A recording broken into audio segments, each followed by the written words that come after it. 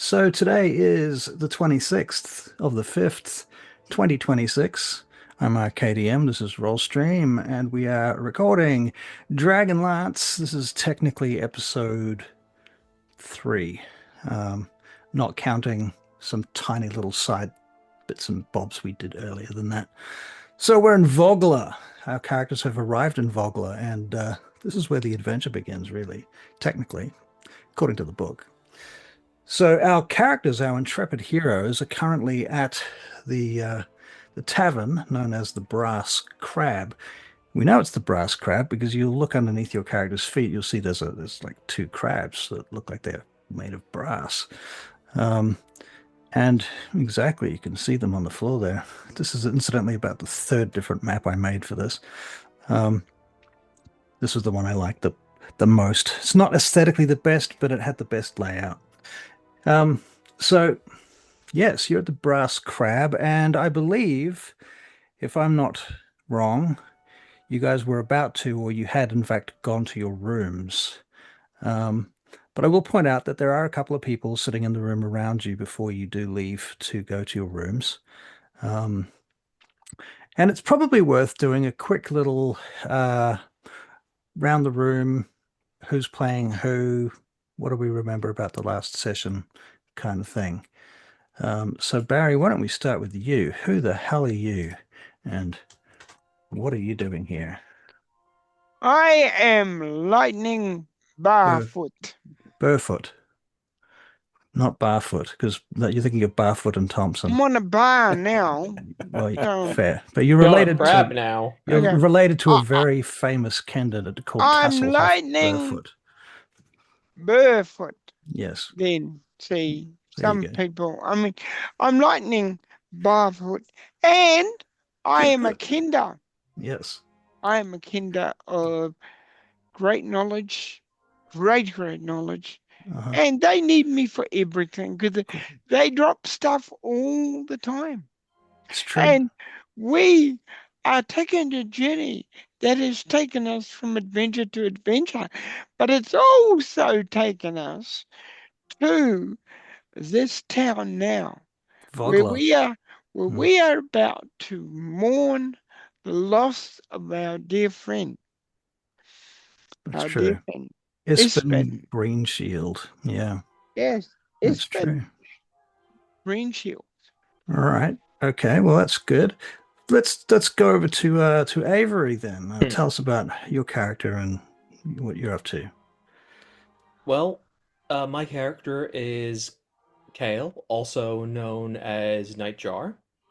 Uh, he w basically he's an orphan. Uh, he was living in a refugee camp, got picked up by a band of mercenaries because he could see in the dark and cheap way to add to people to the Night Watch. Stuck with the mercenaries for a number of years.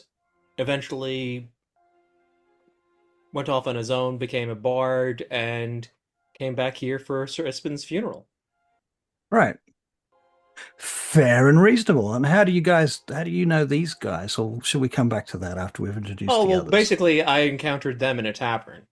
A different tavern Yes, I in encountered them in a tavern, and found out they were going the same way. And the they little have guy had a wagon, and that definitely beats walking, especially on your own. So right. I hitched a ride. Fair. All right. So Christina, who are you? I am Ismet Creekwater. I am a wizard who's um, on a mission to find out what happened to her mother, who took the test of high sorcery and did not return. That is very nicely executed and very nicely compressed. How's that for economical storytelling? Mm. Very good. Okay, I'm a and bard. What do you expect from a? No, he's a bard. I'm a. You're I'm a you're kinder. We're you're a supposed to tell stories. he doesn't even know And what he is. That's the thing about Lightning is he doesn't know that he's a cleric at this point in the story, at least. yes, Um, and so, yeah, but he has been manifesting some interesting magic lately, which Ismet has not been lost on Ismet. Ismnet. That name is going to get Ismet. me every time. I'm going to call you Izza. Isa Yep. or Okay. Isa. Isa. Yeah, Isa Isa. works. I like Isa Isa. better. Yeah, I like Isa better, personally. And last but not least, Ricardo. Who are you playing this evening? I am playing Vinus Vuxani, who's a Salamnic knight, formerly a ward of Lord Creekwater and still squire to him, despite being past the age of most squires. And while being a ward to him, I'm also in a way a ward in to his daughter, who is Izamet, who you just met. Right. Okay. So, and you guys all met pretty much either through Isa's father, or in the tavern at Myers End, which is where Kale hooked up with you guys. But you all knew this Ispin Green Shield prior to traveling together, and you finally made it Is across the low flatlands and the muddy sort of terraces towards the river. What is it? The Vingard River, which you crossed by ferry for a few silver pieces with your ox, who we left out, who, by the way, is named Rush. And now you're in Vogler, and you've met a few people so far. Darrett and Becklin, who Vinus you have some connection to because they're from originally the Knights of Salamnia. And you've technically run into Cudgel, Iron Smile, Kale, but we will do some tweaking on the story there because Russell, being an idiot, fucked up the NPC slightly last time. So I'll take full responsibility for that. You forgot that the captain was like the main person from the company. Well, it's not that. I had this thing in my head where I wanted to play out a scenario whereby I have personally worked for people who didn't know who the fuck I was. Okay. And, but Kale would have recognized the captain is what I meant. Sure, yeah, no, that makes sense. I just had to be in my bonnet at the time, which is why I played it that way. And that's totally fair, but Kale would have recognized him as my only. Yes, anyway. I agree with you, and that is wholly the way it should have gone. Will you two stop having this love fest and just continue? Yeah, that's never a truer word spoken. Okay, so you guys are in the tavern, and I shall note that besides Yelma, who is this character down here, now I will actually throw some pictures up for you in the game log. I believe I can do that because I am the game master apparently, and I can do stuff. Please don't literally throw them up. That's also a fair point. One finger or two. What's your style? I think he's old school. I think he likes a feather. Ah, feather. Yeah, nice. There we go. Okay, so this is Yelma.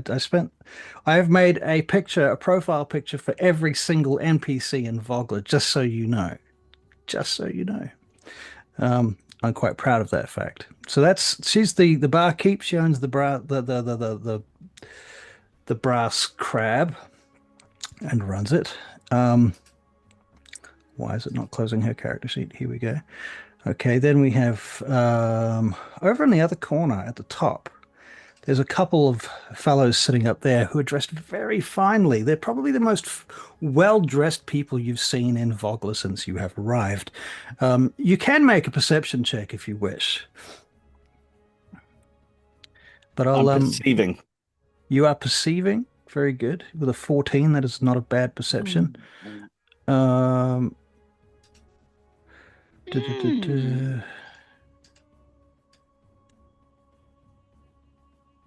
Why won't you show me the character sheet, you fucker?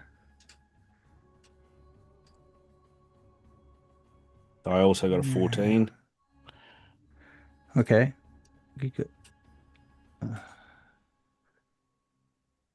Let's throw this up in here then, if you're going to be like that.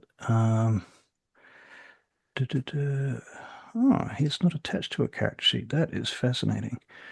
All right, then. I will have to do that a different way. In any case, why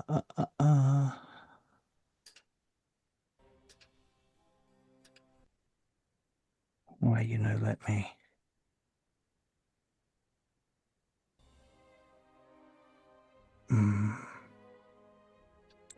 Okay, so you got a 14, a 7, and an 11. Okay, well, the 14 there for Kale and Vinus. I think wine Vinous. vine. Vine is a wine. Yeah, Vine us. in my brain it's Vinous, but every time I say it, like almost every time, and I watched the video back from the last session, and it was like Vinous, Vinous, Venus, Venus, and I'm like, what is wrong with me? Why can't I say this name? So yeah, Vinous. You can tell that these two, both of you can tell that these two are clearly from somewhere in Solamnia.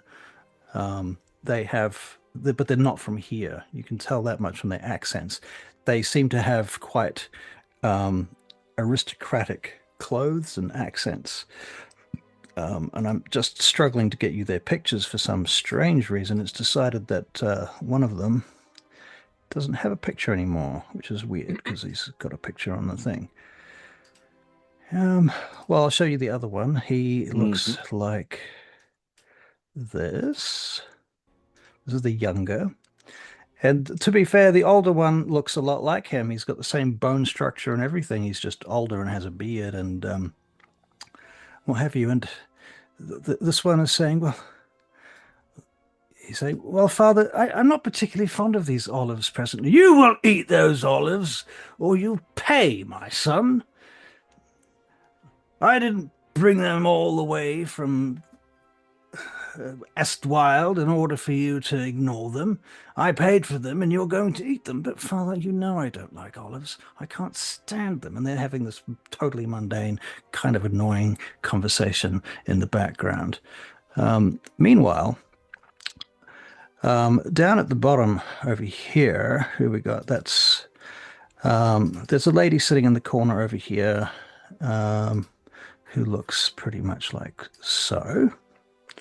And she's just sitting there quietly. You notice that she has a kingfisher or rather a fish at her throat. There's a silver locket. And she's wearing fairly nice clothes, but she's sitting there quietly eating her meal. And then at the very other corner over here, being completely ignored pretty much by everyone, is another lady whom... that is not the greatest picture of her. Where's her other picture, you fucker? Give me a second. What is it? I'm still learning. Oh, we'll come back to her. She's an elf. She has blue skin. Which, if you know anything about elves, if your character knows anything about elves, will tell you that she's a Qualinesti elf. And you can make a perception check about her specifically if you're interested or if you care. Ooh, I perceive nothing. Nothing. Also, we rolled the same again. Wow, you guys are on a roll, isn't it? Oh, As it lightning, were. Nothing. Isa, you... Something funny about her. It's just something... You're getting a kind of a... You know, as a wizard, you kind of sense an arcane texture to her aura, if you will. It could be that she's just an elf, but she seems to carry herself with a sort of inner wisdom or something to that effect. Anyway, she sits there quietly and she drinks a small drink from a very small glass. And then after a moment, before anyone really has a chance to do or say anything, she stands up and drifts off up and out of the room and around the corner and up the stairs. And so she's kind of gone. In any case, the others are still around and it is getting late. So these two, the father and son here, they look fine clothes. You say they have Solamnic accents. Do I see any insignia on them suggesting that they might be knights of Solamnia? You do not see anything that explicitly says that they're knights of Solamnia. If they're from Solamnia, they are probably aristocrats, but you don't see anything that tells you that they're openly knights of Solamnia. I mean, and Becklin is a knight of Solamnia, and she carries her symbol of her Knight of the Crown quite openly. So these two are not doing that. But this woman over here has got the Kingfisher brooch, right? Which is Yeah. part of the Solamnic Knight Order, the Kingfisher. Well, it's technically it is, but it could be that she just simply has an affinity for that. And also it's the Kingfisher Festival. True. So everyone's wearing stuff like that at the moment, to be fair. And Yelma is sort of there with you at the moment, and she goes off and she serves various people and heads off to the kitchen and comes back in again. I don't know whether you guys are choosing to sit down or if you're waiting to get taken to your rooms, how tired you are. I thought, and correct me if I'm wrong, out of game chat, that Mhm. we had retired to our rooms at the end of the last game. At Yeah, the that's last, kind of that is kind of where we left you. That's right. And I yeah, was sort of just giving you an opportunity to not. not. If you wanted to, it's up to you. I made the tavern, so I was like, well, have a chance to play with it. Got to use it. Got to use Yeah, it. yeah. I have an idea. Mm. So I might ask. Sorry, what's the innkeep's name? Yelma. Yelmer. I might ask. Ma- Yelmer, is there a herbalist in town in Volga? Somebody that I might be able to go to for some information for some uh, potentially some advice. Oh, good question. Okay, I'm gonna have to look up the answer to that. So I don't want to make up shit and then find out that I'm wrong. There is no. Shall I tell Yeah, you my purpose in this? So yeah, yeah, yeah, yeah, yeah. yeah. Go So ahead. I was just thinking that as a knight and having run into these gargoyles made flesh, for want of a better term, given I Yep. don't know what they are yet, that I'm aware of this gas that happens when you kill them. And given I've Right. run into them twice, Yep. I think there's a chance I might run into them again, and I want to be able to try and stop being paralyzed. So, is Right. there can I create a mask that has a herb in it that stops the effects of the gas, that kind of thing, to make me Right. more able to do my Resilient to it. job? Yeah. Right. Um. mm, mm. Oh, well, Yelma says to you, well, we did have a herbalist a few months back, but unfortunately, she's gone away. She's travelled off to Calamin. She's working up there. She's got found some blah blah. She gives you this whole spiel. Unfortunately, there's no one like that here right now. Um, the best I can suggest is maybe old Uncle, um, from the Fishbowl tavern. But now I'm advertising the competition, ain't I? Well, thank you, Elmer. I'll call on Old Uncle. Does he have another name, or will people know him by Old Uncle if I ask for him Oh, by that name? everyone will call him Old Uncle. It's true, but he does have another name. His real name is should know it by now. Uh, I want to say it's Elthar. Alpha. Elthar, yeah. Yep. Okay. All right. Well, I thank her very much for her help and bid her adieu. All right. Darrett, who is here with what's her name? Becklin, because they brought you here, didn't they? Offers to help you take your stuff to your rooms and what have you. So all good. Yeah. Good. Does anybody else want to talk to anyone while we're down here, or? I think after the festival and everything, Kyle is just keen to get to the room. All right. Very good. Okay, so you head off to your rooms and you set yourselves up and you get ready to go to sleep. Isa, this is approximately the time when, after a few minutes, there's a tapping at your window. And opening it, you discover there is a bird that has a message for you, which is the handout I gave you earlier. So if you want to read it again, I'll read it now. It's fair. It's a bit of a slow burn thing there, so keep that in mind. Everyone else can mark up a a short rest because after a few minutes or about an hour or so, Vinus, there's a knock at your door. Okay, I grab an axe from my belt and answer the door. Darrett is at the door. Um, I'm sorry to disturb you, my lord. I'm really sorry to come at you so late like this. Um, I wanted to talk to you. It's quite important. I want to show you something. I don't know if your companions might want to come as well, but um, there's something I need to. I think you should see it. Do you have it with you, Darrett, or do we need to follow you? You need to follow me. I'm afraid. It's got to do with Ispin and his body. Hmm. All right, Darrett, wait here, and I go and knock on the appropriate doors and rouse the rest of the party. All right, so you each get a knock on the door, and Hmm. Vinus is there. How do you respond? Darrett has brought to my attention a concern around the death of our friend and his body.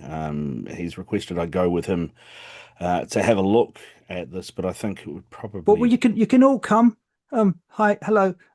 You can all come if you wish. But we just keep it down. Everyone's asleep, and well, it's important. I don't think anybody should know about this. Um, just be careful. Do you know what I mean? Kyle just makes his eyes and just nods. Right. Uh, disappears like for probably less than 30 seconds and steps out fully dressed. Okay. All right then. Mercenaries need to get dressed, need to get ready in a hurry. Right. That's fair. That is and, fair. and and bards more than most. All Oh, right. he's So, not that kind of bard, but Oh, yeah. noted. I'm not that kind of bard. Okay, so Darrett then takes you through the village. And Russell has to do a thing. Who was this Russell character? I know, Oh right? God, I wouldn't go that far. demigod. Closer to Crom than If most others. Russell's God, we're in Crom. serious trouble. Crush your enemies, see them driven before you, hear the lamentation of the women. Right. Okay, so he leads you through the town, not too far away to another tavern, funnily enough. But he takes you around to the back door, where the owner of the tavern, funnily enough, if you were paying attention earlier, you realize that the owner of the brass of the Fishbowl Tavern is in fact Old uncle. Old Uncle. Exactly. And he's standing at the back door. There you are, Darrett. Come in. Come in quiet, you all. Come down here. Let me take you down to the basement. I've got an old ice cellar. We've been bringing ice down the Vineyard River once a year during the winter time. Keep it down here. Keeps it fresh. We don't really have anywhere to keep bodies. Everything smells a bit like fish pies, though. I'm sorry about that. And he leads you down the stairs, and I will drop you in here. Bump. Venus. And what's your name? Kale. And we will move you to the map over here. And does it work? Let's see. Did it work? Works for me. I can see it. Worked for you? Yeah, it's coming up now. Okay, coming up now. Very good. It's not working on the screen. What is going on with the old thingo? Here, come What's on. going on? Come on. I can actually see myself, but I can't see anybody else. You see yourself, you can't see anybody else. So that's I can see everyone. I see Wait, hang on. everyone. Yeah, I see everyone and two other tokens. I think lightning dropped off because I've just seen his connected to the server pop up. So Mm. I'm back. you're back. Yeah. Mhm. Okay, well, I can see a bunch of you. Let's see what's going on here. What's going on?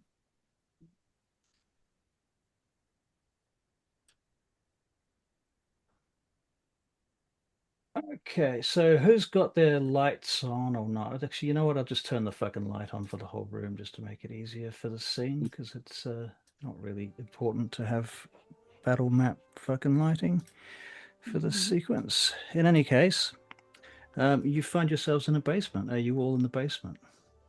I can see the basement. I can only see my token. I can't see anyone else's. That is I can see everybody's token. fucking weird. I can isn't see it? everyone as well. It's just I me can then. see everyone.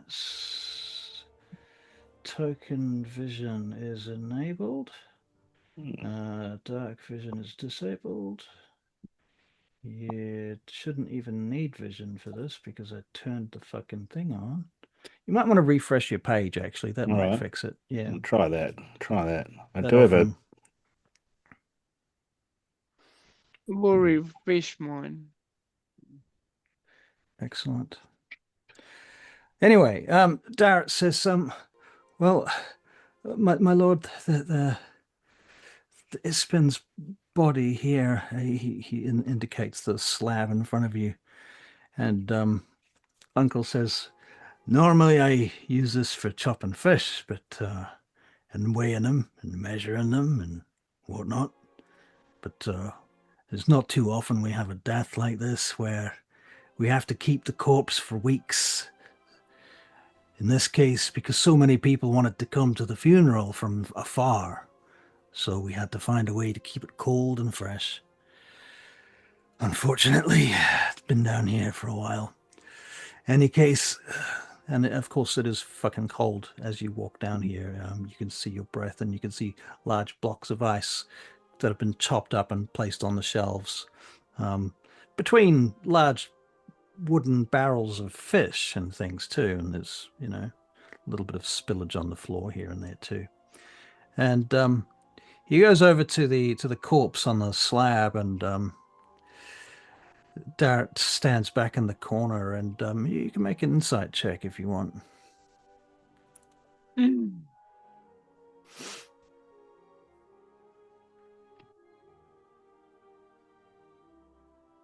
Insight from Vinus is a 10. Kale is a, what was that?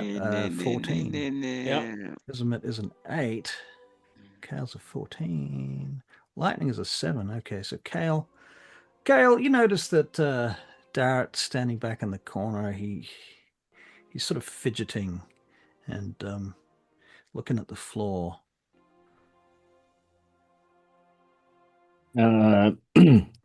Darrett, what is it you wanted us to see? He indicates to Uncle, and Uncle says, "Let me show you."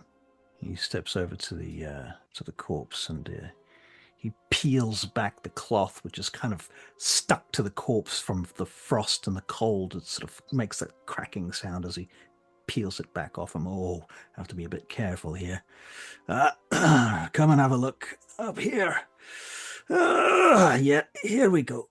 Okay, and now you can make an investigation check if you are standing close to the corpse. If you walk over to him. Yeah. Oh, 3. What do I investigate? You're like, I don't see anything. What am I looking for? Kale, all right. Kale's got a 21 here. Lightning's got a 12. 12, isn't it? And Isa and Lightning, you're like, I don't see anything here. What's going on? Kale, however, for whatever reason, you might want to tell us, that is, you notice that he's got these kind of black spidery lines on his lips. I think it might just be that just as a mercenary, he's just a bit less squeamish about dead bodies. And he's actually looking more in depth and more Right. closely than the others. That's not normal. There's more. Let me show you. He continues to peel the cloth back, and his underneath it, his body is naked, and you see that on his chest, there are these radiating black lines around where his heart would be on his skin, like bruised. You can make a medicine check, actually.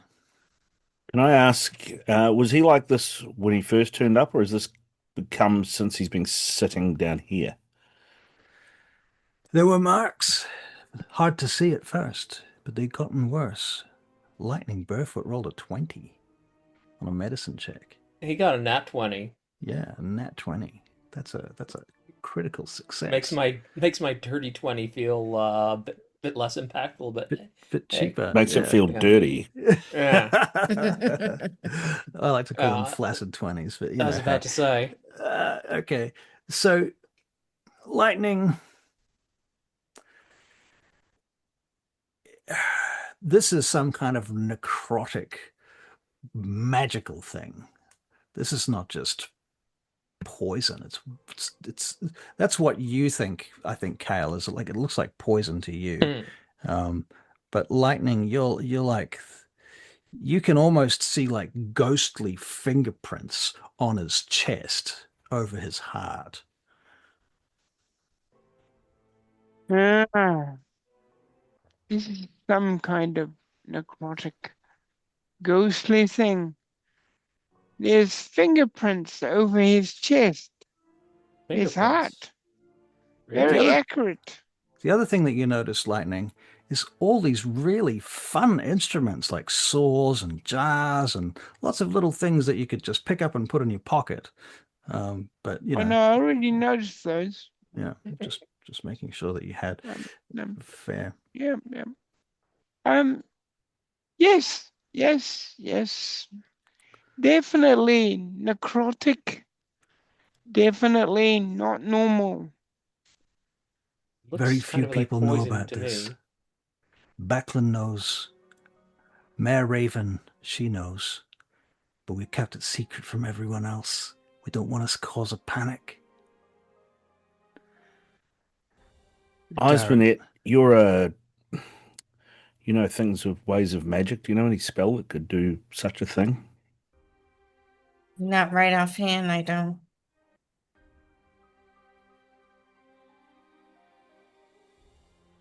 Sorry. I just don't know.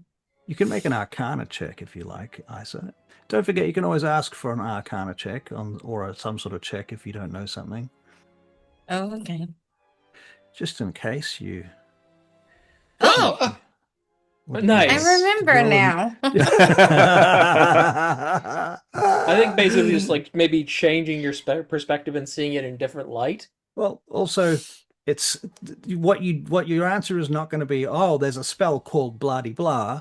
It's more a case of you can describe how and why it is necrotic magic particularly, and you're able to sort of pinpoint the fingerprints and this some sort of, if it is a spell, it's something where somebody or some thing has put its paws on him in some way, something like that.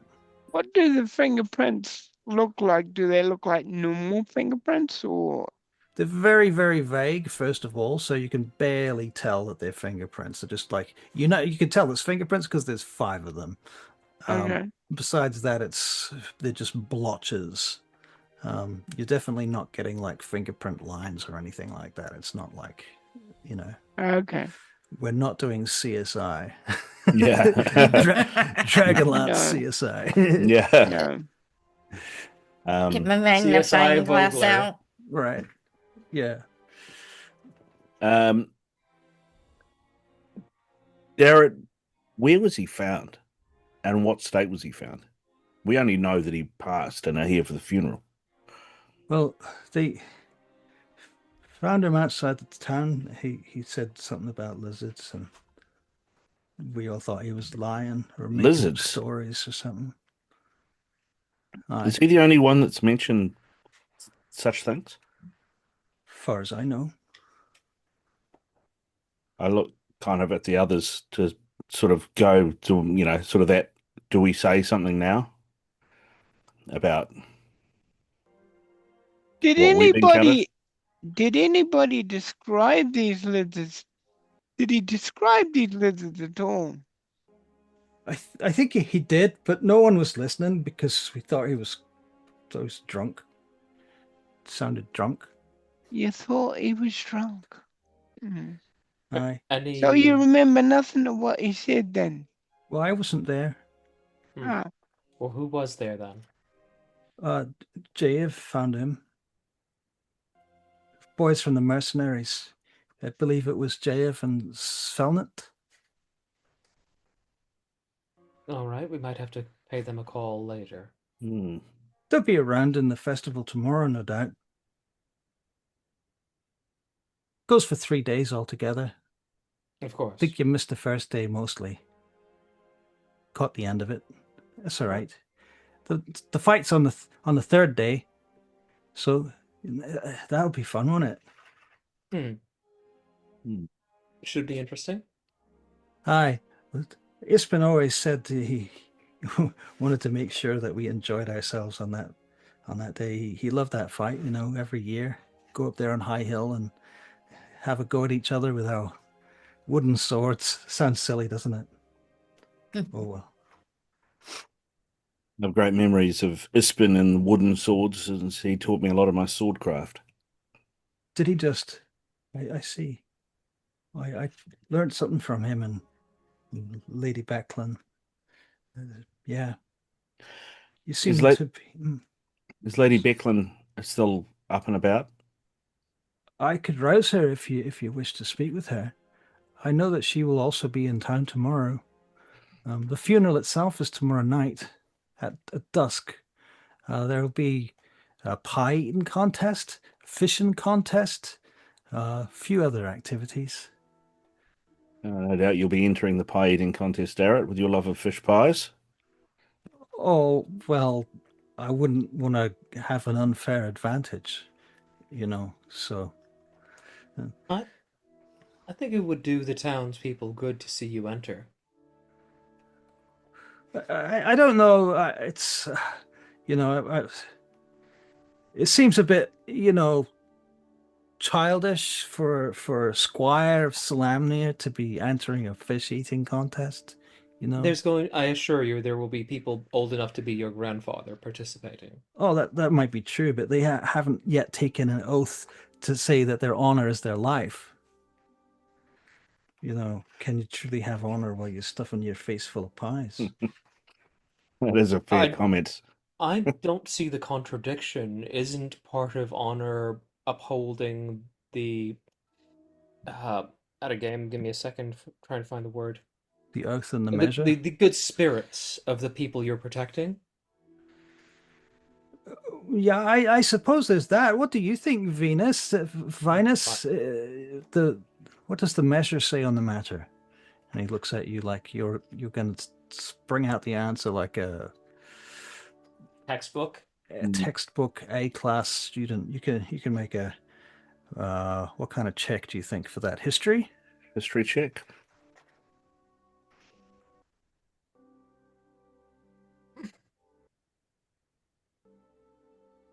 While you do that, I'm going to quickly do a little query to see what does the measure say about knights entering fish eating contests or fish pie. Yeah, well, given I got a 7. You're like, I don't really have an answer for that one. I keep my countenance stern and I say, from everything I recall, Darrett, there are no fish pie references in neither the oath nor the measure. Fair. All right. And Uncle turns to you now. He says, well, it's probably time enough for you all to be heading back. Can't stay down here too long. Who knows what those bastards will be doing upstairs? They'll be ripping my tavern apart by now. If you want a drink before nightfall or before sleep, I'm happy to supply you with a wee dram. I might take you up on that. Yeah, much obliged. I have a question I'd like to ask you, but let's get out of here to warmer climes. Very well. So he leads the way up out of the ice-filled thingamajig. And you go upstairs, and he takes you um, over to a table and sits you down. And it's pretty much closed down at this point. There's the place is empty now. It's about 11 bells, 12 bells, midnight kind of deal. And no, what question is that you've got there, lad? I was talking to Yelda over at the Brass Crab, looking for somebody who has some knowledge of herbs. And I was wondering if you might be able to advise me. She said you'd probably be the closest thing to a herbalist in Vogler about a herb that I could pouch to potentially put over my face to stop fumes or gases and the effects of. Fumes and gases. Oh, well, the little I know about herbalism, you'd need to know exactly what the fumes and gases were. So perhaps if you got something in mind, I might have some way of making a guess. I do have some books around here somewhere. He goes over to some shelves, starts looking through. The old almanac might help. Have a look through here, flip some pages. What about a gas that causes paralysis, temporary paralysis? Gas causes... I've never heard of such. What kind of gas would that be? It's a very good question, Uncle. Very good question indeed. Oh. Well, I'm not sure I have an answer for you there, my lord, but if you come back to me with a more precise question, perhaps, maybe even a sample of the thing itself. Sample might be hard to come by. They have been difficult to dispatch on our journey here, but that is fine. We'll pick up this conversation tomorrow, maybe with Becklin, Lord Becklin, in audience as well. Very well, very well. All right, well, here, have some of this. And he serves you each a small glass of Vogler dram, and it's a very hot and potent liquid. And he shoots his back, poof, like that. And if you choose to drink it, you can make a Constitution saving throw. Okay.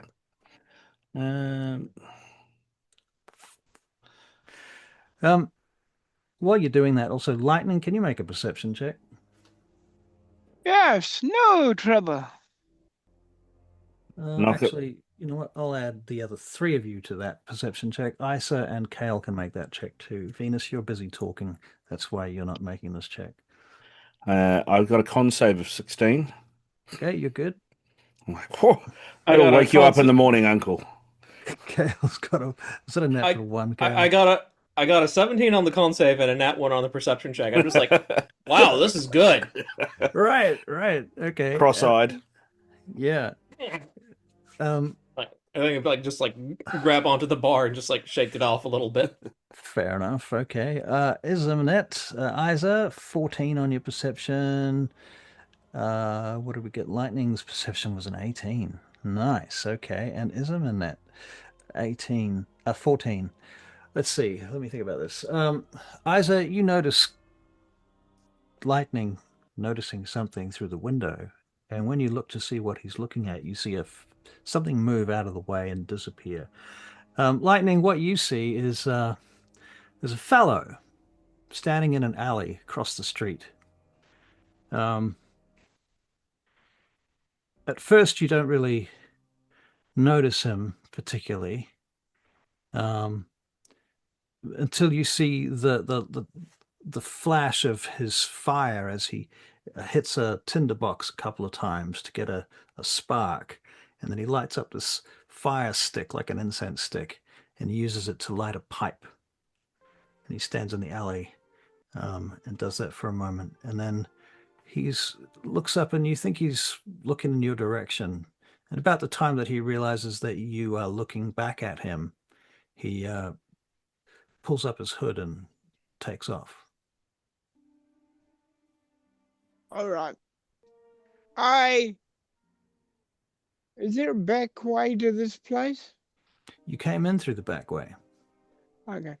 I go out the back way Okay, so pause there for a moment. Lightning suddenly stands up and starts heading for the back door. Where are you off to? Lightning, wait. Where are you off to? There's nothing to worry about. There's just a man standing in an alley with a tinderbox. I'm going to investigate. Be back soon. All right. And as he steps out of the door, I'm going to follow him to make sure he doesn't try and steal that man's tinderbox. And I say to Uncle, thanks for your hospitality. It may pay to check the silver, the register, and your pouches. We'll see you tomorrow. And I'll head out as well. All right, very well. Well, Leaving Isa. I'm going to. You're I going chased to. after him as soon as he got up. All right, so you all head up and out, and Lightning, you're at the front here, so you go out through the back door. You go all the way around the building to the front of the building to where the window is that looks out to the alley that you could see, but you don't see any sign of anybody there. That alley down there he was in. Let us investigate. When I say us, I mean me. Okay. I'm already over there where Lightning pointed out, having a look around for any tracks or indication that the guy was there. All right, you can make an investigation check. Well. Lightning can. There's a 20. Okay. Dirty Yeah, 20, you see some scuff marks. You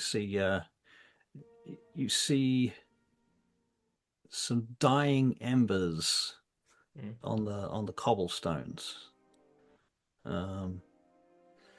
It's not a lot of sign that anybody was here. I mean, it's a street. People go here all the time. Like, I don't know what you hope to find. Just confirm, because I never saw the guy. I'm just confirming that there was actually somebody here. Right. Yeah. Lightning, did you see a face? Do you know what this person might have looked like? You were looking through some medieval fucking glass, so it's all warped anyway. Into the darkness. So half of it was your reflection from the inside at nighttime, looking out through a window at someone across a street in an alley.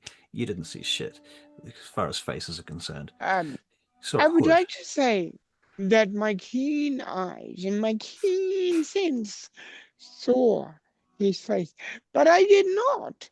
But I'll tell you what, he smokes a pipe. It's something at least. Yes. I guess that narrows it down to maybe half the people in this town. More if you include the children. Well, I'm just imagining that Lightning says he saw a man, so... That's true. Man smoking a pipe. You do see a cat Could have sitting been a on a woman. rooftop. We asked the cat if he saw anything. Cat looks at you and then stretches and walks off nonchalantly. I just turned to Silvanesti. How exactly did you expect that to go? I'm genuinely curious. Seen things in this world that I can't explain. Who was to say that was a cat? Fair. I have heard of people turning into animals. Haven't seen it, but I've heard That stories. is so true. In fact, I could tell you a story about a man who turned into a pig. But no, I won't. The funny thing, a lot of men I know actually already are pigs. Very good. Very good. Excellent. Right. Well, he's not here. Obviously, didn't think he would be somehow, but okay, let's go back now. I think I've had enough. Hang on, wait a minute. What's that on the floor? On the ground. That's excellent. Isn't that pretty? The shape that little plant makes. I think I'll leave it there. I should let Right. So what do you guys do? You go back to your tavern? Yeah, you're gonna go back and get some sleep. Right. Yeah. But what disturbs me is I think he was paying attention to us, I think. I mean, what is there not to pay attention to? I mean, brave knight, a bard myself, and of As you course head the through beauty. the brass crab, you can make a perception check. Sorry to interrupt you, Barry. It's We all are right. we are on a schedule here. yeah. Yes. I will occasionally have to speed things up I from mean, time I'm to time. sorry. Well, I'm sorry, you Lightning, shouldn't have but I gave me can't a imagine they could have clue. seen much through that glass. They may not have needed to see too much. They might have just wanted to know where we were and who we were talking to. Yes. Fair And point. that is the rub of the whole thing, is it? Kale 5, Vinus 15, Ismanet 15. Right. As you go into the brass crab, you head back in, you see that Cudgel Iron Smile, the in fact leader of the mercenary crew that Kale was once a part of, is sitting playing cards with a fellow at the table. What did you get there, Lightning, for your perception? Did you make one? Lightning perception. But And they're sitting there staring at each other, not really saying much, just doing cards. 12, okay. Yeah, okay. There's these two sitting there playing cards. Now, They both have a drink. the They're the last mercenary, people left. the mercenaries that found Greenshield's body, were they Mhm. part of this company? Yes. Right. And what's the leader of the company's name? Iron Shield. Cudgel Iron Smile. Iron Smile. I say to Kale, it's like, you're good with people. You know this Uh, Iron is that all Smile. right? Captain Cudgel, I do. Yeah. Can you find out if there was anything unusual about the circumstances when they found Ispin's body Her full from name what is we've just seen? Her full name is Ridimir Cudgel Iron Smile, the dwarf. I can, but I don't imagine that interrupting her card game is the best time to get a response out of her. Well, why don't you go and play in the game? I'm sure they'd like to take your money. You haven't got much, but because oh, I forgot. You dropped this here. Thanks. Oh well, I'll go get dealt in if you're recalcitrant about. If you're asking to join, I'll join you. Make it an even number of players at least. Okay. So we approach the table and ask, good evening. Evening there. You up for two more players? Could be. Ah, it's Captain? you. What was your name again? Nightjar, wasn't it? That's correct. You gotten one, Captain. Come and sit down with us. Have a drink. Thank you. We might be up for a little while. Your head might be sore in the morning. Sore from ale is far better than sore from club to the back of the head. Well, I'm not planning on a club to the back of the head. Oh no, I was just thinking about some of the jobs we've had to do in the past. Oh, well, yes. Yes, well, rumors are spinning. Anyway, poor old Ispin, eh? Oof. Such a shame. Can I ask, were you there when your company found Ispin? Yeah, they found her out of town. And you can make an insight check now on these two. It's going to be 2 insight checks, one for each of them. The first one will be for her. The second one will be for him. Okay, so my first insight is an 18. Second is a 13. Okay. Mine are 10 and 12. 10 and 12. Okay. You don't really get anything. Kale, you get that she is kind of actually happy to see you. It's sort of nostalgic. Glad that you're here for the funeral. Mine is a 12. Yep. Okay. You don't know And her. the next one is no. A no. That's it. Yeah, it's a Nat one. one. It's a natural one. Oh my god. Okay. Isn't it? Okay.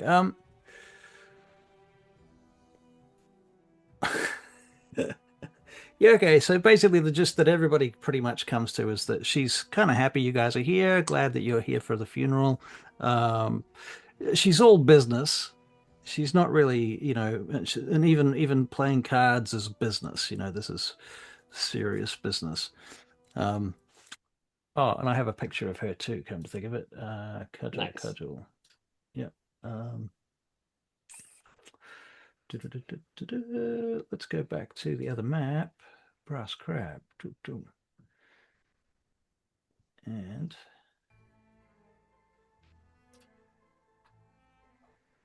Cudgel. Cudgel.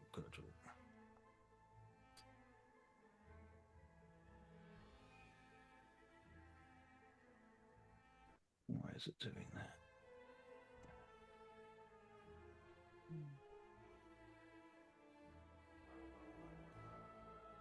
Are you really going to do that?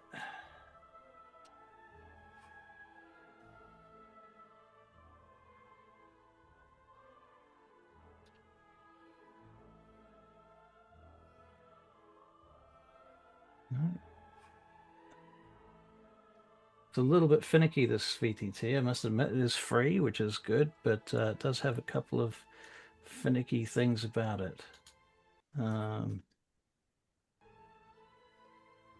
are you doing that? Come on.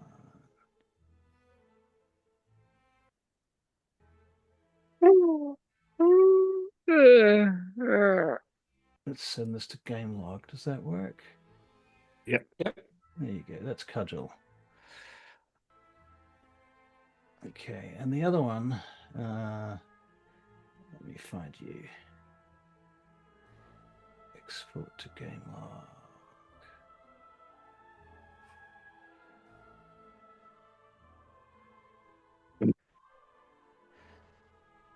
But you haven't. So these two are sitting playing cards, and you've joined them.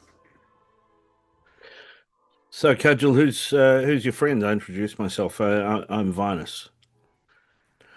This is JF. He's one of my lieutenants.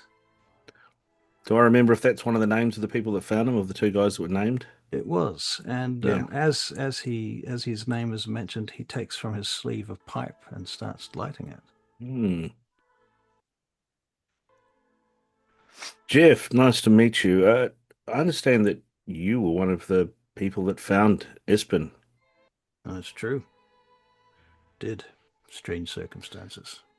Yeah, that's what we understand. We have come for the funeral. We're friends, obviously, but we know nothing about how he passed. What can you tell us?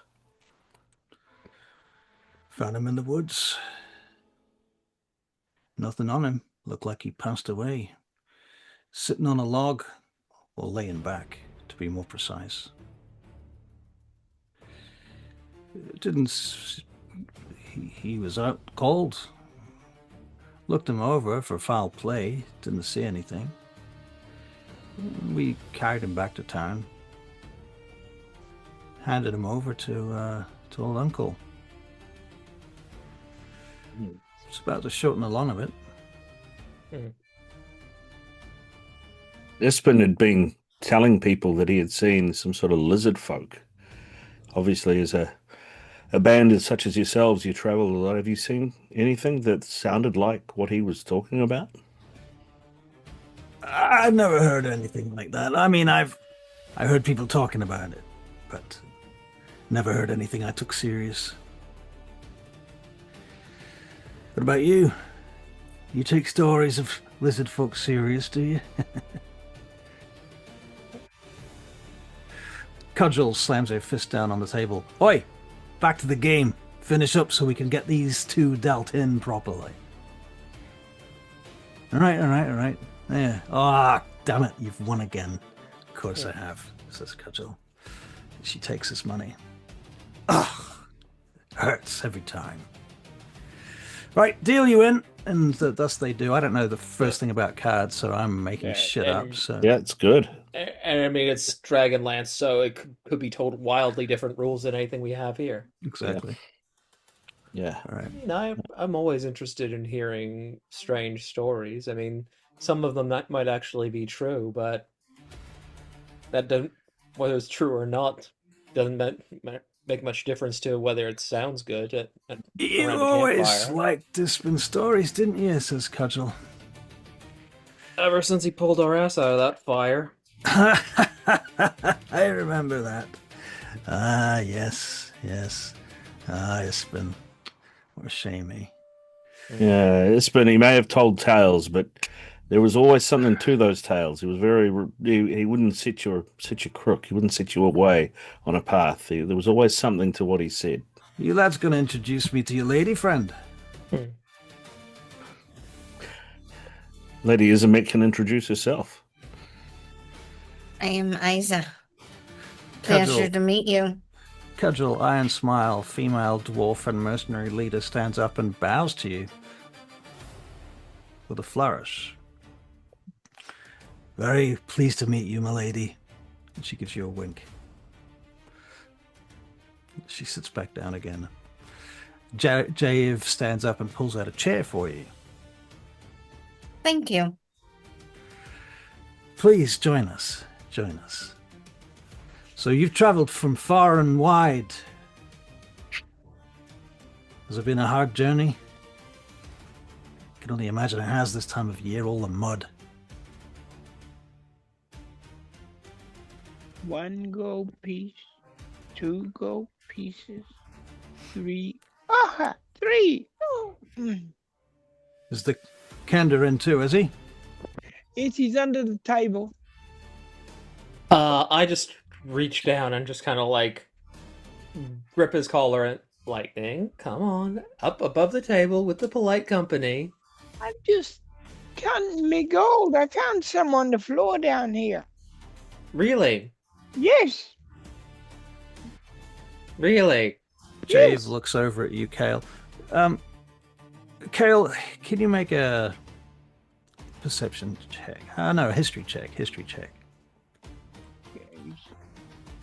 16. You've been thinking, okay, I was in this company for a while, but I don't remember this guy. This guy definitely wasn't in the company when I was part of it.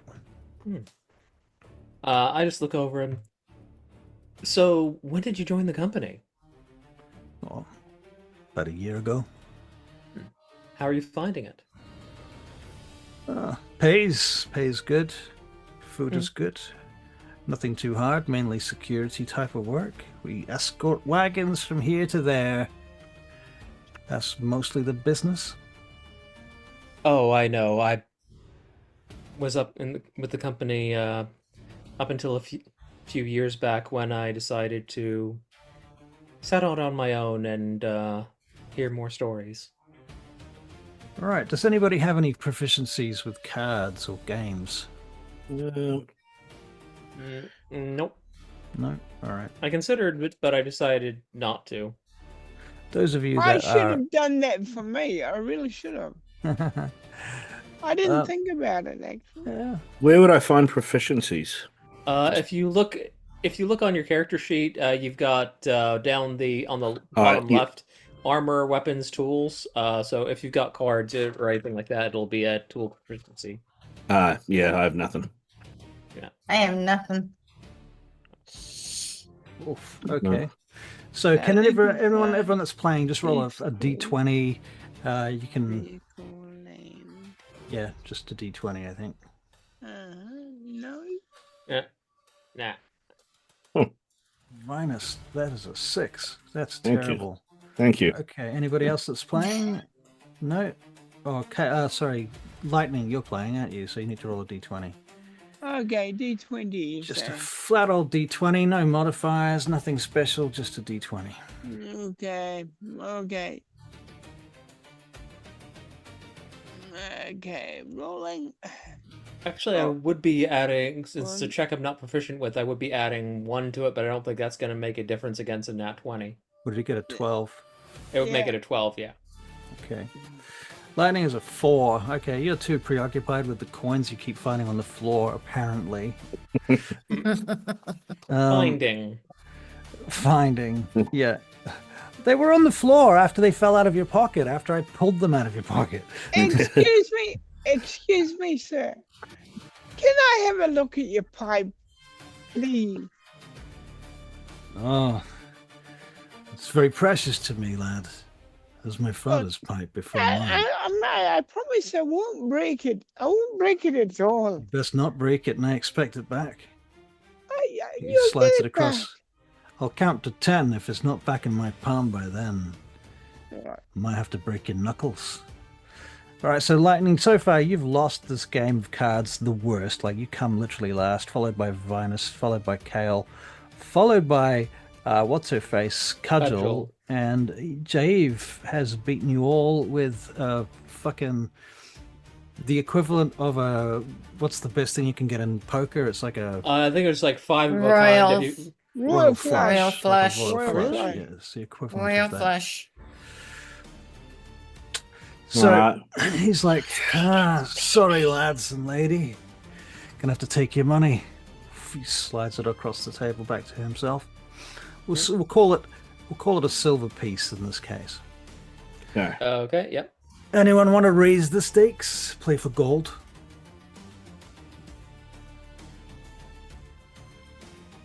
Well, I've got all this gold here. Okay, no, I want to keep it. No, I'm sorry, I can't play. Let's keep it. I'm happy to keep it friendly and for silver. Yelma know about calls the out others. from over the other side of the bar, and she says, I'm going to be closing up in a minute. You get one more game and off to bed. You've got work in the morning, or at least the Kingfisher Festival continues. We've got things to do. And she starts closing the shutters to the kitchen. Would you like me to help you? You're literally the last people in here at the final table. She starts dimming the lights as well, so puts out a few candles. You're in a little pool of light around one table. Yelma, can we get one more round before we finish this game? All right, one more round. JF, Cudgel, you in? Would you like a drink? Yeah, Of course sure. we will. Yeah. No, thank you. No, thank you. All right. I'm going under this table to have a look. Oh, look. Oh, goody. A button. You might want to keep an eye on your candor. You might want to keep an eye on your pouches.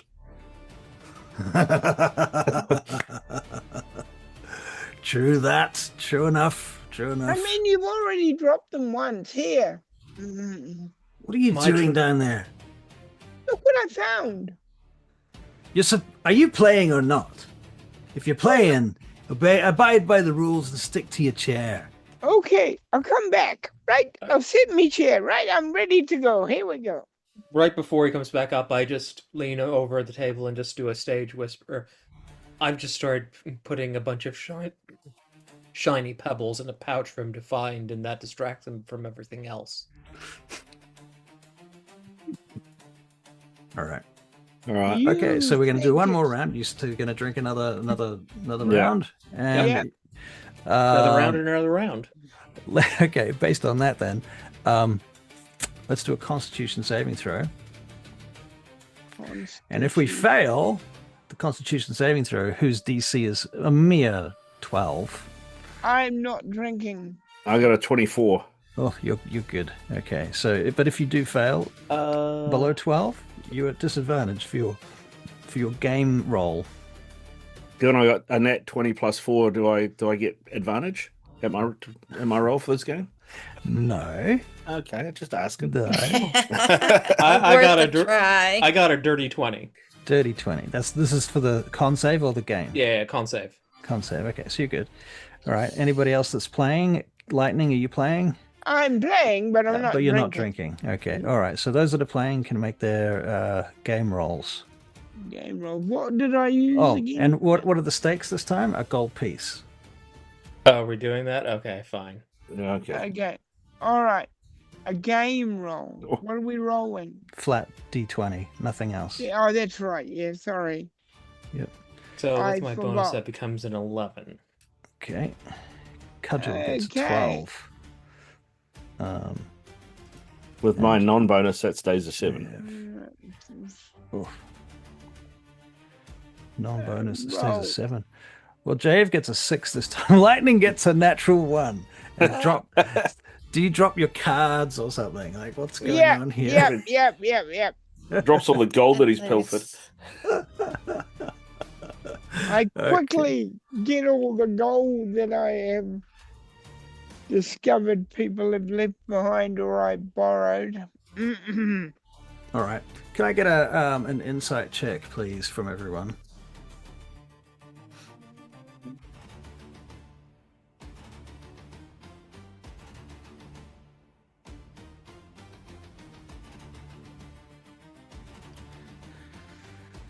That was a bunch of ass. Barry just rolled 2 nat ones in a row. Wow. All right. Barry, that insight check. Natural 1. Let's see. No, like you said, I'm busy.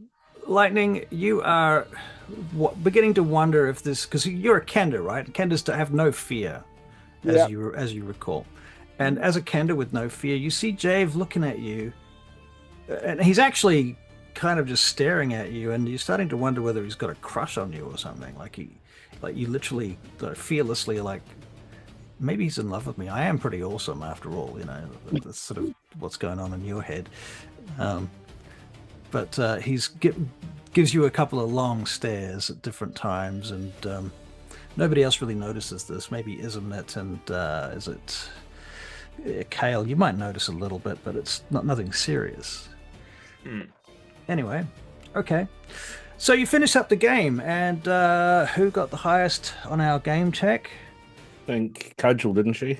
Cudgel. Yeah. All right. Yeah, so with my bonus, she beats me by 1. So she takes all the money back, and thank you very much. Thank you very much. Be back tomorrow night if you'd like another opportunity to win your coin back. Ha ha ha! Been a pleasure, Cudgel. Nice to meet your acquaintance. Stands up and stretches. Well, time for me. I've got a long walk back to camp. Stay safe, Captain. Of course. You should come out and say hello. I'll try and get out there weeks. during the fest sometime tomorrow. Aye, that'd be good. Very well. And they stand up and they head off and leave. And at which point you guys can do a go to bed take 2. Yeah. Very well. Okay, so you go to bed. All right. Well, the following morning comes, and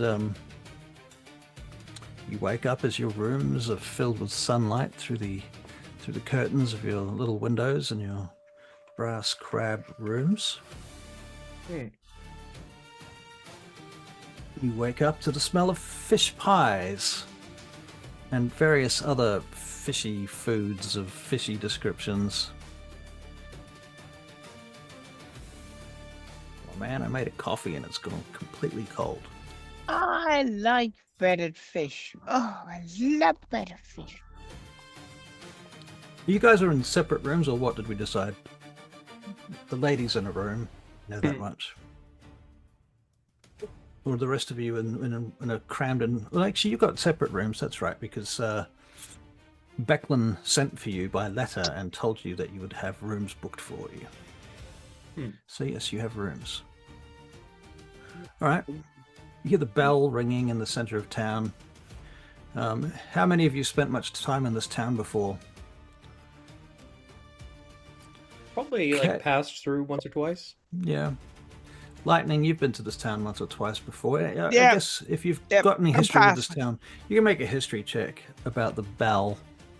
Okay. Where's the bell? Yeah, Vinus is not really paying attention. Neither is Kale. You guys are just like in sync tonight on the dice rolls. Ismnet is oh wow. Okay. All right. So Ismnet and Lightning. You're aware that the bell in the center of town has 2 purposes. One is to ring the time of day, by the hours, how many bells. And the second purpose is if it rings continuously for like a minute, that means there's some shit going on. It'll probably ring frantically, and there will be a small militia will arrive within a few minutes of that bell ring. So you are aware of this fact. Currently, Okay. it's just ringing the time though, so there's nothing to panic about. Well, that's what I like about that bell. Do you all assemble back in the brass crab after waking? Oh, yes, I'm going for the battered fish. All right, the battered fish is coming out on plates, and there's various other people sitting around in here at this point. You see those two nobles come wandering back in again, and you see the elder of the two gives the battered fish a bit of a look at, sort of looking down over his nose at it. Oh, battered fish again. Yes. You don't have any of that, he names some fancy fish from somewhere else that he sounds like he particularly likes, do you?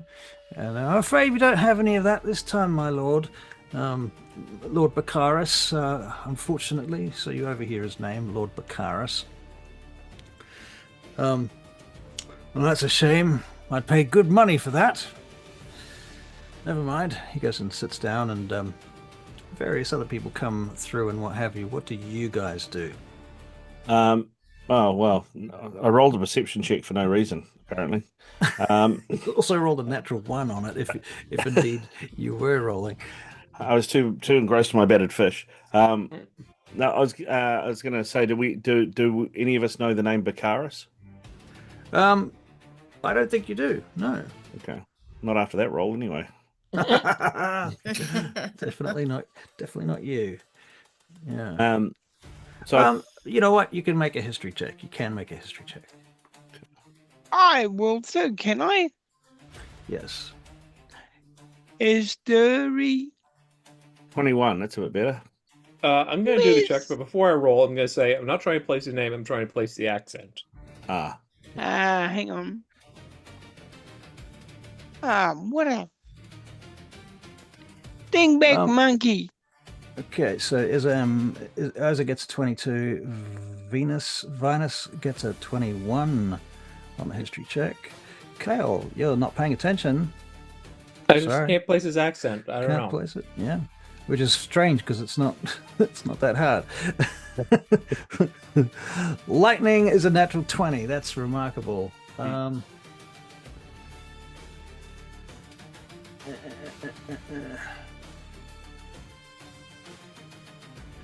So the accent is from a place called Estide. Let's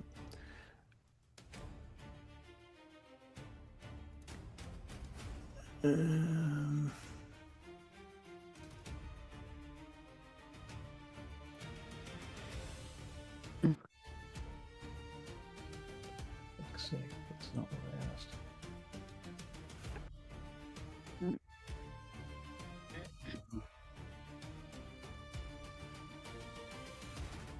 So Estwild, as far as I'm aware, is a province of Solamnia, which is, like not that far from here. Solamnia is a big place. Estwild is also a big place within Solamnia,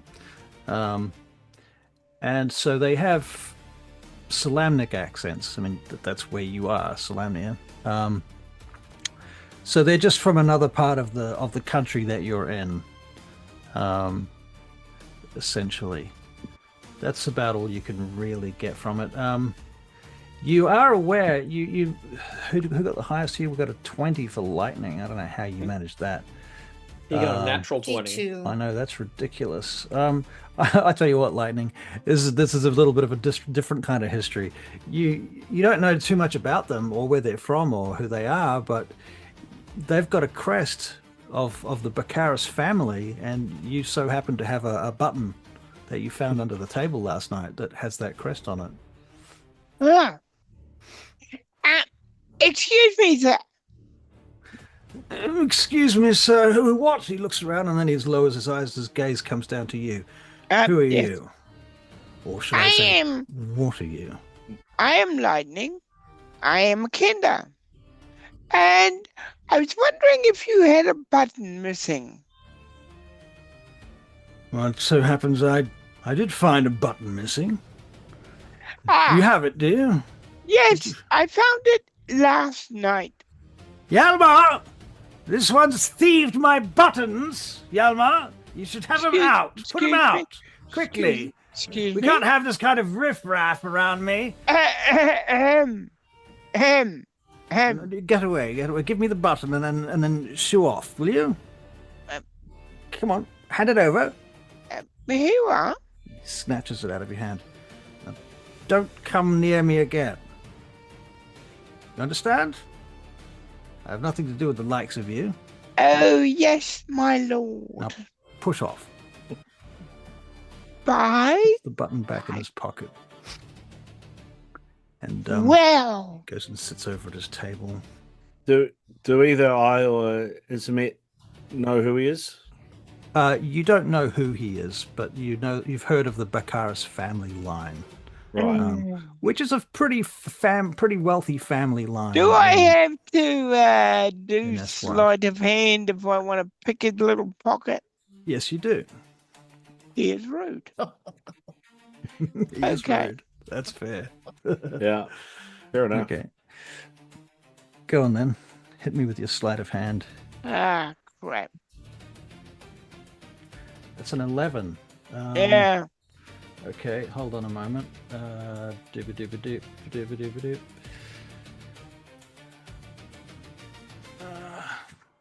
Well, as it happens, he's not really paying attention, and he's sitting down, stuffing his face with this food, this fish pie, whatever it is.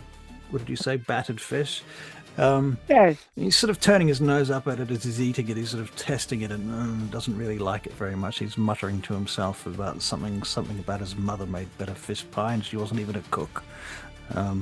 And while he's doing that, he's got a glass or a cup of mead, watered down alcohol of the likes that we have discussed in the past. Yes. And he sloshes that back. And meanwhile, you walk up behind him where his coattails are hanging over the back of his chair. And you just sort of accidentally bump into him as the various people are going past. And you slip your hand in and pull out that button and a couple of gold coins. Two gold and a silver, in fact. Back to my own table.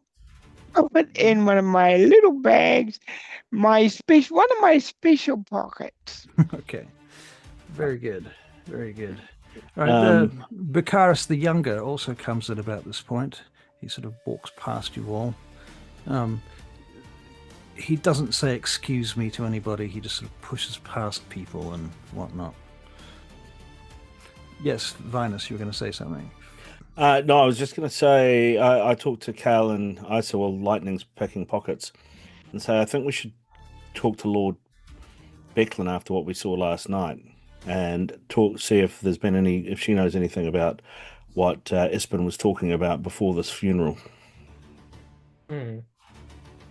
I think you're right about that. There's something definitely suspicious going on. You know something? I think we should ask where they found him and go and have a look at the place. Not the worst idea you've had, Lightning. Certainly a better idea than picking Lord Baccaris's pocket. Shh. I didn't pick it. I merely cleaned it out. Of course. I didn't take you for a tailor. You did find some lint too, I'll say. He's probably more excited about the lint than the money. Probably. Yes. All right. Well, so what does everybody else want to do? I don't want to sort of hijack party direction, but should we do that? I don't have any better ideas, but that'd be. Yeah, sounds good to me. We can swing by the company. There's a few people I could say hi to if they're still alive. Have you got a girlfriend? Who are you talking to, Barry? You. Have you? Are you talking to Kale or Sir Vinus? Kale. Kale. I'm far too often on the road for that sort of thing, Lightning. Really? Hmm. Well, there's not very many women who'd want to travel with me. It's dangerous and dirty, and the pay's not that good. And Hmm. frankly, I have no intention of settling down in one place anytime soon. So, no, not at the moment. Hmm. You haven't kind of left a girlfriend that would be upset to see you again if you saw her amongst your former employees, Uh, correct? you mean among the company? Yes, No, I was taught from a very early age you do not screw the crew. that is very good advice. Truly poetic. Well, it's having someone pissed off at you normally is one thing. Having somebody who knows how to use a myriad weapons and has killed people before is quite another thing. Salient point. All right, shall we go and see this company then, or do you want to see Beckland first? Well, Becklin is presumably right here. Let's see if we can find her and then go off and see the company and might change things. We don't know what Becklin has to add to the matter. No. So we agree then? We go and find Lord Beckland? Seems reasonable. I think so. I think so. Let us therefore venture on. We're venturing on, Game Master. Okay. Frantically trying to heat his coffee. No, I wish. Okay, so you head out of the tavern, out onto the streets, and you can see now that there's all sorts of people running about doing things, and the festival is underway. There's people singing over there, and there's a cooking contest going on further down the street, and there's some kids doing a three-legged race near the wharf. And there's mothers crying out, "Don't let her fall in the river." And as you're wandering through town, hang on, let's see. I would like to check that we're not being followed.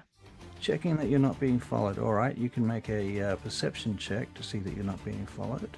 Okay, okie dokie dokie. No, not performance. No, perception, yes.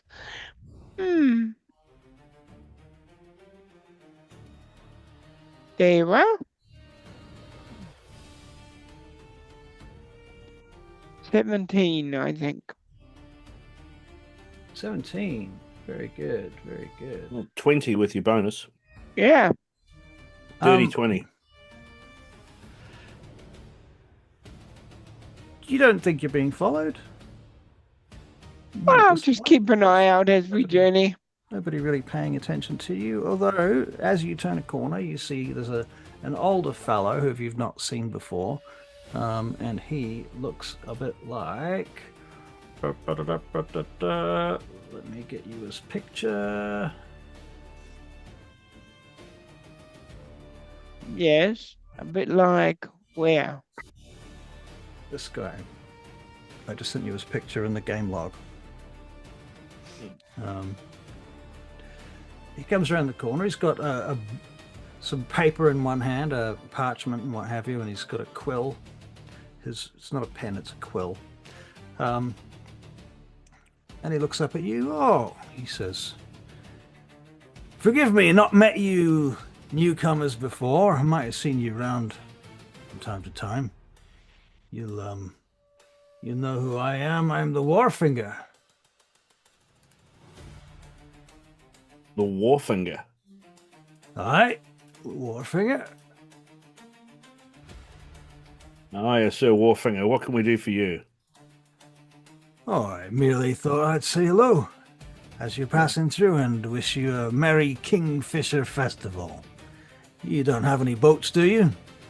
Not of your own? You didn't come here by boat? No, Came sir. here by... No, sir. Good. That's all right then. I won't have to discuss any fees.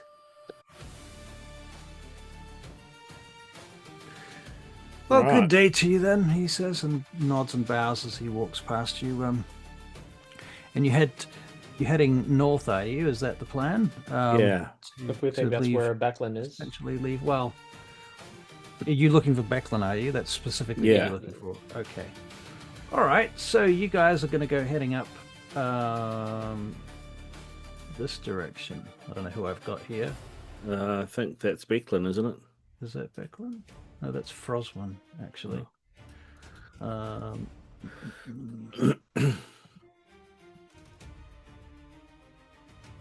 Where are my NPCs and why have they vanished? All right, well, here we go. Okay, that's why.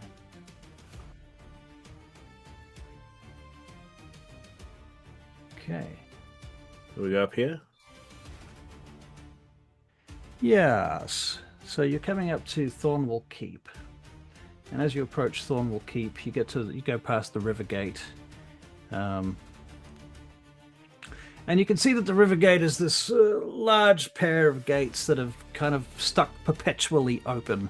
They've been open so long that they've kind of accrued a whole bunch of dirt and sand and stuff that's just sort of stuck up on them, so they're no longer kind of closable very easily.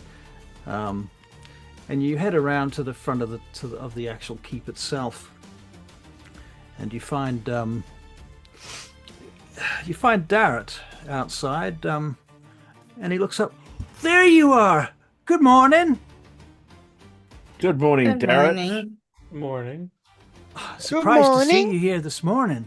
I thought you'd be enjoying the festival by now. We'll be heading down there shortly. Mayor Raven's going to make a speech, I understand. We're actually looking for Lord Becklin. Is she available? Oh yeah, she's upstairs talking to Than.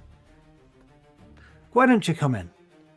And Thank you. he takes you in, and you go into the fortress. You notice the outside of the fortress, this sort of pentagonal-shaped building, built in the old style of the Knights of Solamnia, funnily enough, now covered mostly on the outside by moss. So the exterior is green moss, heavily covered in green moss. And going inside, you can see it's kind of ruined and parts of it have been excavated.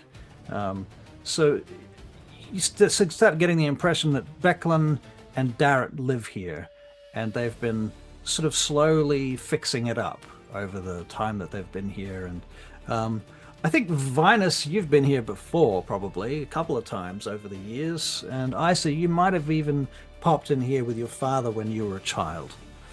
Long time ago. Well, depending on whether or not you're a human or an elf, I guess. A long time.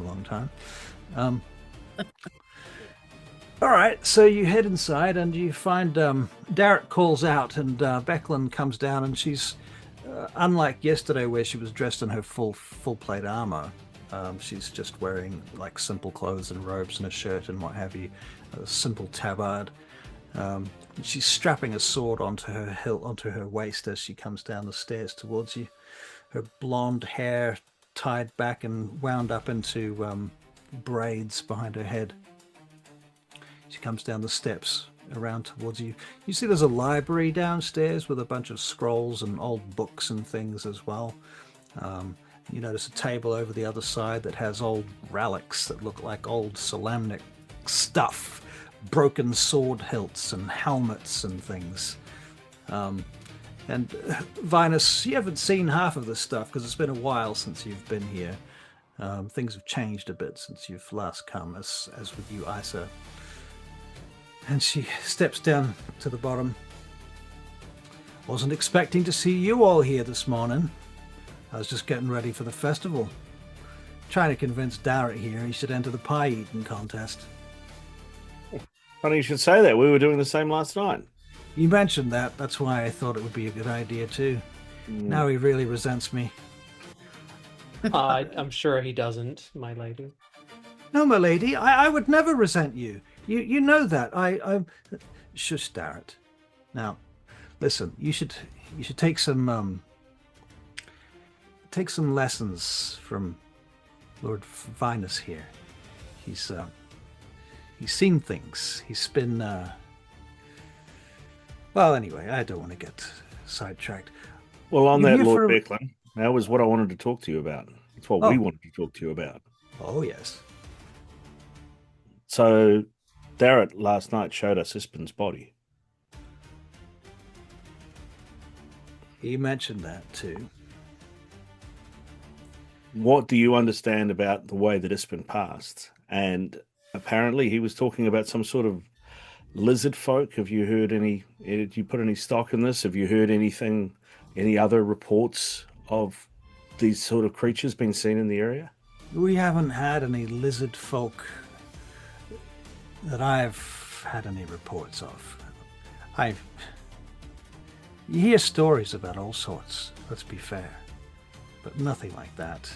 And as for whether or not he was talking about lizard folk, well, you have to take the word of some drunks in the tavern to believe that's even what he said. And even if he did say it, he was probably drunk himself. As for how they found him, she glances over at Darrett and back to you.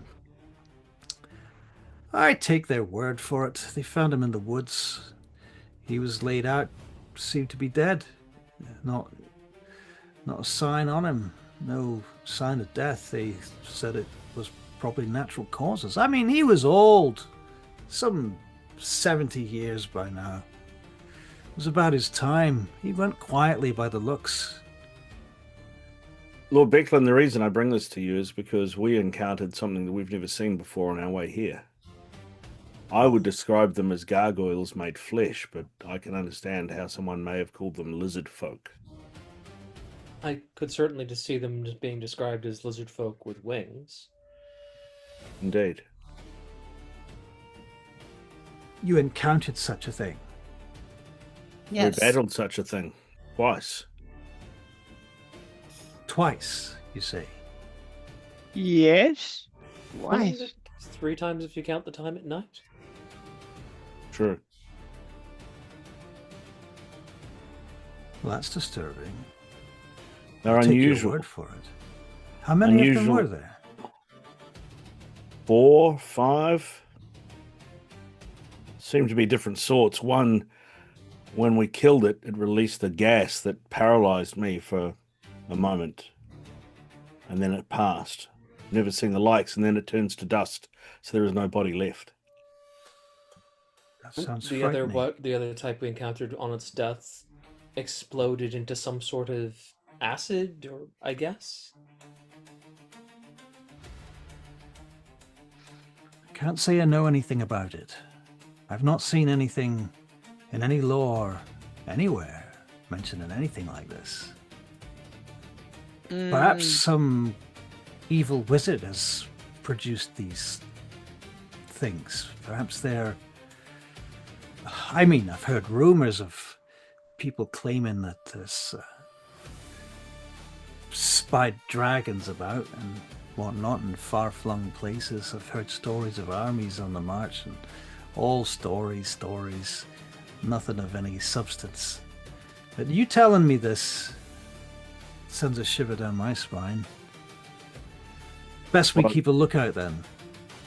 I think it would be best. This company that Kale used to be a part of. It's been a couple of years since he was a part of it. Do you trust them? Well, Well, I trust. I trust Captain Cudgel, but her new lieutenant, he's joined since I left, and I honestly couldn't say about him. Becklin looks up. He's not the only new lieutenant either. The other one, I keep an eye on him too if I were you. Dragonlance. Goodness. Do you know him? No. Actually, I'm just trying to. What were the names of the people who found Sir Ispin again? Was Jayev two- and Svilnet. Okay. Svilnet. Right. So it wasn't both the lieutenants. And the Svilnet guy, is he one of the new recruits? You remember him, but he was kind of joining as you were leaving. Okay. Hmm. Right. Okay. No, I'm just considering there's a lot of new faces since I left the company, so I trust the ones I fought alongside, but the new people I couldn't say. I think his name was Philnut Sunderlit. Comes back to you. Spillnet. Met Spillnet briefly, but he was signing on about the time my contract ended, so couldn't tell you much about him either. How far from the walls are they camped? Oh, they're about 1.5 miles north of here. Follow the road through the gate. You'll find them. They'll be on the right-hand side of the road. They have a little camp there. Lots of tents and palisades. Right. Thank you, Becklin. Enjoy your day. We will go and see if we can find out more about where Ispin was found. See if we Don't can miss find any out on more the- about this. Don't miss out on the festival. We won't. We'll be back. We'll be back by lunch. All right, then. Very well. Good luck, then.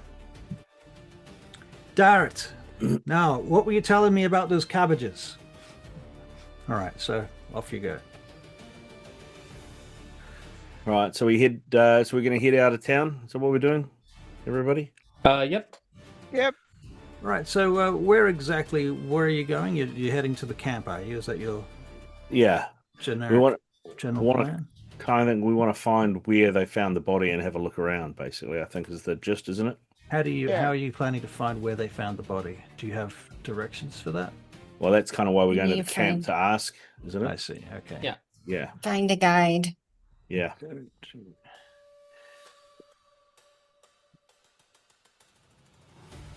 Hmm.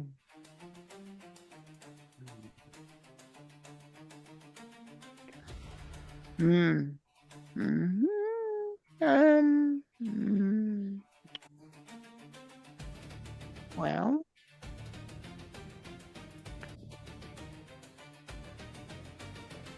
I took a look at the gentleman's pipe last night. Yes. Hmm. It's a shame I couldn't see that other pipe properly. Hmm. But I've taken his pipe to memory. So if I should see it again, I should recognize it. Well, I imagine if you're able to see the pipe clearly enough to identify it, you'll probably also be able to see him. Hmm.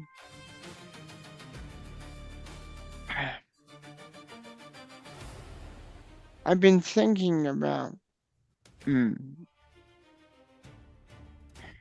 Is the body safe where it is, do you think?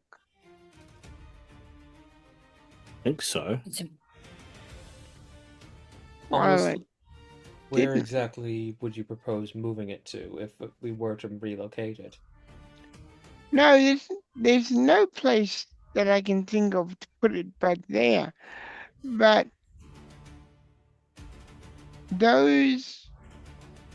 that damage on his body. Hmm. Yes.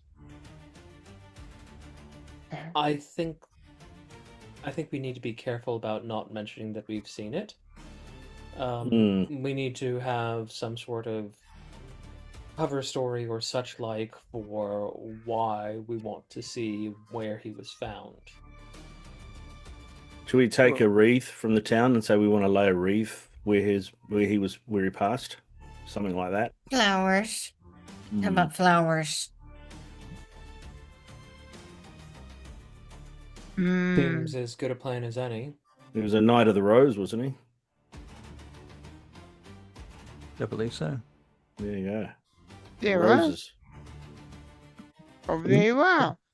I think that's an excellent idea. So you should have a new map up now. Yep. Yep. I think that is an excellent, excellent, excellent idea. I will again add, there's another map I made that wasn't in the book. Well, it's a cool map, man. Nice work. Yeah, it's good. Danke. Thank you. Thank you. I'm trying to get my money's worth. Well, yeah. Okay, so you're all right. So you're going to collect some flowers or something along the way as you're walking. Buy roses before we leave town. Yeah. Okay, so you head back into town and you. Okay, so if you're going back into town to go and buy roses, funnily enough, you see Froswin, and she waves out to Lightning. Lightning! Lightning! Hello! Hello, Lightning! Hello. How are you? I'm good this morning. Oh, that's wonderful! I'm so glad to see you again. I wanted to ask you if you were going to join the fishing contest because I was planning to give you something. I've got a hook for a fishing rod, and if you get that fellow over there with the burly one, he will sell you a fishing line very cheaply. And tell him that Froswin sent you, and also here's a hook that I have that's very good for catching fish. In particular, I think if you did really well with it, you might be able to find the line breaker. That's the fish. What's his name? Hold on a second. There's a name for this fish. She tells you the name of the fish. Bog something, the line breaker. When does it start? Well, it'll be on it this afternoon. There'll be a few rounds, so you won't miss too much. But come for the 3 bells. That would be the best time, I think, and the best chances. I'll see what I can do. Look, here's a very pretty. Have a look at this button. Oh, it's okay. So you exchange the button for the fish hook, and Yeah. Oh, that's very nice. Where did you get that? Small talk. Oh, You go and buy I some found it flowers. on the floor. All right, very good. So having done that, you go and buy some flowers, and you head out to the camp. Back to the camp. Sorry for that little interlude. That's right. We thinking that Kale is the best one to lead these negotiations, seeing he's formerly of the company? Makes sense. Makes good sense to me.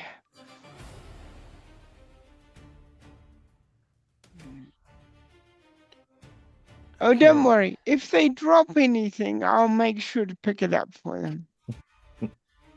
Just make sure that you don't pick up their weapons with your face. Oh, no. Well, I see that went over his head. You can Hopefully their weapons do too. He has quite a force. Well, actually, most things go over my head. Most things. Except. Yes, well, I won't tell you that, no. All right, so you get to the camp. And as you're approaching the outside of the camp, you notice there are some guards. I'm not going to put every fucking guard on the camp map because that's just annoying. It's very, very big, isn't it? No, this is about a normal size. Make an investigation check if you like. Kale, 18. Well, that's easy for you because you used to be a part of this. Investigation. Vinus is not really. Vinus has got his mind in other places. There's like total polar opposites here.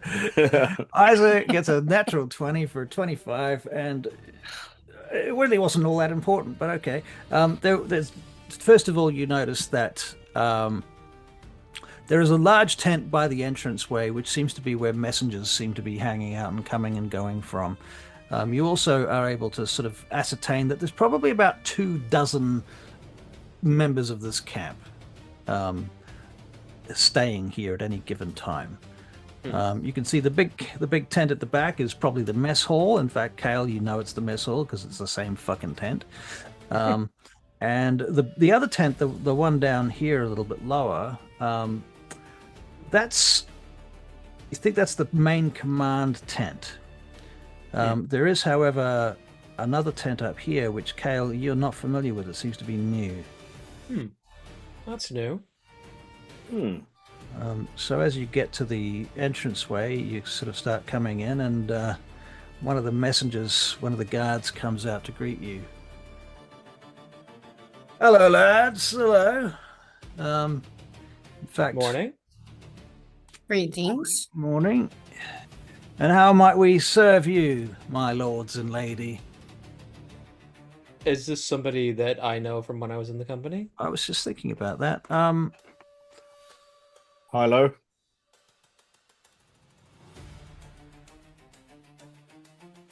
All right, give me a name, Kale. What's his name? Let's say Jairus? Jairus, all right. All right, so it's Jairus. Yeah. He's looking at you like, I know you. That's Come on, Jairus, you remember me. God, it's Kale. It's Nightjar. You know Nightjar. Hey, everyone, it's Nightjar's back. Are you going to join up with us? Are you in for the fight tomorrow? Still on the fence about that. I'm probably making an appearance though. Just swung by to say hi and look into something with my new friends here. Right. Well, can I help you with anything then? Who do you want to talk? Who do you want to see? You looking for Cudgel? She's over in the main tent back there. If you want to talk to her. I played cards with her last night, but no. My new friend here is Squire of Solamnia, and he really wanted to pay his respects to Sir Ispin where he was found by laying a rose. I was wondering if there was anybody around who found him that could show us where exactly they located him. Well, firstly, what a great honor it is to have you here, Lord. Sorry, I didn't catch your name. This is Sir Vinus. Sir Vinus. Vinus, right. He bows in front of you and does a whole flourish, clearly trying to impress you. Thank you, Jairus. Unnecessary, but thank you. And he stands. Well, I'll take you to Jave and Cudgel. I mean, Gregonus might know, but surely one of them will know. Come on then. And he starts walking down through the main area of the camp, past following the main road towards the bigger area. We can see people training, and up here there's people firing arrows into the side of a wagon. There's a few targets stuck to the side of the wagon, and down here there's some training dummies and what have you. People playing dice at these tables. It's an impressive camp that you have here. What is the purpose of all these large tents? Well, you're asking him? Okay, yeah. I'm asking. I'm trying to see because you don't know what that other tent is, so I'm trying to be like all the large tents, but find out what that other tent is. Yeah. Right, that's very cunning. Well, that's the mess, and that's probably where you're going to find Cudgel, but she could be over there in the command tent. That one over there. Oh, that's Gregonus's tent. He gets his own tent because he's a little bit larger than everyone else. Oh, that's interesting. Does Cudgel have her own tent as well? Oh yeah, well she stays in the command tent actually. That's pretty much her spot. And Jaiv, well, he likes to sleep up at the back, across the other side of the river, up there, and he points up. And there's a little bit of a rise up by the back of the camp, down here, where you can see there's a small tent that's got a bit of fur on the roof of it. How many lieutenants get a tent that size? I'm surely, Carl, was that the sort of tent that you slept in while you were here? I was never a lieutenant. I was. I've told you, my lord. I was mostly logistics and such like. A little bit of scouting if we were really in a pinch. So what you do know, Kale, is that these normal tents, the mass of those tents, the normal size ones, they each house 2 people. So 2 people sleeps in each of those. Jayev, the lieutenant. Are you seeing where I'm clicking here? Yeah. So that's his personal tent. He's got a little tent. For whatever reason, he apparently wants to sleep in a small tent. And yeah, Cudgel stays in the actual command tent itself. And back here, for fuck's sake, what the hell was that? Back here, this is Gregonus's tent. You haven't met Gregonus yet. And even Kale hasn't met Gregonus, because Gregonus, like Jayev, is newcomers to this company. All right. Yeah. So, heading down the main drag. Let's drag you down the drag. And you get up here, you see, let me use my own VTT rather than that one. That's the spectator version, doesn't have all the features. Right, so you see JF sitting, playing dice with another fellow, a young man, across the table. A couple of other people standing around watching and cheering. You see barrels and things. There's a campfire, although the fire is pretty much out because it's the middle of the day. And they haven't noticed you as you were approaching. Jairus, walking with you, takes you pretty much straight up to that table where they're sitting, where JF is sitting, and he says, "Excuse me, JF, have you seen Cudgel? Is she inside?" And JF looks up.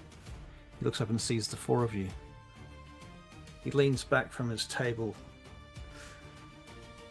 "You four? Curious. What can we do for you?" Well, as I said to Jairus at the gate, my new friend here is a squire of the Solemnic Knights and wanted to pay his respects at the location where Sir Ispin was found. Jairus, you finished cleaning that drainage pipe yet? "Oh, soon, my lord. I'm halfway there." "I'll be back on it then." "All right, fine." He wanders off.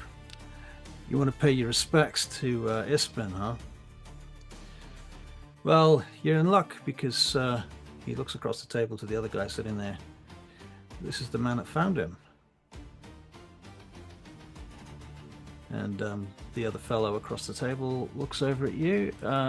He looks like send to game log like this.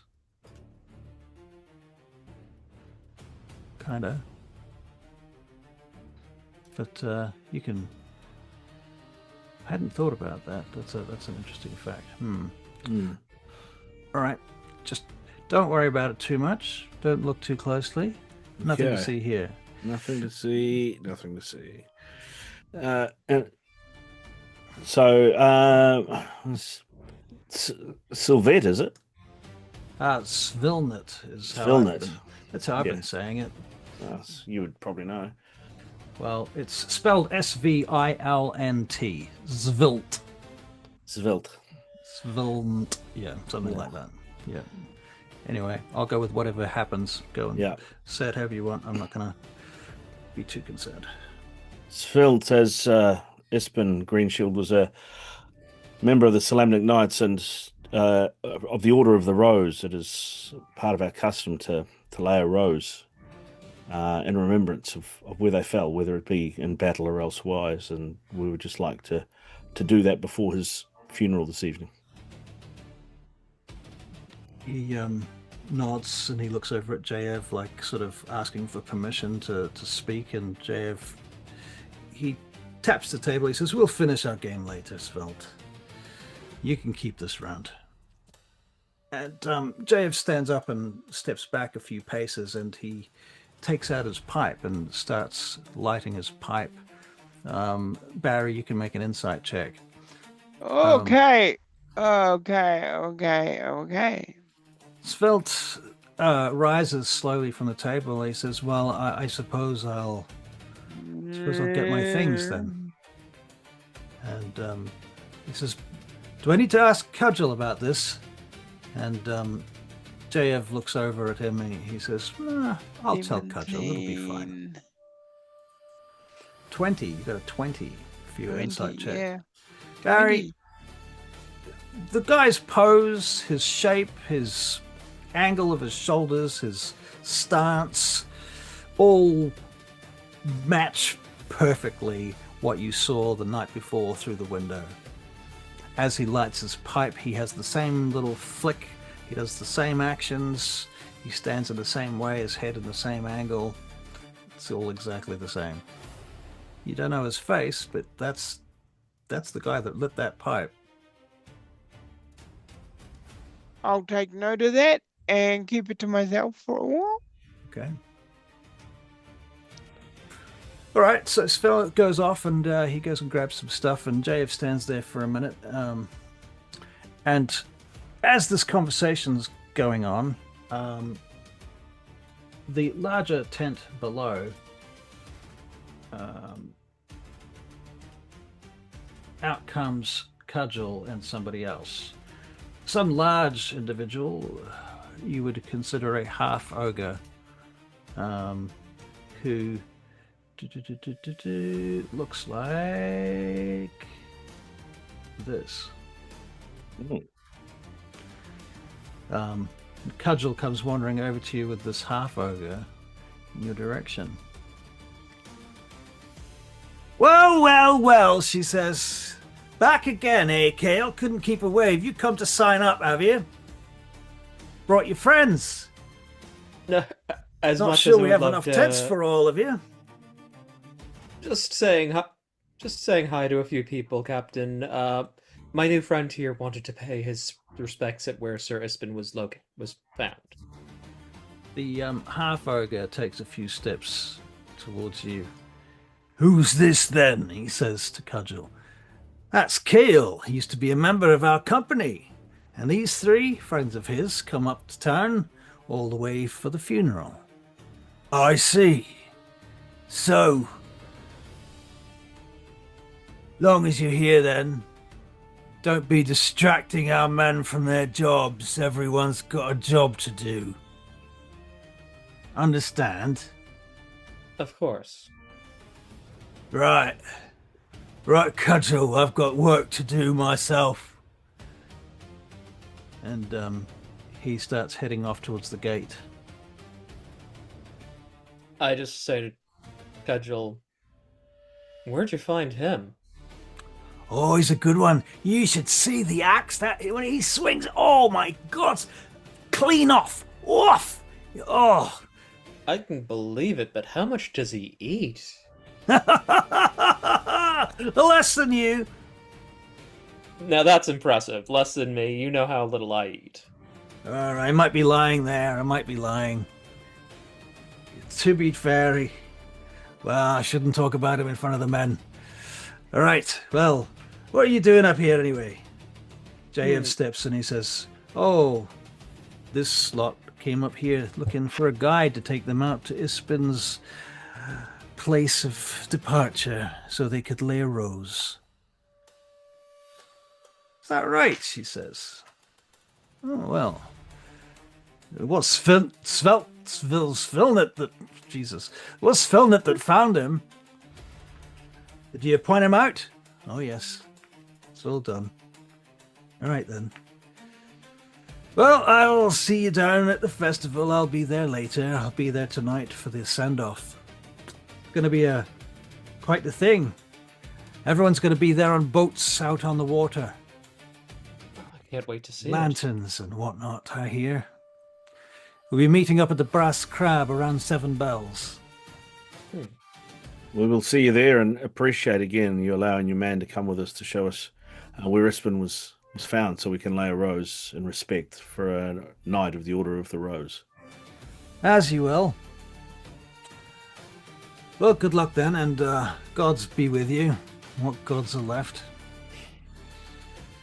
And she heads into the mess hall where she goes to grab some food. And Svilnet comes back out again.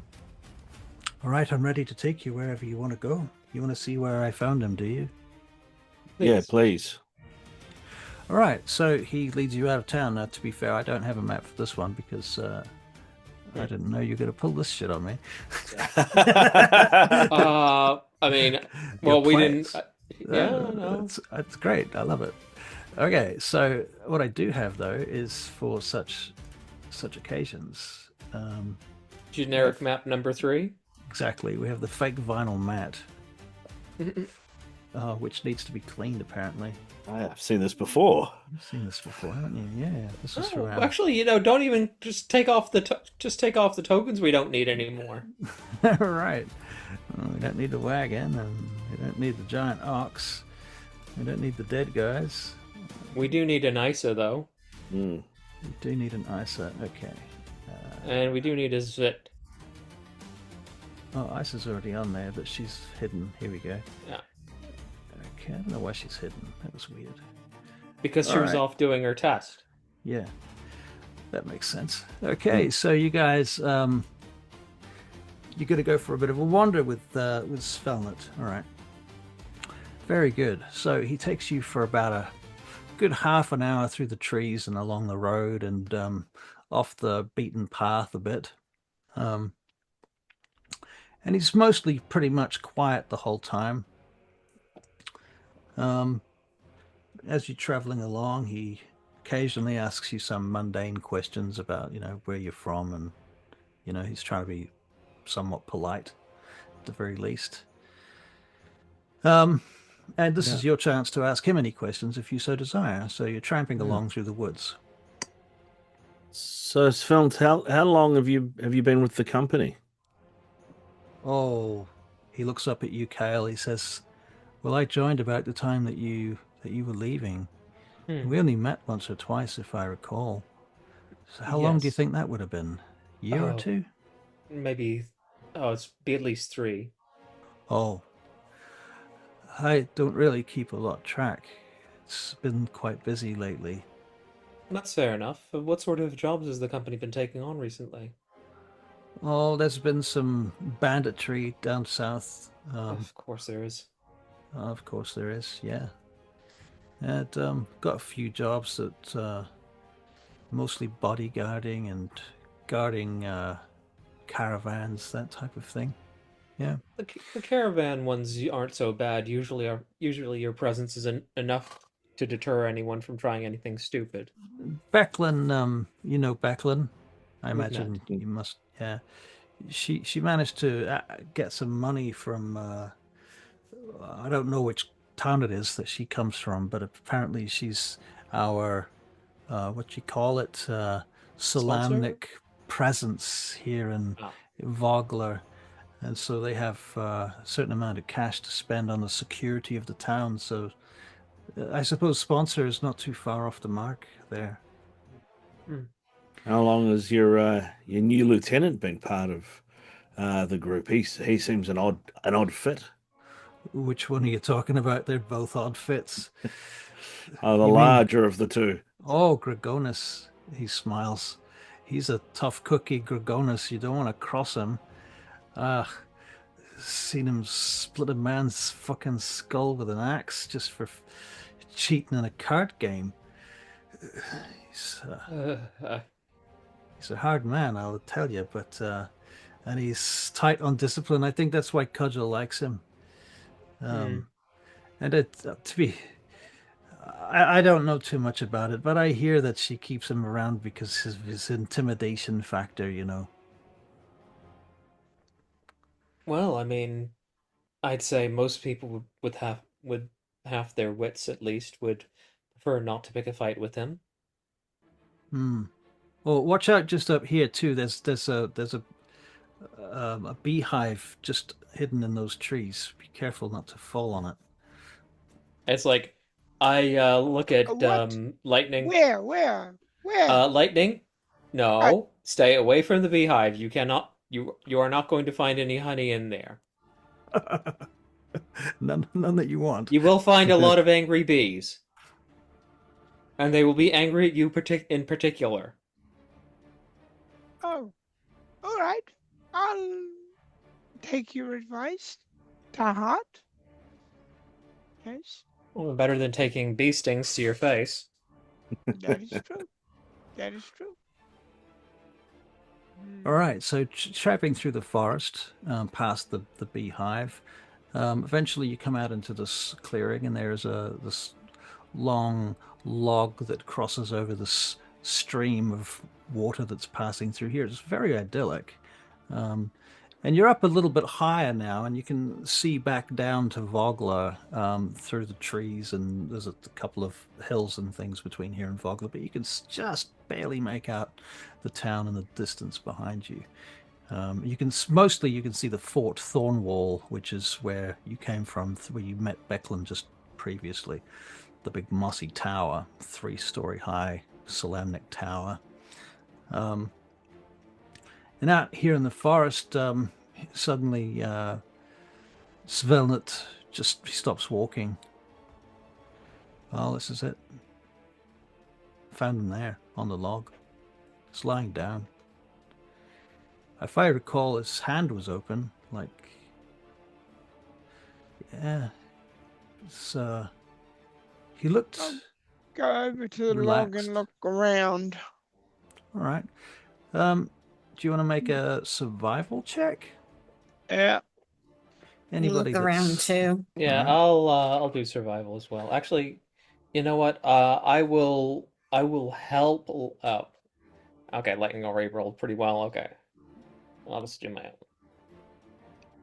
Maybe Oh. lightning can help you. Well, he's already rolled, so he can't do the help action. Okay, so what do we got here? We've got an 18, a 23. That's a nat 20, by the way. Yeah. Okay, nat 20. Lightning's a 22.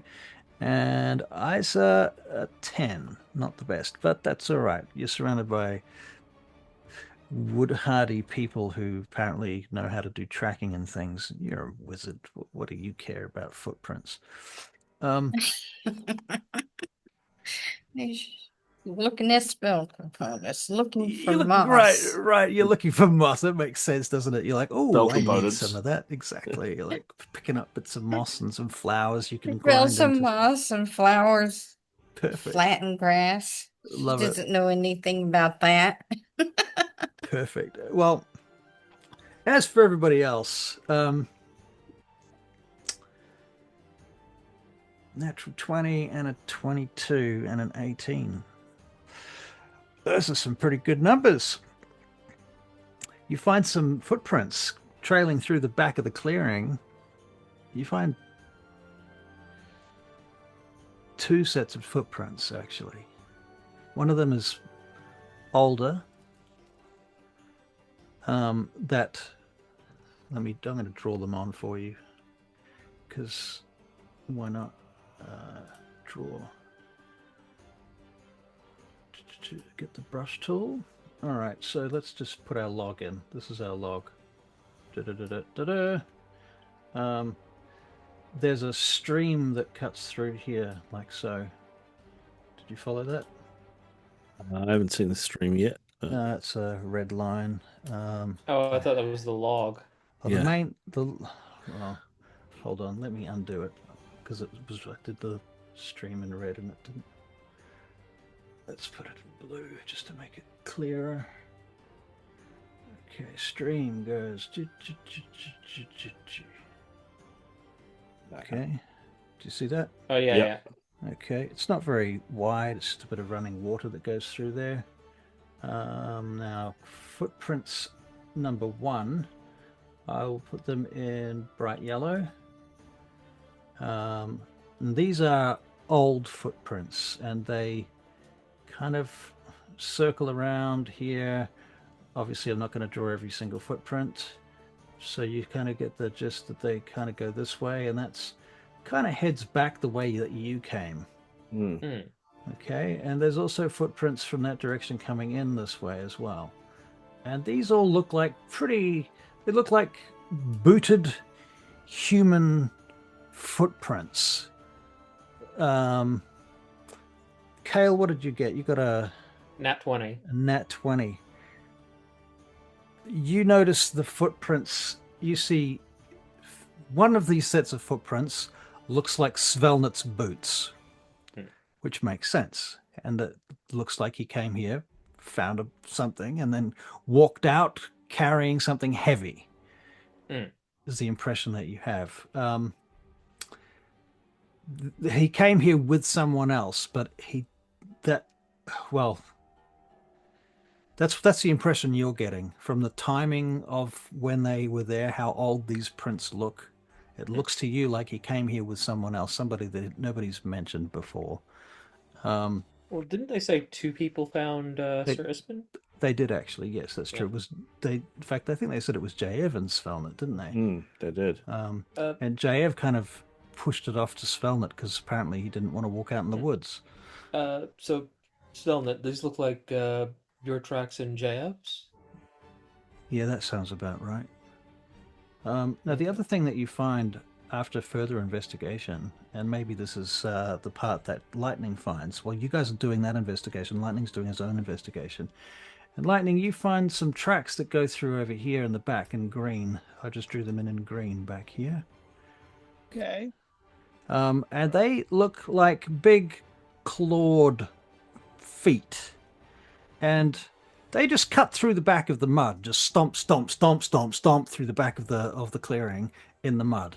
They don't go near the log. They don't seem to have anything to do with all of this business. They just cut through the back of the clearing, in from one side, out the other. They don't go near the. They don't go in the direction of the town. They're going kind of adjacent to everything, so they don't seem to have a clear objective, if you like. They're not They going head Don't towards off. the seem camp. to add up with Neither this the camp whole or the town. They just head off. They come from one direction in the woods, just the old woods, and go off in another direction in the woods.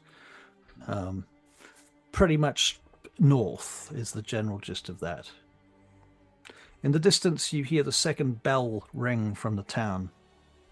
And Lightning, you're aware that that gives you 1 hour to get back for the fishing contest. And you know that Froswin will be very upset if you're not there for that. Okay. I All right. found some prints over here, but I don't think they're related. Let me have a look, and I just, hop over the stream and go and see what he's pointing out. Yeah, you see these big muddy claw prints. It's pretty obvious to you guys at this point that these are the same creatures that you've fought recently. They look like, what else could they be? Yeah. All right. And what's Philnet doing while we're investigating? This all investigations going on. I feel like He's sort of we should standing come around. here. We should do what we said we were coming here for. I kind of trying to imagine that's distract like him. what you're doing while we're kind of like looking around. Yeah. Okay, so that's what you're doing. Is it Kale? Sir Vinus. Oh, Vinus is doing that, are you? Because he's Yeah. the knight, and I'm just like, I'm just a Right. bard. I'm out here like looking around so I can tell a story about it, possibly. Right. So, okay, very good. Do you want to make a performance check, Sir Vinus? Oh, performance. I'm yeah. gonna have to. I'm My gonna make natural +0. What did you get? 4. A 4. Oh, what? My survival is far better. I laid some flowers down. I feel like Vinus is standing there kind of trying to think of something to say. Like he's got the flowers and he's looking at Isa, and maybe you're kind of like also like looking at these tracks that people are finding and stuff as well, and you're a bit distracted by that. Then the bell rings in the distance. Like, And well, yeah, it looks kind of busy around here, but thanks, Philnet, for bringing us out. And I just lay the rose down on the log. Svelnet says, I'm sorry, did you want some privacy? That'd be fantastic if you can, please. Yeah, all right, I can do that. I'll just need to pee anyway. He says, and out of game, I do need to pee, so I'm going to the bathroom. I'll be right back. Wow, it's so realistic gaming. Stephen going for the pee, leaving. Yeah, that's the. At least he didn't take his microphone into the bathroom this time. Have you ever seen that? I think it's Welsh comedian Greg Davies, the big guy, real tall. He's like 6'8", but he used to be a maths teacher, he used to be a teacher, and he tells this story because he's a comedian now about how he used to teach deaf kids, or kids with hearing impairment, and he went to visit his mother who lives in some sort of small town, small village not far from there, and to get her to do his washing, and then he goes to the local pub and meets some mates, has a curry, has a massive night on the lash, wakes up in the morning, quickly gets dressed, and heads into class, and he's hungover and everything, and he's like, feels the need to go, and he goes to go, and he's like tells the story way better than I do. He gets into the bathroom stall, takes his pants down, and realizes he's in his hurry of getting the washing, he's put on a pair of his mother's undies, and he's like, and he's cursing to himself because he's hungover and does everything, and it's all pretty, Vindaloo and lager type business. and then comes back out, and all these kids are just staring at him with wide eyes and realize he's still got his mic on that he uses to talk to all the hard of hearing kids. They've just heard everything that's going on, and they're all just like PTSD vibes. Oh no. Uh, What have I missed? I'll tell you later. All right, very good. So, what do you do? Well, now that we've laid the rose and he's pissed off, literally. Yeah. Yeah. uh, You better to can be just pissed off see than pissed on. you Yeah. can see him moving and standing over in Yeah. the trees, but he's definitely out of earshot. You Yeah. can talk to each other quite freely Yeah. at this point. Yeah. So I'm like, what have you seen, Kale? I was trying to keep up the pretense. What have you seen? Well, as I said, there's his tracks and the lieutenants, and then there's tracks from at least one of those creatures over across the stream there, but didn't find any other ones, and it's kind of interesting. There You take cer- any sign of Ispin? That's what I was about to mention. Didn't see any sign of Ispin's tracks, and the other tracks lead pretty much straight here. And it's not enough evidence to pin anything on them, but it's certainly suspicious. What about you, Lightning? Have you seen anything? Just to be clear, I think that with your high rolls, that you would definitely see tracks of Ispen coming out here. Yeah. Although to be fair, this was like weeks ago. Yeah, right. You know, so the tracks are pretty thin, and even the ones that you found were like, you know, the draconian tracks are the most clearest tracks, and they're the biggest, newest tracks as well. They look like they're like days old. Just a few days. What is this draconian you speak of? The gargoyle man. Yes. Well, you know the guy in the pipe with the pipe back at the camp? Oh, Barry, your fix your mic. Oh, sorry. It's all right, mate. You know the I'm trying to kill myself now. You know the gentleman with the pipe back at the camp? Yeah. He was the one I saw a few nights ago. Last night. The person I saw from the window. Kale, does this company feel like the same company you left? These new lieutenants, they seem off to you?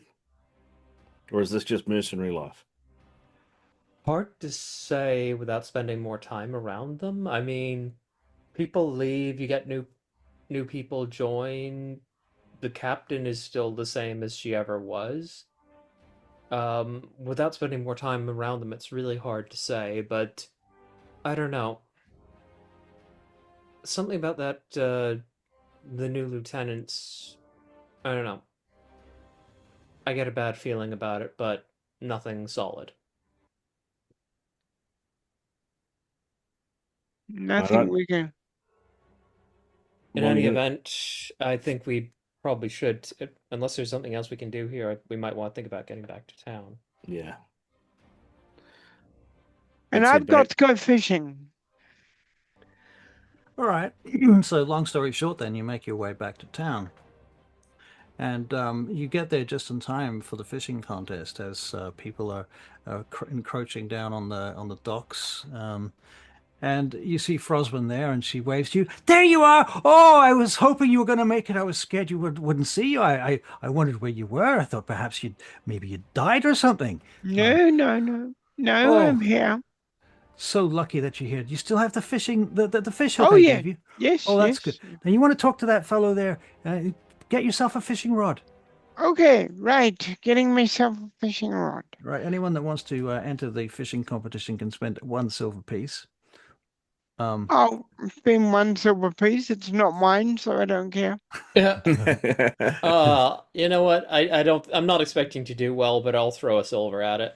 If you buy yourself a rod, instead of just using some random rod that they will give you. There are people selling fishing tackle and what have you. No, Um, I buy myself a rod. all right, you can get yourself a +2 bonus on your fishing checks, Okay. which will be coming up shortly. And how much more does that cost? For the rod, 10 silver pieces. Yeah, I'm just gonna pay the 1 silver. I'm not expecting much. All right.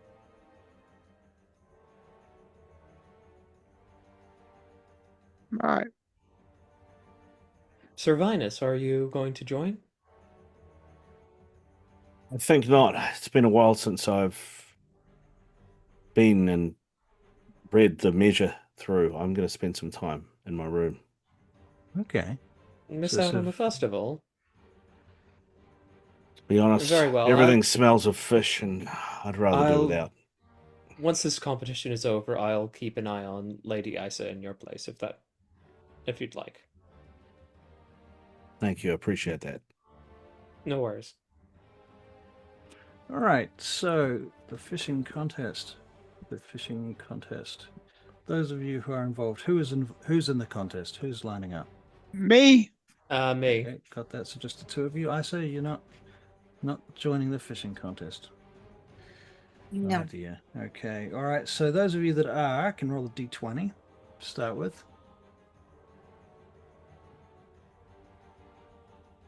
This is your to catch a fish roll. And I will look your numbers up on a table. Oh, crap.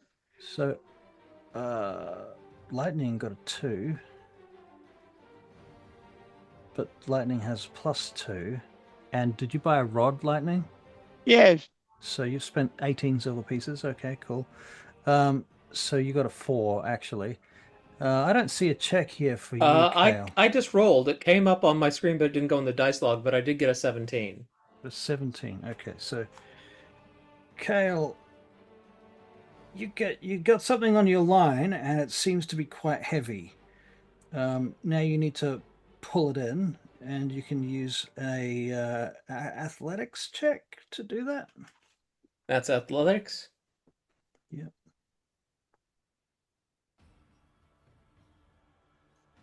That's a 16. All right, well, you pull out a 3-foot-long mature cuirassed carp, which is pretty good roll. Pretty good fish. 3 feet long. That's like the size of a fucking longsword. That's like I just kind of like, just both hands, just kind of like look over at Lightning and just kind of like hold it up next to him. Lightning, just stand still for a minute. Lots of the people around you are cheering and clapping, and the kids are sort of screaming and yelling and shouting, and they're all very happy about this, and I'm very impressed. You can see various other individuals getting involved now. Now, what did we get for you there, Lightning? You got a 4 on your first attempt. Okay, so you've got something on your rope, on your line, but it doesn't feel like it's very big. You can make an athletics or an athletics check. Acrobatics or athletics? I think probably let's just stick. I think with it has to be athletics. athletics for this. Yeah, it has to be Athletics.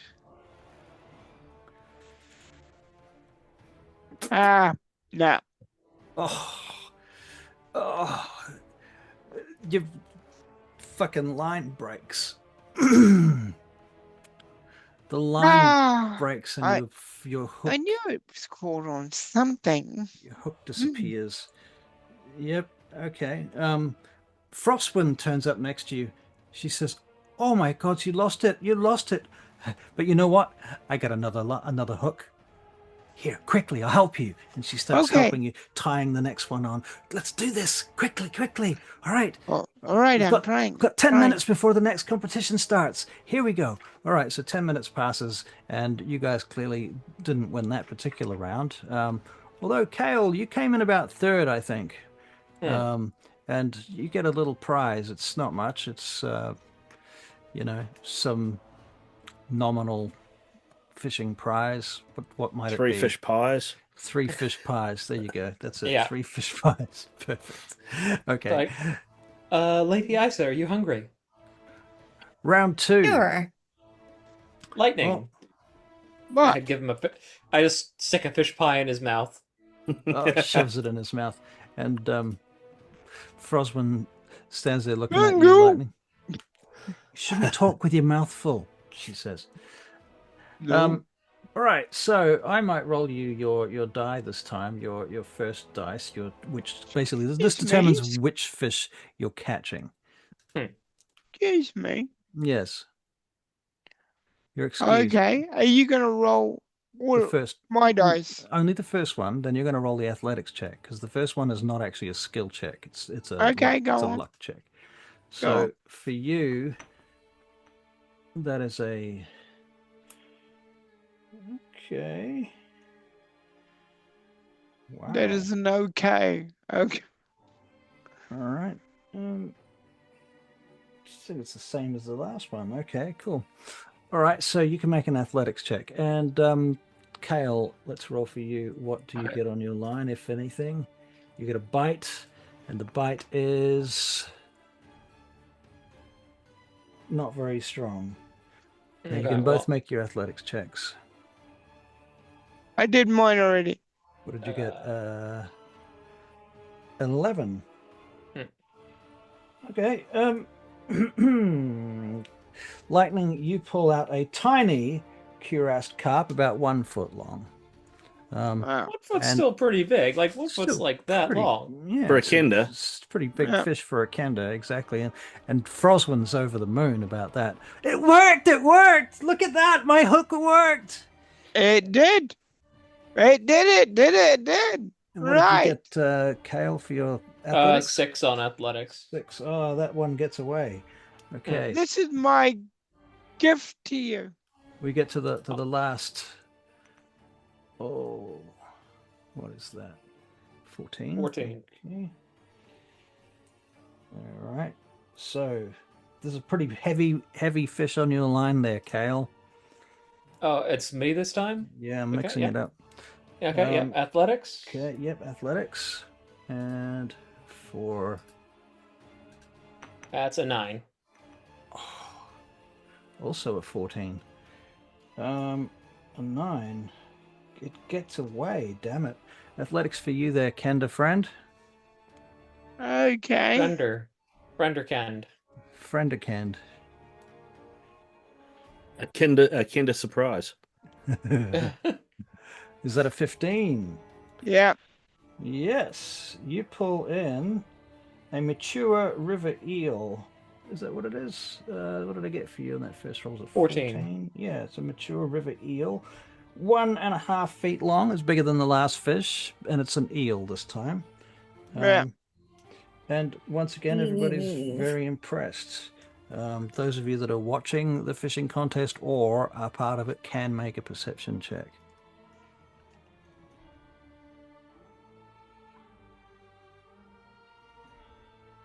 Kind of, sort of watching. Yeah. 22. Oh, I am watching. Are watching. Kind of, sort of. Kind of, sort of. Well, you remember Uncle that you met last night in the tavern? He's got a fish on his line, and he's bringing it in slowly, gently, and he's lifted it up out of the water, and then people start screaming because it's the biggest fucking fish you've ever seen in your life. And people are going, "It's Bennybog! It's the line breaker! It's Bennybog!" And he's like, he just stays calm and collected, and he's working it up, and he's trying to get it out, and the line is bending like a fucking hook itself, and then suddenly it snaps. And you see this fish leap out of the water just briefly enough. The time that you get to see it, you see its face is full of hooks. There's all these hooks stuck in its mouth and its lips and stuff. And it breaks off and dives back into the water. You see its tail splash. It's like half the size of a rowboat. And everyone's cheering. All right. So that goes down. At which point, other activities continue for the afternoon, and you're free to do whatever you want. What would you like to do? I think I take the fish I managed to actually catch and find somebody just somebody cooking. Like, yeah, why don't you here have this? Just like hook that up and just give it out to whoever wants one. All right. Very good. Well So you're done. handing it out. Another thing that you notice as you go through is there's a fellow.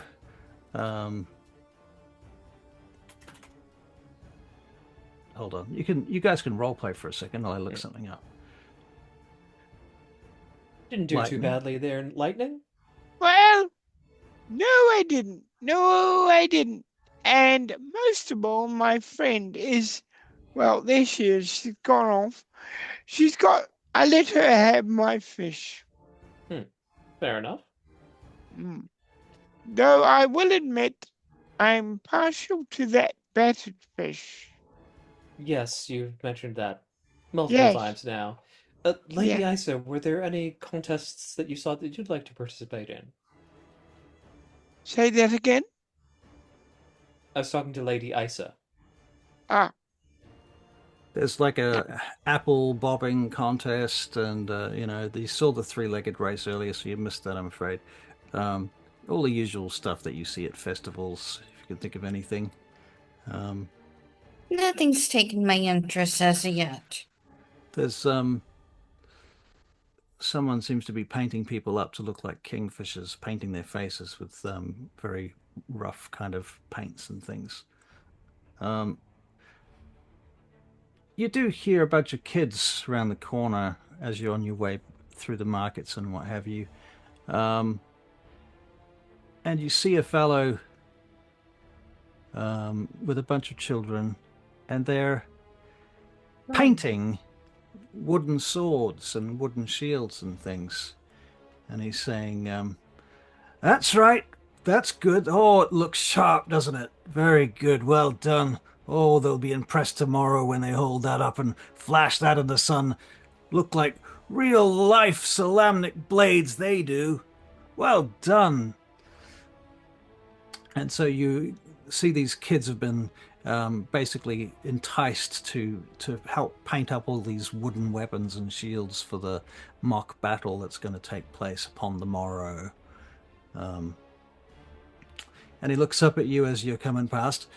My lord, lady, Good day why to don't you tell these young ones about how impressed you are at how they've painted up these weapons, eh? It looks sharp, doesn't it? Solid as a rock. That shield looks like it'd hold out against the full weight of a mace swung at it by an ogre. Wouldn't you think? You can smell the alcohol on him. I glance over at Isa and, like, basically, like, does she want to say anything, or should I?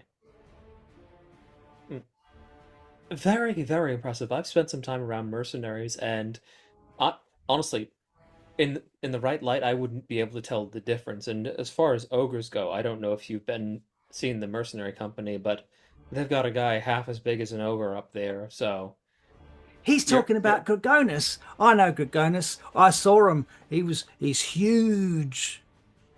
All right. huge.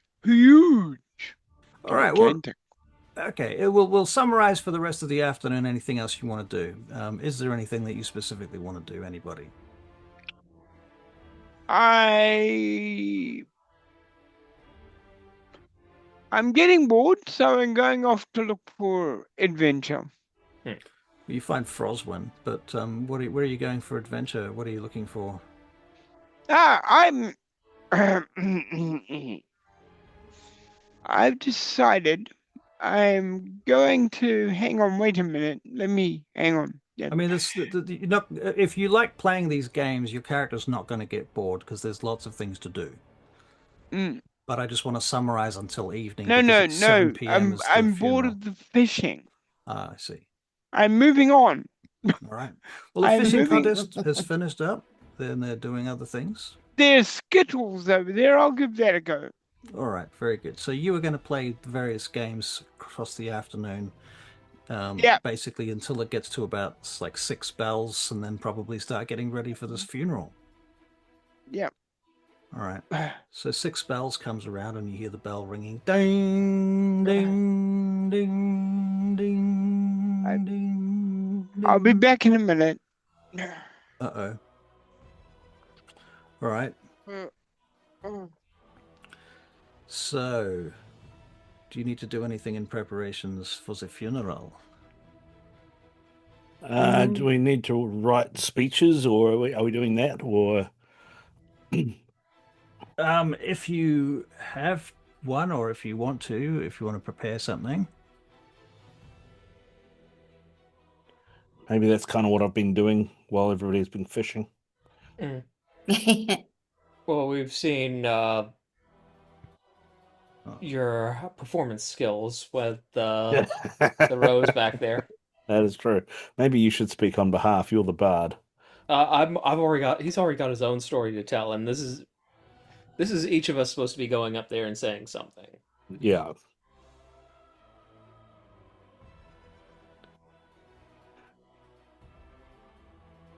Well, yeah. I mean, do you want to? Is that something you guys want to do? You guys all got stuff that you're going to say? I know that Barry has I'm prepared ready. something. He's I've got thought about something, it. yeah. Yeah.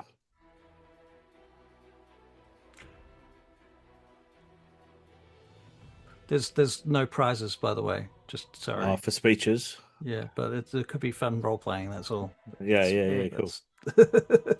Right. All right. Welcome back. Okay, so Right. the afternoon crowds begin to die down, and people start heading back to their homes, and you can smell cooking and food and things as, kitchens and such do their business. And the streets clear for about an hour to 2 hours in the late afternoon as the sun kind of hits the water across the Vingard River, and the sort of orange glow fills the air, and the town goes a little quiet for a while as people are preparing for this funeral. And then you start noticing that there are people bringing out their boats out onto the water. And there's a lot of boats in this town because there's a lot. This whole town is fishing. It's a fishing town. That's what they do. And little boats, big boats, sideways boats, the works. Round boats, you name it. Yeah. And so I'll bring you over to my little mapsicles for the fishing. Sorry, not the fishing, the funeral. Looks a bit like this. I did put dynamic lighting on it, so I don't know whether you could all see properly, but the idea was to create some sort of mood. So for different people, it will look a little bit differently. Here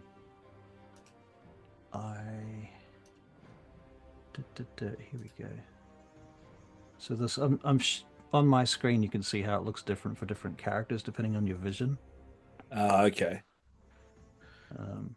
So you can sort of see that the boats and the individuals on the boats, they have lamps on the boats, and so the water's kind of lit up and reflecting, and you can make some perception checks as you look around. So the mood is quite cold and quiet and somber now as the air cools down in the late afternoon, and there's a bit of a mist that's kind of rolling in now off the Vingard. And as the sun sinks over the horizon, the only light now is coming from the flickering lanterns on the along the line the side of the pier. This pier, incidentally, is out the back of the brass crab. So that actually is the brass crab right there. Right. Cool. And as you guys come out, people are gathering around, and you can hear chatter, just a little bit of quiet chatter here and there. Did I get a perception check from people?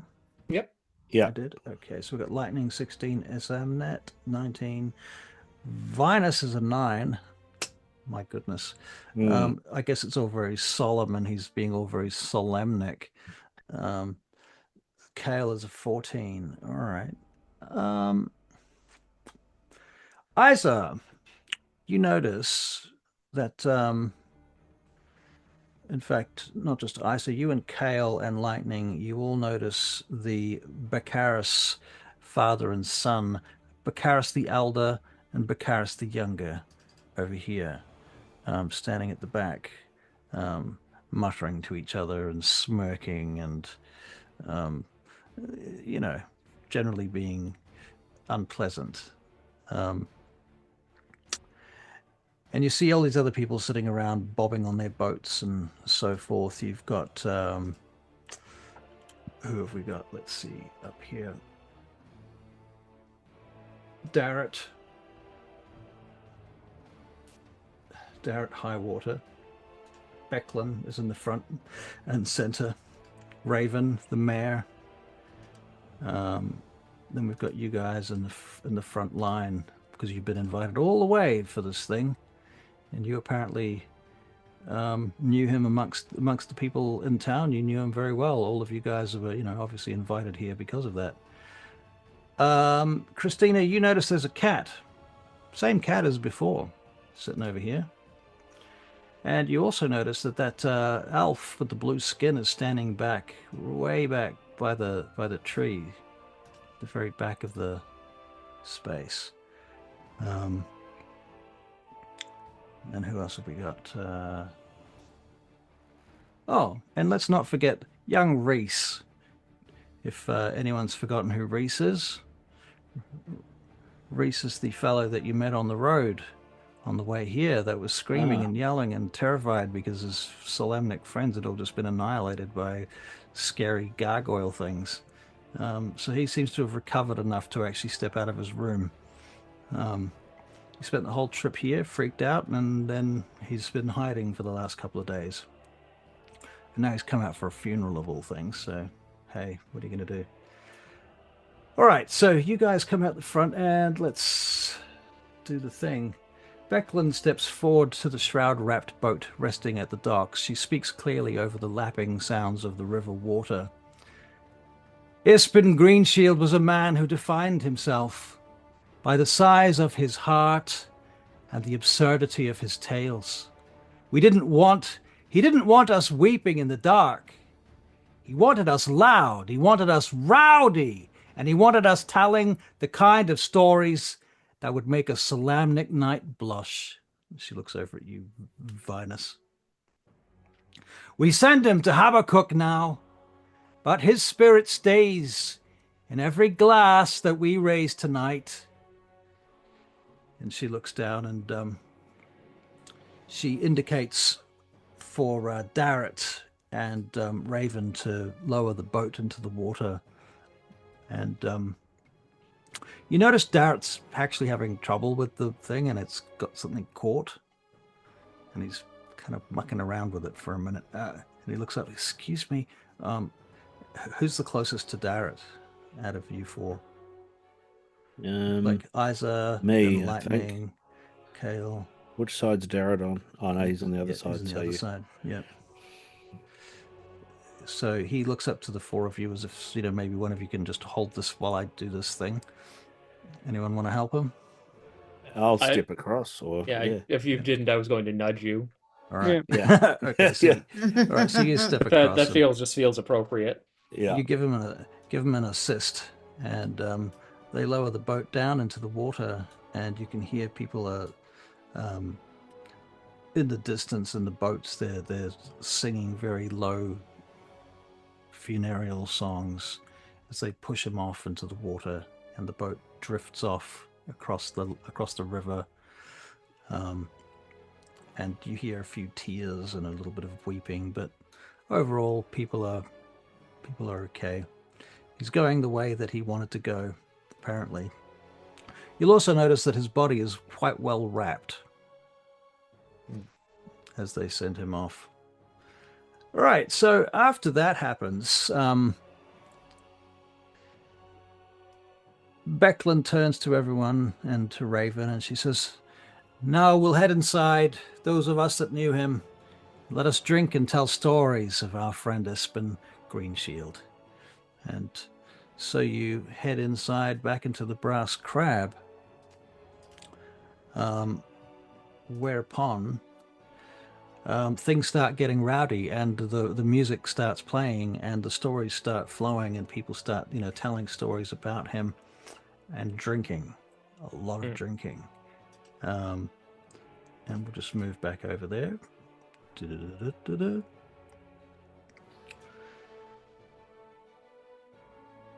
So Becklin says, after taking a drink, and she stands up on the table and she sloshes back a drink, and she says, to Ispin, who once convinced an entire battalion of Salamnic poodles that he was their commanding officer and successfully led a vanguard clash against a gnomish rocket-launched weasel. She turns to Venus. She says, surely you have stories. You all knew him. One of you like to step forward and tell us what you remember about our beloved Ispin? I must say that the gnomish weasel's story is one that he neglected to share with me. But you know, Well, my father ran the stables for Lord Creekwood, and I grew up with many a knight. But he was the favourite uncle, if you like, when he came to visit. Always tumult to get ready for a visit of Espen Greenshield, and he once convinced me that centaurs were such a thing. And for weeks and weeks afterwards, I was poking the legs of any rider that came by to make sure that they were separate from the horse. Thrashings I got were unbelievable, but he stoked a spark in me, a spirit in me to become a knight and go on these travels and see the world as he did. there's much clapping and nodding and, people calling out all the things. Um, and you step aside, and whoever wants to go next can do their little speech if they would like to. Or I'm going to choose someone. Outer game, I'd like to go last. All right, fair enough. Isa, do you have a speech? A I have story? a speech, but it's not a story. Whatever you want.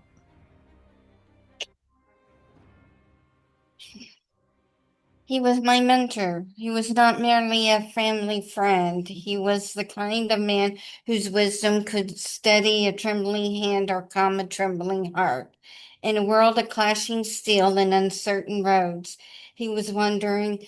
He became my compass, guiding me with patience, humor, and mind sharpened by years of wondering and learning. His stories, wild and over embellished as they often were, carried lessons hidden beneath the laughter. Whether he spoke of slaying beasts that were likely goats or escaping bandits who were probably just merchants with bad attitudes. Every tale held a truth he wanted me to carry courage, wit, resilience, and importance of seeing the world with both caution and wonder. His greatest gift was the way he shaped me, not through grand speeches, but through quiet moments by the hearth, long walks along the village road, and steady belief he placed in me when I had none in myself.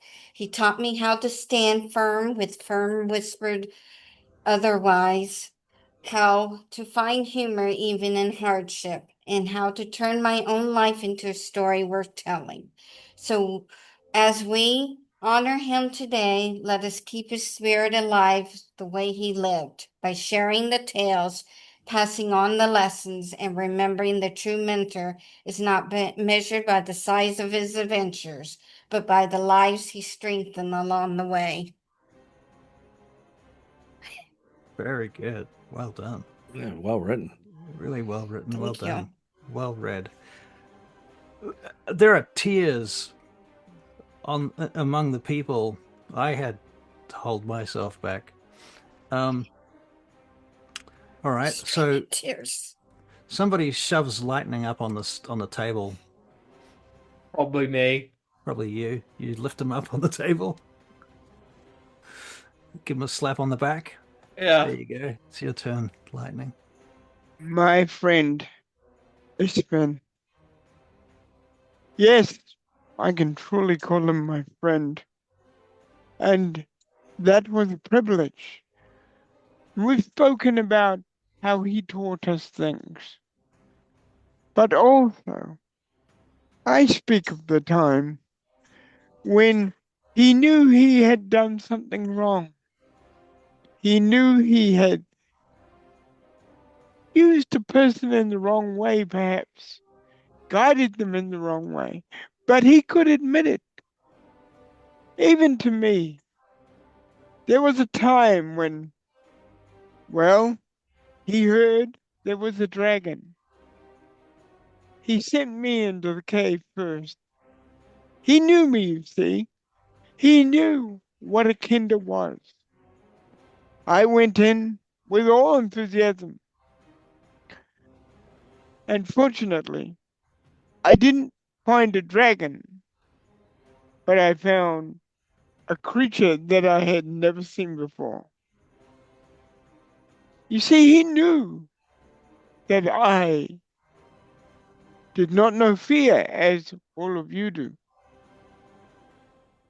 I came out of that situation. I came out of it, but he admitted to me that he was wrong, that he felt bad for doing that to me. And, of course, I found a chest of gold. So, I got over it quickly. We laughed. We continued on the adventure. But most of all, I remember his honesty and his love and his caring. But the strength to admit when he was wrong is seldom held by many people. And I will always love him for that. I will always miss him for that. Roswin's crying now.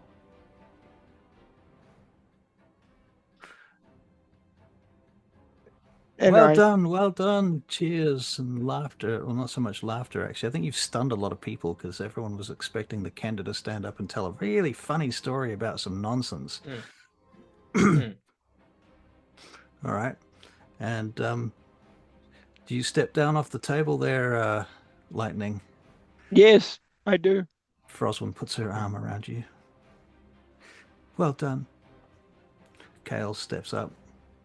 Yep. Literally, as he steps down off the table, climbs down off the table, I jump up onto it and glance around to see if I see Captain Cudgel in the room. Yes. You do, yeah. Nod to her and just say, to tell you how I met Ispin Greenshield, I would have to start before I met him and explain to you the circumstances. It was about 10 years or so back, give or take. I was still with Captain Cudgel in those days, and salute to her, or however, whatever the proper salute would be. Fill in the blanks. And we had been hired to defend this fort against goblin raiders. Seemed like straightforward enough job. Usually us being there was enough to deter them. What we didn't expect was a cohort 3 or 4 times the size of any our scouts had reported. Bakaris at the back of the room, the younger calls out, "We've heard this one before!"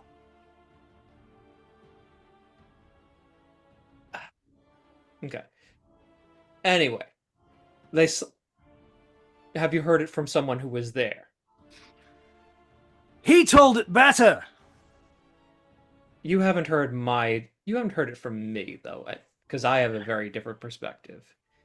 Anyway. Go on, then. Anyway, as I was saying, we weren't... Russell, I'm robbing him. Okay, make a sleight of hand check while he tells the story. He got a nat 20. Oh, fuck, really? Yeah. Okay. All right. I'll think of some loot in a second. Yeah. Right. Go now, on, sorry. gotta get my train of thought back. Sorry about that. What we weren't expecting was the goblin was to slam into us right as the sun was in our eyes. 3 or 4 times as many as we expected. Suddenly, our back lines became our front lines, and I mean that literally. I can still feel the cold stone walls digging into my back through my shirt. That was it. We were pretty sure we were done for. But suddenly, we heard thunder out of a clear sky. And the next thing we knew, Sir Ispin crested the hill at the head of a company of knights. That was enough to get catch the goblins off Huzzah! guard. Huzzah! Cudgel and some of the other knights. Yeah. And Captain Cudgel, again, salute, thinking quickly was able to rally us and pull us back. Sir Ispin led the knights to slam into the goblins, while we kept them pinned, and the knights ground the goblins into paste against the walls of the fort. After that, I wanted to meet the person that pulled our asses out of the fire, and I started hearing some of Sir Ispin's stories. I think the most improbable ones would be either the demon person he said he met, or the flying ship he saw coming out of Mount Nevermind. He swore black and blue that one was true, but a flying ship? Ah, come on. Anyway, the world is a smaller place without him and his stories in it, and he will be dearly missed. And with that, I take a bow and step down. Very good. Okay. There is much clapping and huzzaing, and especially from the various members of the unit that you were part of, including Jaev and Svelnat. You notice Gregaris is not here, incidentally, partly because Probably no room for him. Can't really fit, was I was about to say. But the blue-skinned elf lady, she comes up after you, and there's drinks going around and what have you, and she sings a song. And if I'd thought of this earlier, I would have taken the lyrics that I created for this and put them into Suno and got an AI version of it, but I didn't because I'm not that smart. So I'll just read you the lyrics. I'm not going to sing them to you because... Oh, come on. You really want me to sing them to you? I will. Don't double dare me. It might hurt your fucking ears, but that's not my problem. You can just read them, Russ. You can just read them. All right. So it goes like so. And her voice is heartbreaking. The hearth is warm, the bread is sweet, the children paint the wooden blade. But shadows walk on silent feet where ancient weeping pacts are made. Beware the thief who steals the face, who breathes the frost into the lung. He leaves a cold and hollow place and speaks a divided tongue, with a divided tongue. The green shield drifts upon the wave, the kingfisher is blind to fire. An ancient knight leaps from his grave to feed the death knight's black desire. Oh, look eastward where the black rose grows, the foundations fail. The foundations fall before the sun, the river bleeds, the cold wind blows, and everything you love is undone. Of course, she rhymes it. So I'll copy and paste it just so you have the lyrics if you're at least a bit interested. Did you write that yourself, or was that in the book? What I did is I collected a bunch of lore, and then I fed it through an AI to write it. So I had a hand in writing it. I defined the themes and the character and the background and gave it, this is what it's about. And then it came up with the words. So yeah, I didn't write it. Yeah. Okay. So anyway, she sings that. And before anyone really notices, she's left the room again.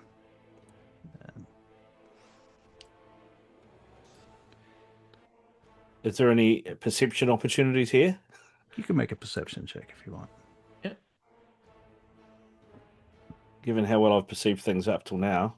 Hey! Oh. Nice. What? Oh, cool. That's Did you get great. a natural 20 this time, eh? Yeah, I've been saving it. Okay, and Lightning, you got a 25 in your sleight of hand check too, didn't you? That was off. Yeah, he got his Bakaris nat the 20. Younger. That's nice. Okay, so 2 nat 20s in a row there on the dice log. So Kale of 14 on perception. Izzy got a 1 on the perception. You didn't see where she went. She she stepped down off the table after she played her song. She played it with a lute and sang with the lute, and so she was playing and singing at the same time. And it left a lot of people in silence, stunned and devastated. Just mostly from her voice, not so much, or maybe the words as well. But with a natural 20 Vinus,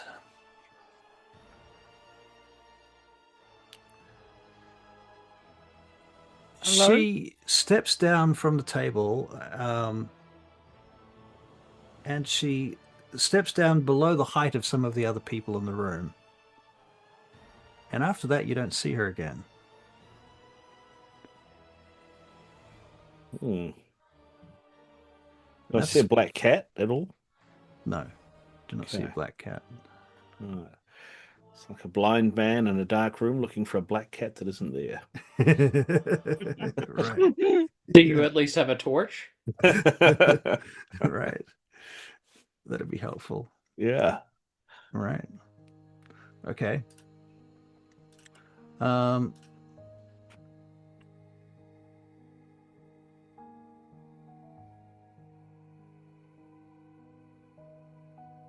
All right. So what are you guys doing? There's drinking to be had, and various people mingling around. And oh, Barry, you get Baccharis the Younger's purse from his back pocket. Um, and if you're intentionally trying to steal it, like fully steal it, you're not just like raiding him for fucking buttons this time, right? You're actually No, he's a rude little bugger. you're going out of your way to actually steal from him. Yeah. You get 30 gold pieces worth of 30 gold pieces, I'm going to say. There's Nice. in a bag.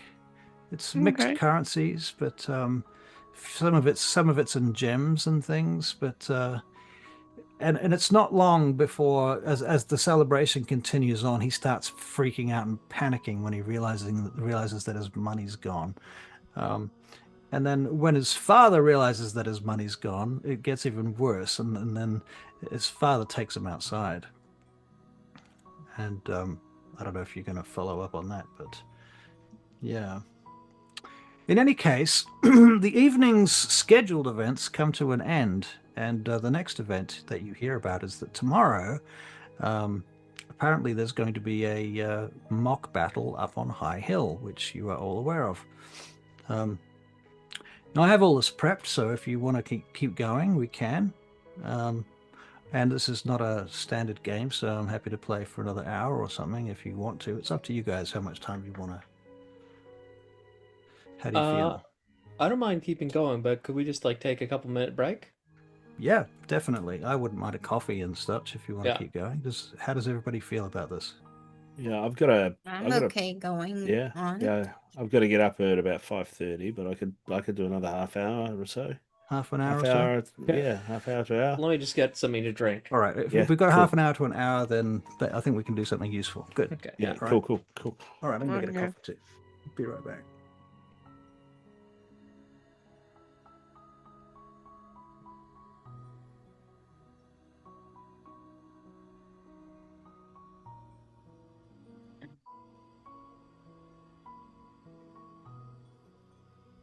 Oh.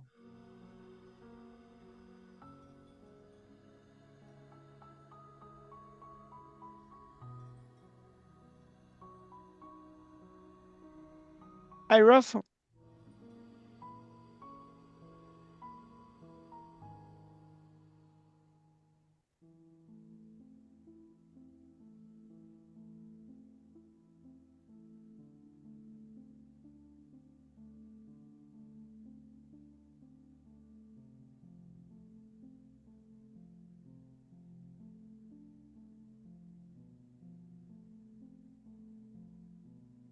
Oh. Boy.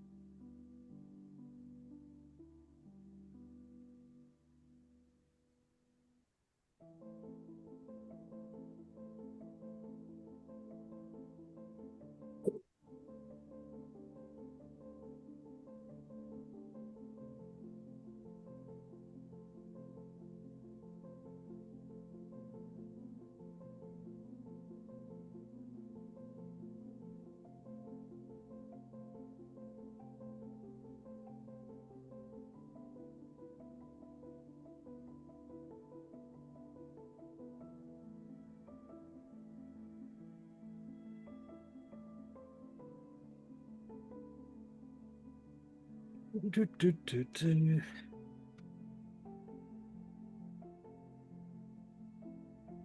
Okay.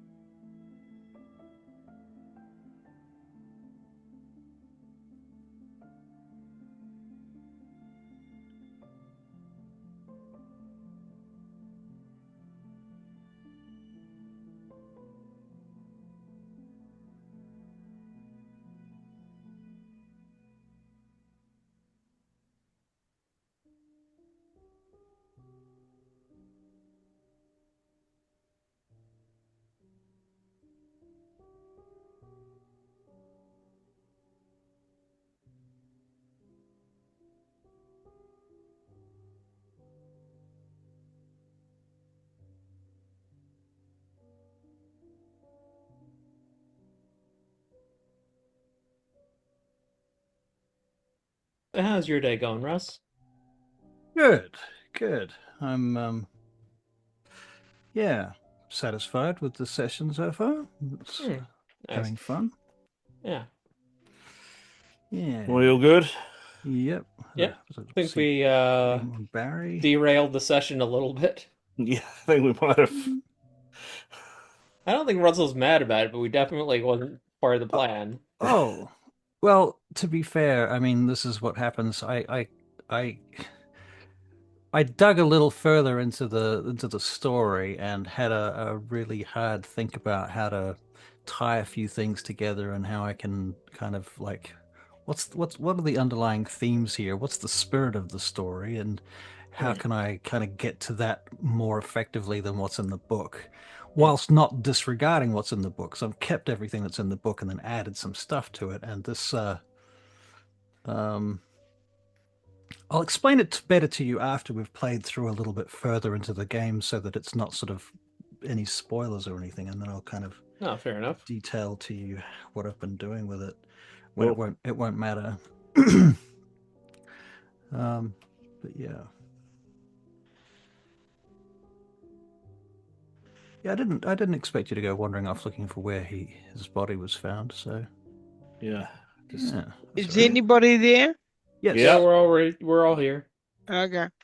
Guys, I can't play because of Oh, you want to cancel? You want to I've quit? started some new pills. Ah, okay.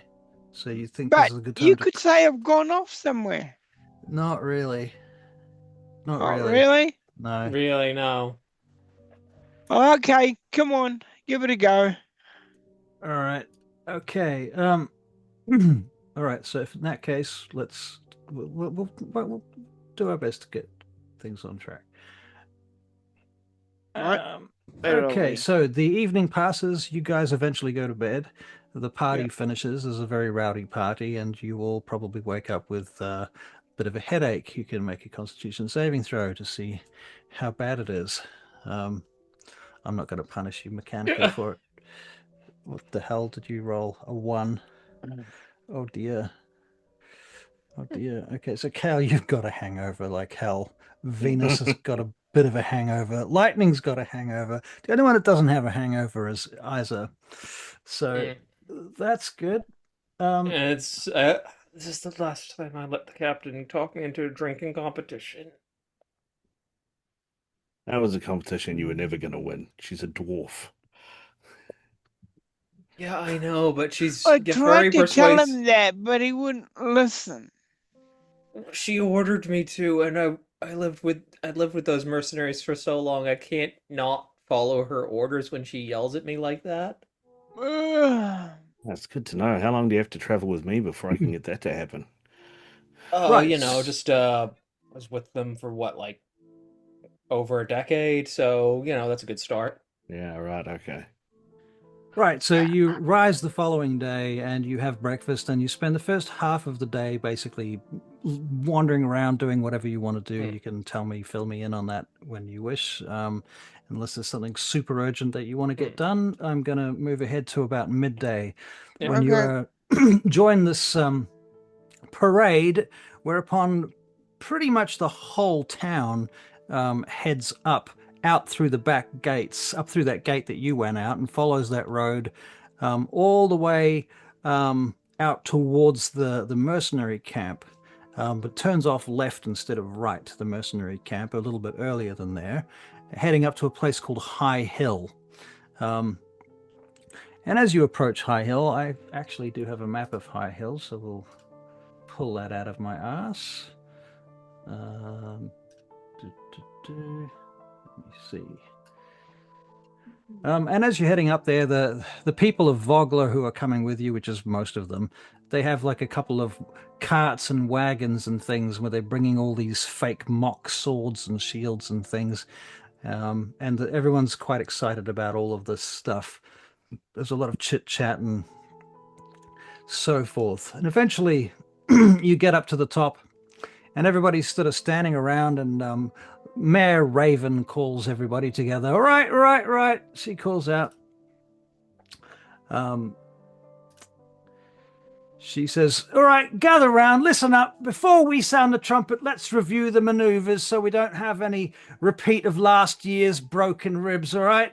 Captain Ironsmile's ironclad regiment will form up at the base and charge up the west side of the hill, playing the invading forces of Ishtar. Our brave Vogler militia, she points over in the other direction where there's like around about 30 of the men, and you know, some of them are like working age men and women and so forth, and then there's a few elderly amongst them as well, because you know they have to make up some numbers. And she says, Captain Ironside's ironclad regiment will form up at the base and charge up the west side of the hill, playing the invading forces of Ishtar. Our brave Vogler militia and our special out-of-town guests, indicating to you, standing by the log, will hold the high ground and charge down to meet them midway. Now, a special thanks this year to our local carpenter, Risbit Buttleswain, for carving these incredibly lifelike practice weapons and shields. He'll be handing them out shortly. Do try not to splinter them, and a reminder from the parish, please do not trample the wild berry bushes on the eastern ridge during the tactical retreat. Most importantly, check your tips. Only use your padded wooden spears and blunt practice gear. Keep your steel sheathed so nobody gets hurt. Let's show them what the Solamnic Pride looks like! All right. And so she steps aside, and what's-his-face, Risbit Buttleswain starts handing out padded swords and weapons to everyone. During this conversation, during this whole scene, you can make perception checks.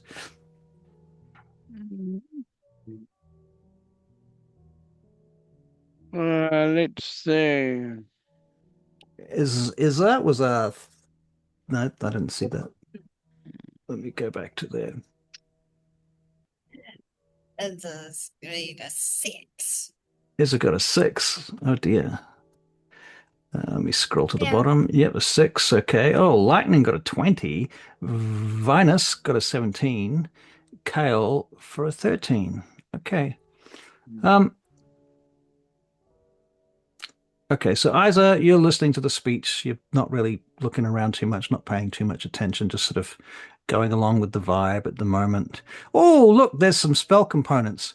Oh, there's a book. She's got her Right. book out. Got a Kind of looking at it, looking around. Rude. Okay. Who's up next? We've got Kale with a 13. Kale, you can hear the Baccharis the Elder. Baccharis the Elder, he's saying something under his breath. Get away! Get away!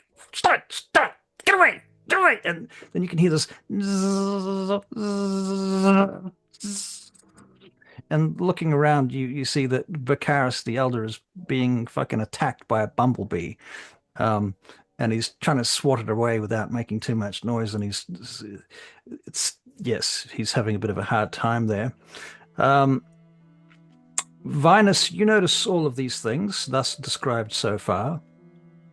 You also notice that the clouds kind of darken overhead momentarily as the sun is briefly kind of blocked out and casts a deep shadow across this field, and it strikes you for a moment that this is a place where the Solamnic Knights have ancient times clashed with the forces of Ishtar, and many died here. Many of your order were slain on this very field. Lightning, you notice all of these things too. It even occurs to you that the Solamnic Knights fought on this field and the forces of Ishtar fought back.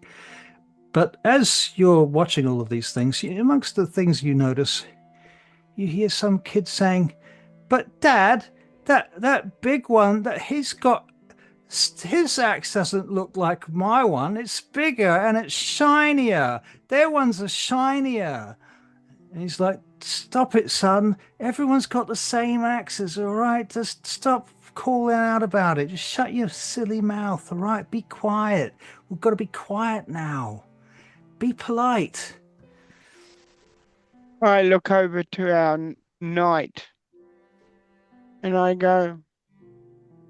look in the direction the kid is looking Yeah. to make sure what he's saying is That it makes correct. sense. Yeah. Well, you notice that, and as you're doing that, just as you're doing that, burp, burp, burp, burp, burp, burp, burp, burp, burp, burp. Just as you're doing that, the battle horn sounds, and you hear Gragonus, the half ogre member of the playing the enemy. Yeah. They are Kale's mercenary company. Yeah. He calls out, "Stop!" And they start charging up the hill. And as they're charging up the hill and people start running into battle, you, Lightning, are beginning to realize that they're carrying actual metal weapons. I look over at our knight and say, "Pass the word. They're using real weapons." Can I hear him? Are we? All right. Well, what you can do is roll for initiative, as you see 3 mounted soldiers come charging up the hill from the south. So we're gonna throw you all. Oh, come on. Give me my... Yeah. Oh, here it is. Donk. Yeah?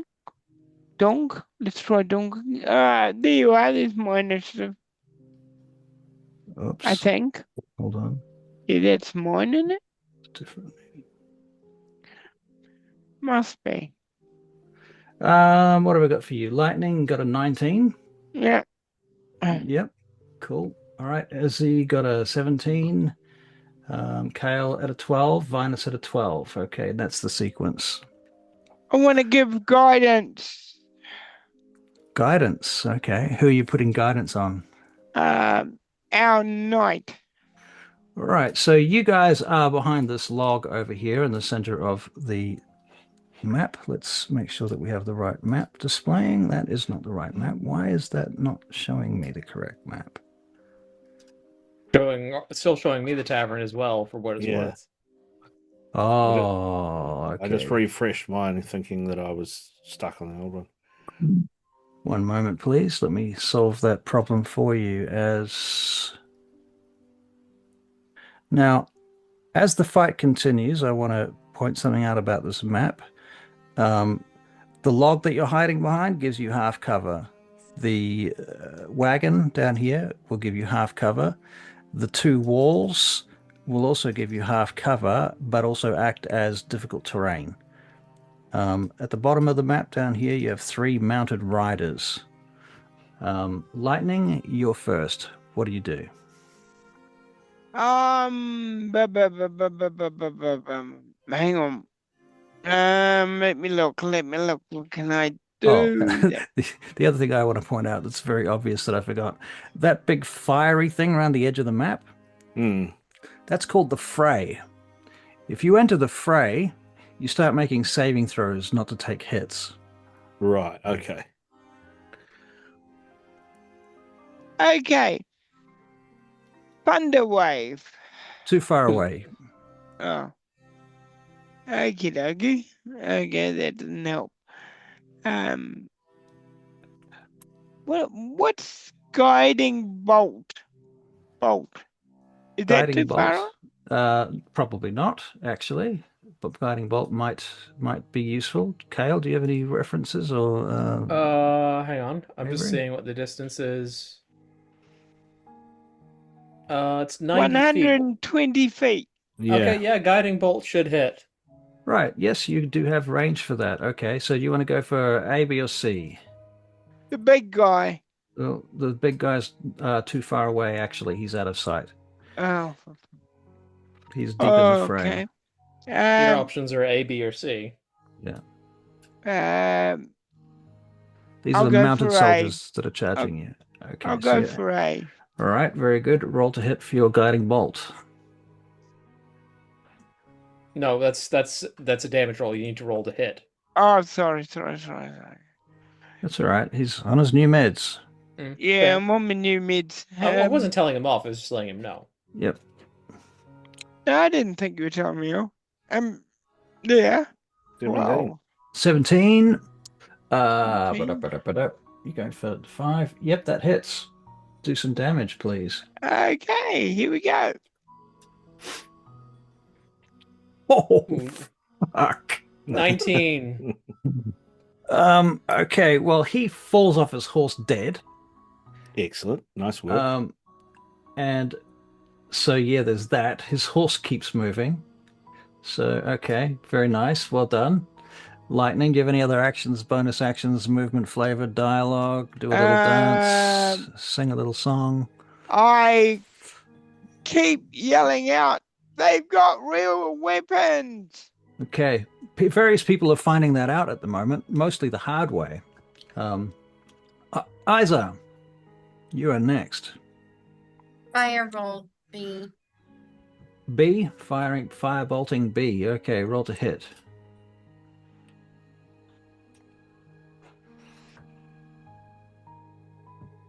$19 to hit. 19 hits. Do me some damage, please.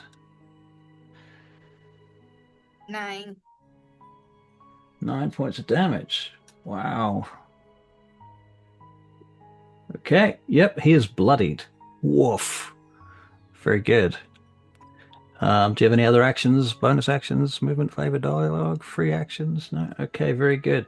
Okay, so the next guy is on his horse. He moves 60 feet.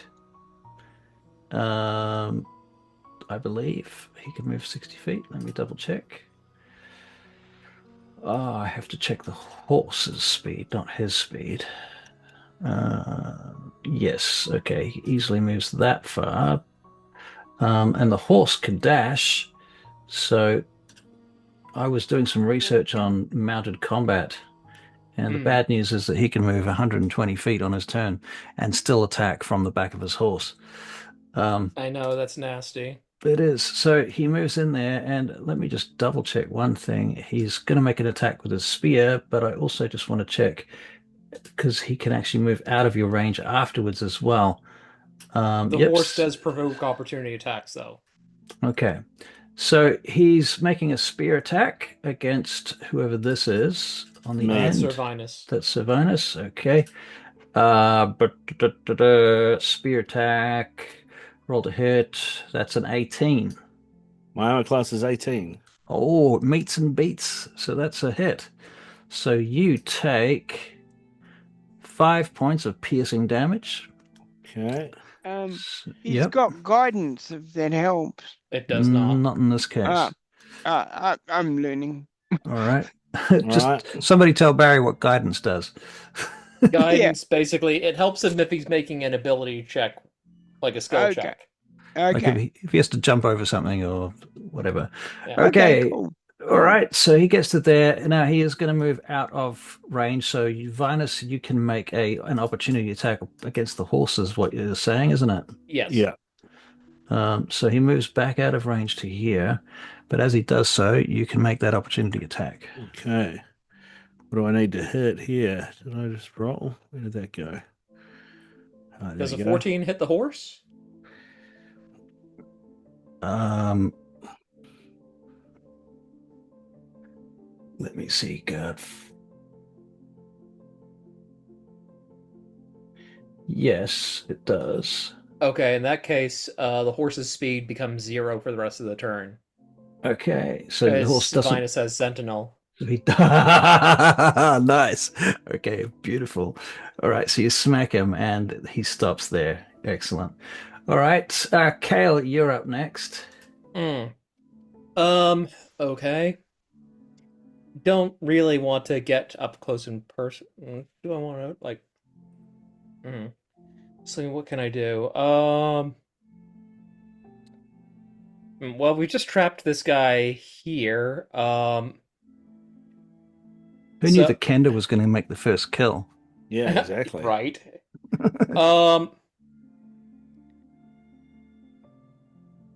I am going to insult the guy that's just run up and smacked Servinus.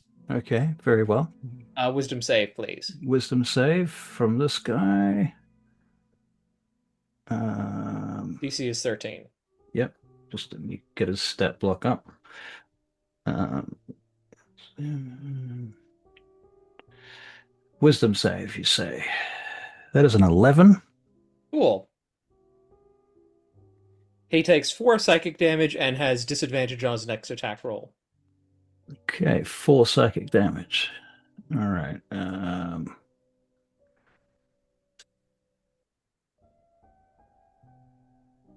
-4. Okay. Well, how much damage did the horse take? Did you tell me? 5. 5. Okay, cool. All right, very good. I'm just learning how to use horses and riders as blocks, making them move in groups and such. It's kind of interesting. Okay, cool. So that's Kale's turn. Yep. Okay. Actually, Yeah. What else you got? Got something else? Yeah, I got a bonus action actually. Yeah. Going to Bardic Inspiration Sir Vinus. Bardic Inspiration Silvanesti. Very good. I'm going to also change the music because this is fucking terrible for a fight scene. Go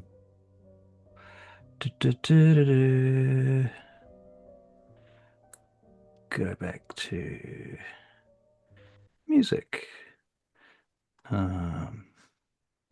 Actually, I want my playlists. Sorry, this will just take 2 seconds.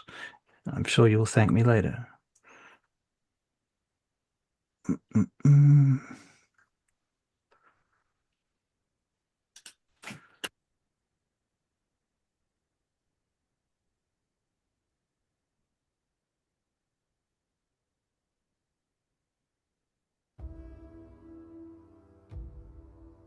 Okay. All right, so you gave him Bardic Inspiration. Is that what I'm hearing? Yep, Sir Vinus has Bardic Inspiration. All right. So that lasts for 10 minutes, and once again, if you fail a saving throw, fail an ability check, or miss within an attack roll, you can choose to add a d6 to that once in the next 10 minutes. Okay, cool. All right. A horseman comes riding over, jumps over the fence on the way, the wall, short wall, arcs around, spitting dust up towards the log into the air as the horse curves around and wiggles around towards Ismnet. At which point he's making a spear attack against you, Isa. That is a 23 to hit for a natural 20. He crits you. You take 10 points of spear damage as he lances you.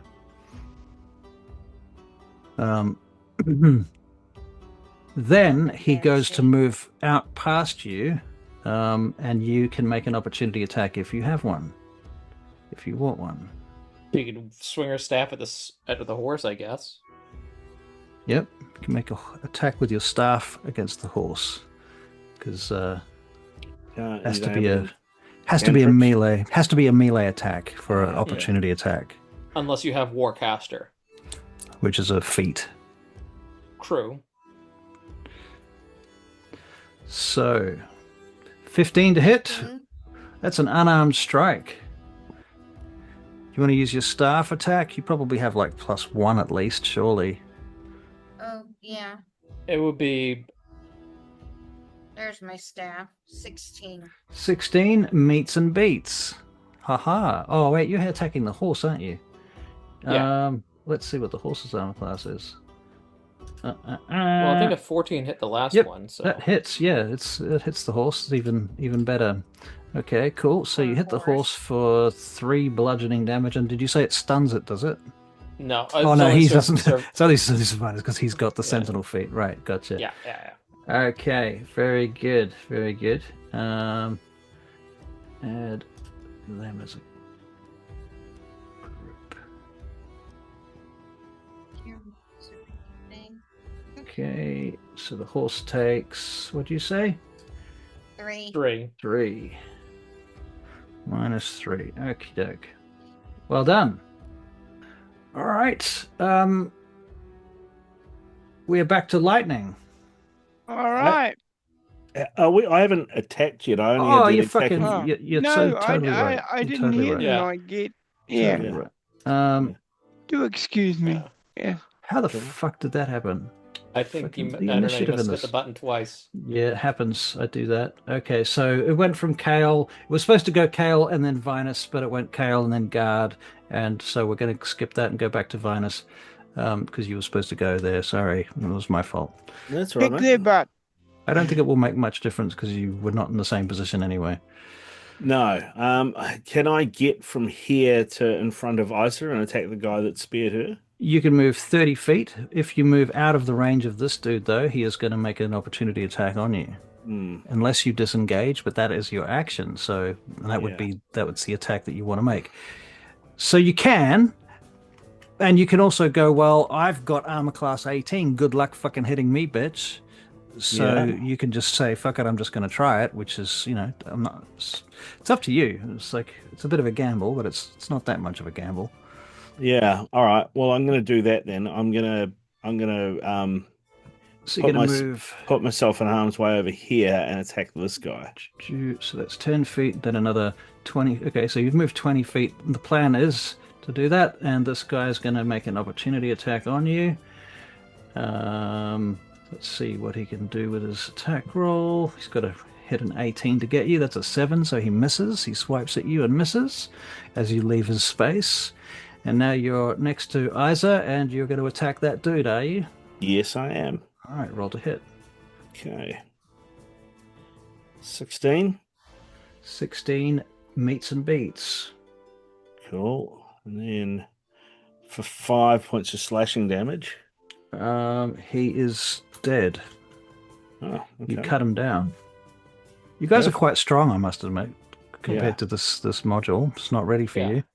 Now, I will say also, you do have an ability called Second Wind that you can use as a bonus action to regain hit points if you want. Yeah. I was actually thinking about using the action surge to then go back and fuck the other guy up. If I can do that, do I get another attack if I use the action surge? As long as you can move that far. Does action surge doesn't give you extra movement, does it? No, it doesn't. So you've moved 20 feet so far. You'd have to have... Yeah, I don't think you can make it that far. I feel like also that you'd probably feel like you'd want to stick next to Isa so that you can defend her if needed. True. And he is on a horse, so you can guarantee he's not going to stay where he is. Yeah, that's true. Okay, what else do I need to do here? Do I need to take the second one just yet? I've still got 15 hit points, so I might just wait on that. So I think that'll probably end my turn. All right. Okay, guard 6 is dead, so let's kill him. He slides off his horse. His horse rides off into the distance. Lightning is next, I believe. Another guiding bolt. Another guiding bolt. Okay, so Lightning, you're going to have to move to be able to hit the other guy with the guiding bolt. Yeah, oh, no, you're right. No, he's sorry, got a you're clear right next line to of him. fire. Sorry, I was looking at Isa instead of you. Yes, you do have a clear line of fire, and he is at least 5 feet away, so you are not at disadvantage. He is high on his horse. He's up on his high horse, Barry. Roll to hit. See if you can knock him off his high horse. That's a 10. That is a miss and a waste of a spell slot.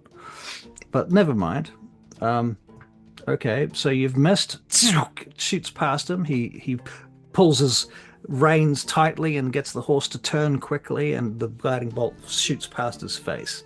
He looks back at you, raises his spear like he's going to attack you the fuck next.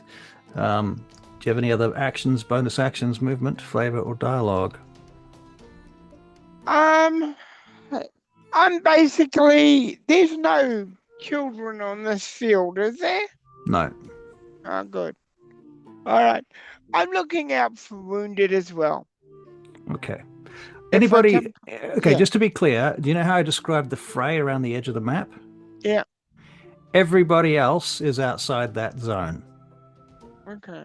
So you couldn't get to them anyway, even if you did see someone. Okay. So you've yeah, okay. You do So have movement, Barry, don't you? So you could move the other side of the log, for example, or yeah, you could jump over the log, you could jump on the log, you could move up to the guy, you know, you could try and Oh, that's the big guy, eh? right next 10 feet from where you are, there is a horseman on his horse with his lance, Oh, with his just a spear. horseman. Okay. Well, I know what I mean. You know what I mean. Okay, I will do my old flip over and go back behind the log.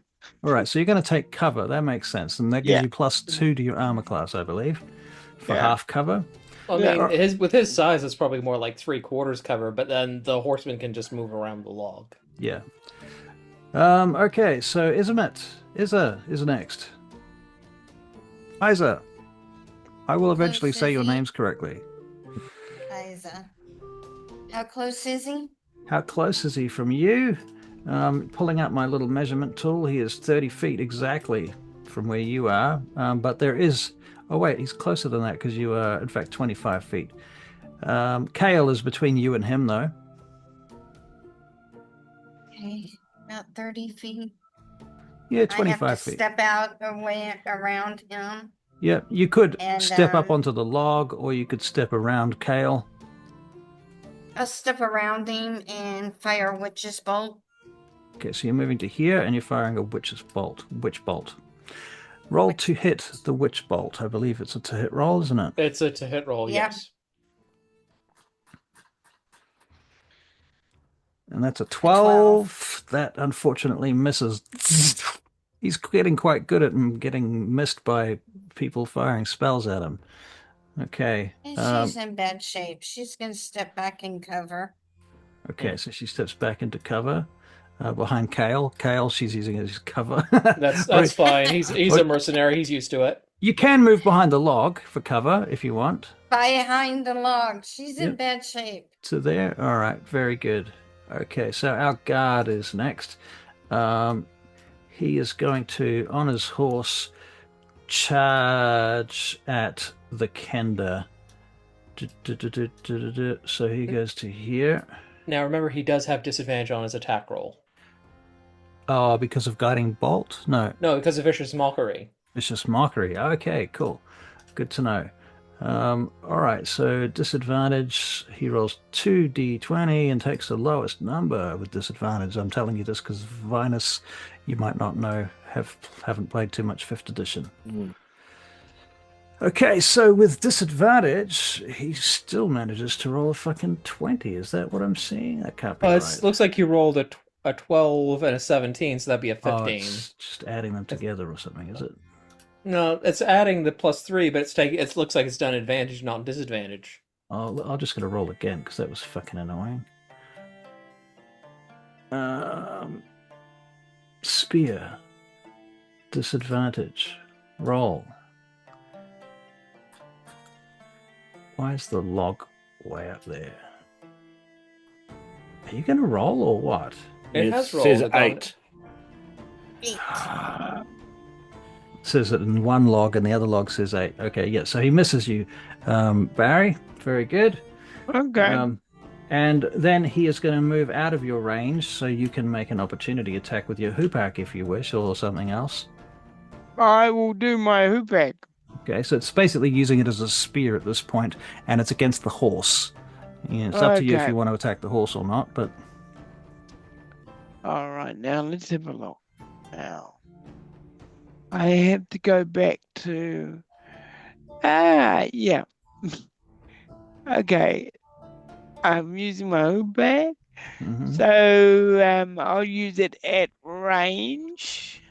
No, it would be a No, melee attack it's a because melee he's attack. Yeah, so you're Is using it it a like a melee? Oh, yes. he's that As I close. said, you're using it like Okay. a spear. That's why I said that. No, cool. Yep. Cool. Melee. Okay. Which one are you then? Hang on.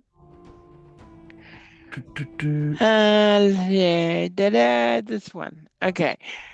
Boop. Oh, crap. An 8. Okay, so that misses the horse. Yeah. So he gets out of that range, and he moves back over to here. Cool. All right, now it is Kale's turn. okay. So this guy is.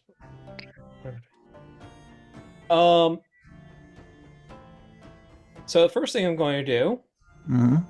is with my bonus action, Yep. I'm going to cast Healing Word. Okay.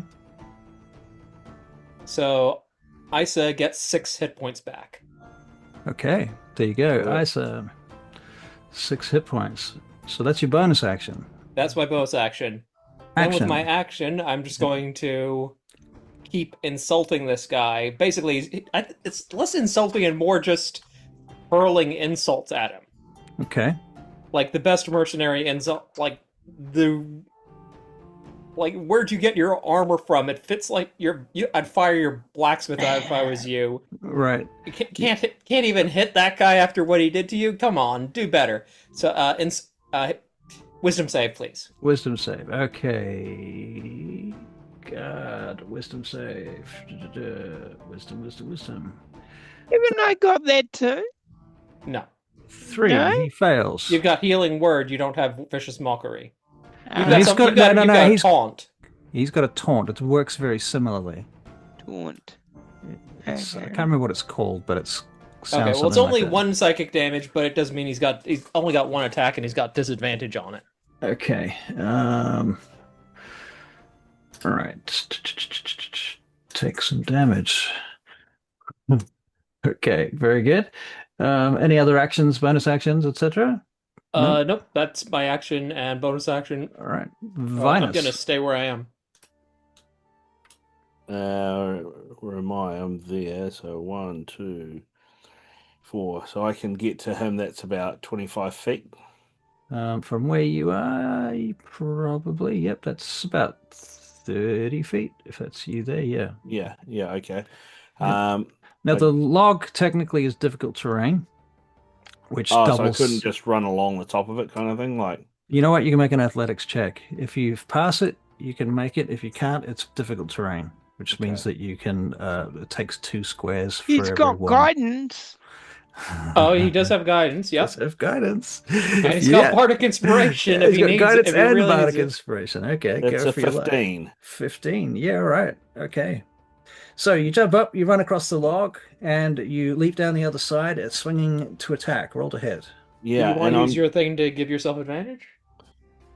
use the Squire of Salamnia Precise Strike. Yeah. Yeah. Because it does extra damage if you hit. Yeah. Nice. Yeah. Let's do All right. that. Very Cool. good. Okay. 22. Oh, 22. you have advantage, so you roll twice and take the higher number. Yeah. So what you right click on the attack roll. Yeah. Sorry.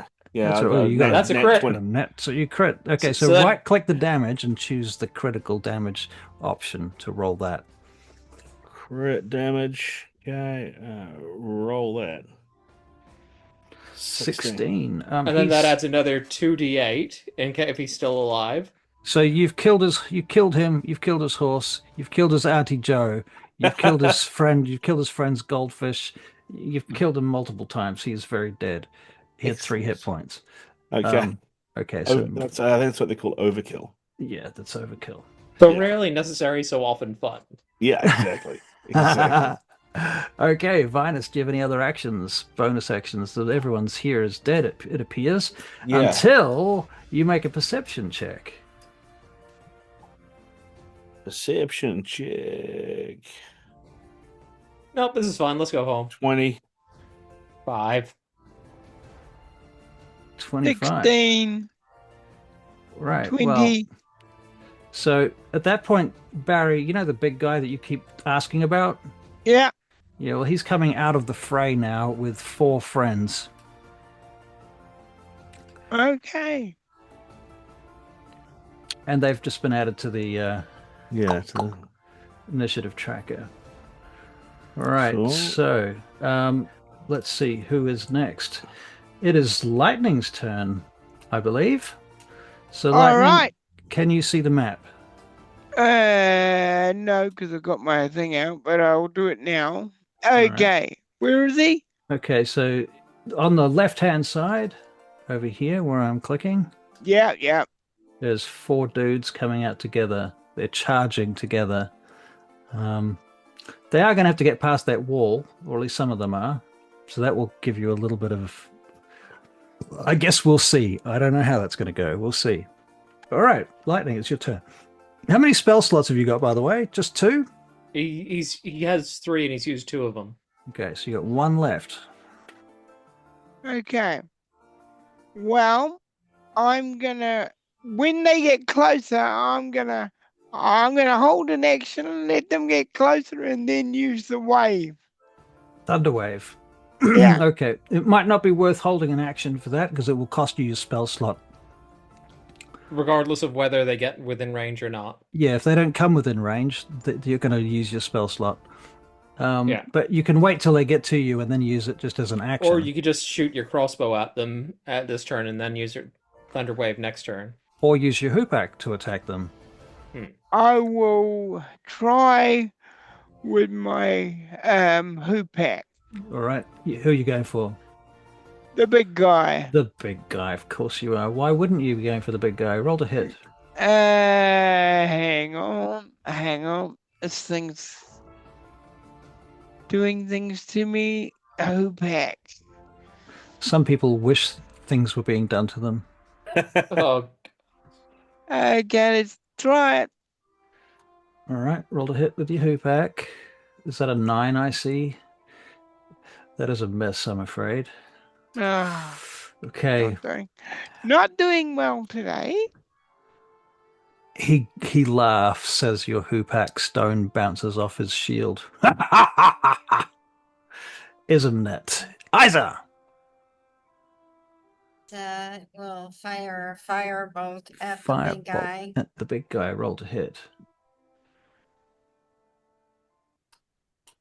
25. that's Well, a crit. 20.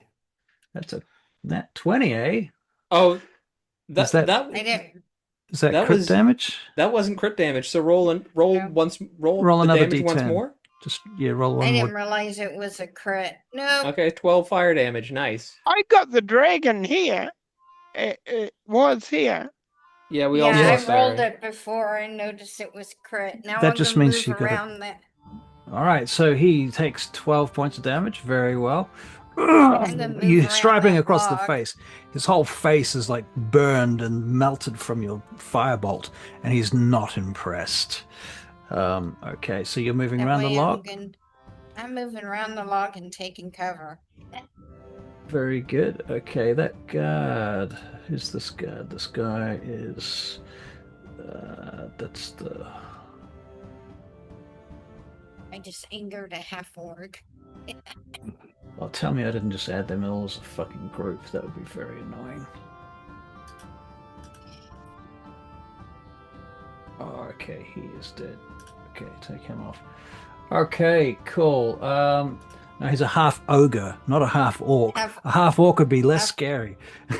Half ogre. Okay, ogre. Yep. Oh, yeah. Yep. Okay, so mercenary number 4 comes running in your direction. He moves 30 feet to here. He is going to stop and hold an action. So if anyone comes near him, he will attack them. Gregonis himself, he has got a movement speed of 30. So he moves 30, 20 feet, 25, 30 around the wall. Isn't the wall difficult terrain or just not for him? Well, he moves up to the edge of it and then steps around it diagonally. Okay, yeah, that makes sense. or he leaps over it, whichever feels cooler in your brain. I think he just steps over it, given how big he is. Right. Okay, so he's going to do the same thing. He's going to get there and hold an action. If anyone moves up to him, he will attack them then. Oh, you know what? He's got a javelin, so he's going to throw that at... Who's that? Kale. Javelin to hit Kale. That is a 9. Misses. All right, that's his javelin gone. Next guard moves 20 feet. 25, 30. He's stuck on the wall. He's busy mid-climbing the wall. The next guard... 20 feet, 25 feet, 30 feet. He's under the tree. Okay, then the last guard moves 25, 30 feet to the edge of the wall, holds his action, ducks, takes cover. So he's taking cover behind the wall. Kale, it's your turn. You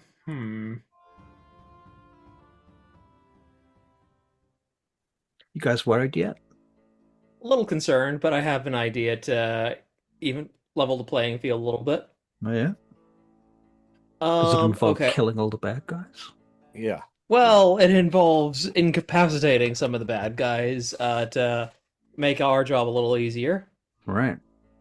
I'm going to cast a spell. I see. Lots of flinging of magic around it, yes? I cast Sleep on... I'm going to go for... Basically, I'm going to center it just here. It's a 20-foot radius. Okay. So basically, just gets everybody except this guy down here. But we'll see how much. I got to roll to see how much hit points it affects. Okay. Yep. Roll. Hang on. So 5d8. And it starts with the least hit points, doesn't it? Yeah. So it's rolled, but it's not giving me a number. That's my perpetual problem. Okay, hang on. I gotta roll again because it's jammed. Basically, yeah, the dice were cocked, so it just doesn't give you a number. Okay. So 6, 8, 14, 16, 19, 24. Okay, it's not showing in the dice log for some reason, but it came up. I added the numbers up. It was 24 hit points. 24. Okay. So starting with the least hit points up to a 24 combined. Yeah. Gotcha.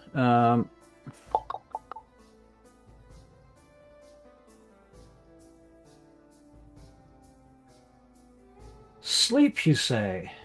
Yep. Sleepity sleep. There's no save, not concentration, but I'm just terrible scaling. I'm looking for the sleep conditioned button.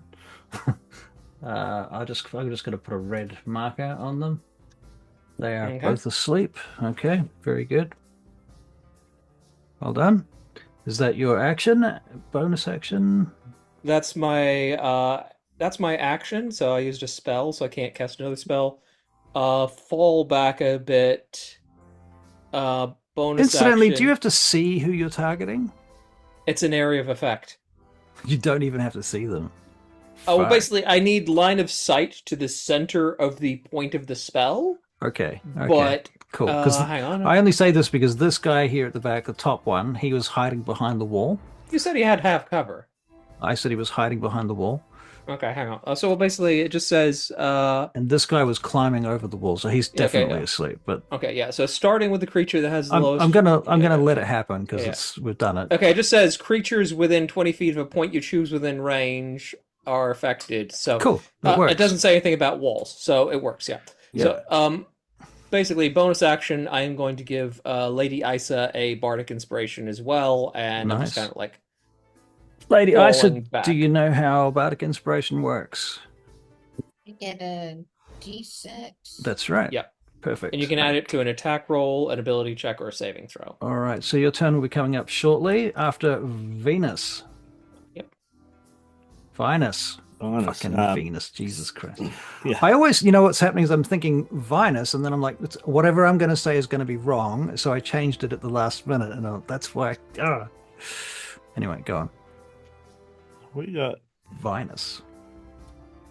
Oh, right, that goes. Fuck, I thought that was me for a second, but it's the dead guy from before. I'll remove Um, him, actually. His horse is out the way for sure. yeah. In fact, his horse rides off with his body on the back of it. Okay, cool. Now if I approach these guys, they all have attack of like they'll all get to attack me, right? They're all holding their actions. That's right. Yeah. What if I use a ranged Melee? weapon? Yeah, they can't do anything about that. Yeah, okay. I have got. I'll just move here, Yeah. and I have a couple of hand axes, so I will Yep. throw one Yep. at the big mofo in the middle. All right, roll to hit.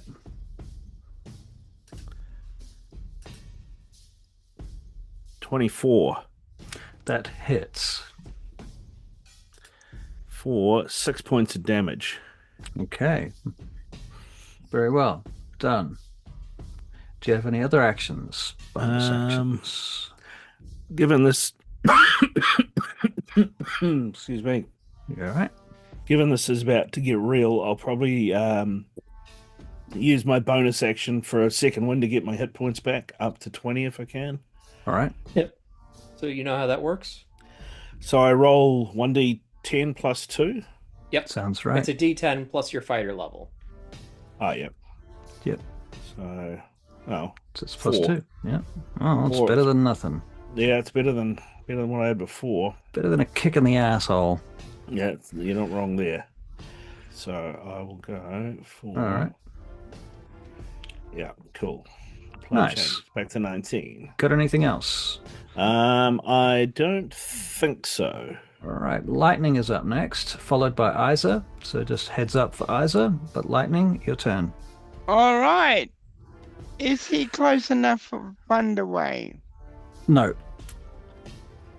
Thunderwave has what, like a 15-foot range or something? Yeah, it's like 10, 15 10, feet. 15 feet. It works on people who are standing right next to you. Okay. Okay. I will. Can I see him? Yep. He'll laugh at me or swing the axe at me, one of the two. Basically, it's a 15-foot cube, so if you moved to the end of the log, they wouldn't be within range, but you could still get them. So you could Okay. get, right, hearing that, you could hit 3 of them I'll do that. with Thunderwave if you move to the right place. Okay, so Yep. you move from here to here. Woof. Woof. And then you're Thunderwaving basically in this direction. Yeah. All Now, right, I will so- say, because he's a Tempest Cleric, Uh-huh. he does if he uses his Channel Divinity, it automatically does maximum damage for the Thunder Wave. He doesn't roll. You want to do that? Yeah. I will. Do they I'll make count any? them They in make it. saves. They still That they doesn't- still make their saves. But it if they doesn't fail, impose they take disadvantage. full damage. If it's still half damage on a save, but yes. Right. Okay. But so basically, if he uses his Channel Divinity, it's automatically 16 damage. Yeah. Okay. So I'm gonna do con saves or deck saves. Yeah, on. Con saves. Yeah. Okay. So Gorgonus's con save is a 9, so he fails. Okay, so he takes full damage. So he takes 16 points of damage. Is that right? And yep, 16, and he's pushed back 10 feet. Well, his dead body is pushed back 10 feet. Yes. Oh, nice. Nice work, Lightning. So he goes, "Zoop," and he's like hanging over the side of the wall. This little fucking Kender. Jesus Christ. Okay, so these other 2 guards, they have to make con saves. So Yep. let's do that. First one is a 7. No, that's not right. It's a... Fuck, why does my thing Looks like keep you got an scrolling up? 18. It's an 18. Yeah, okay, so he passes, I assume. So he still takes 8 damage. So he takes 8 damage, and this is, let's just figure out which guard he is. That is...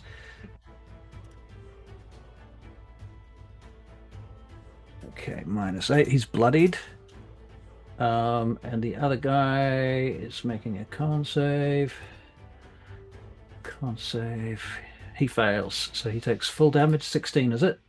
Yep, and he's pushed back 10 feet. Yeah, his dead body is also pushed back 10 feet.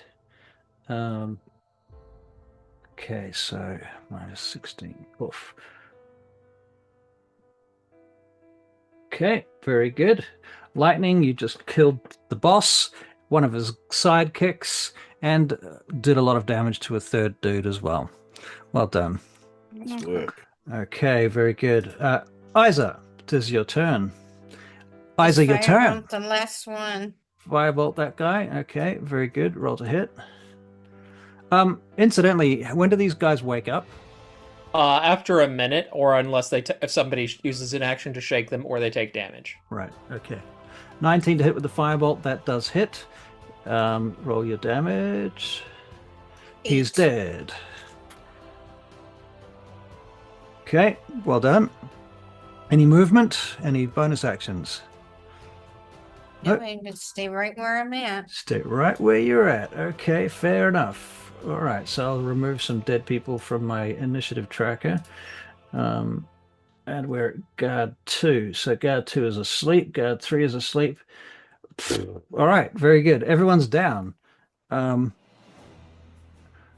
me check to see what happens in my notes when everyone's Well, down. they're alive, but they're unconscious for the next minute.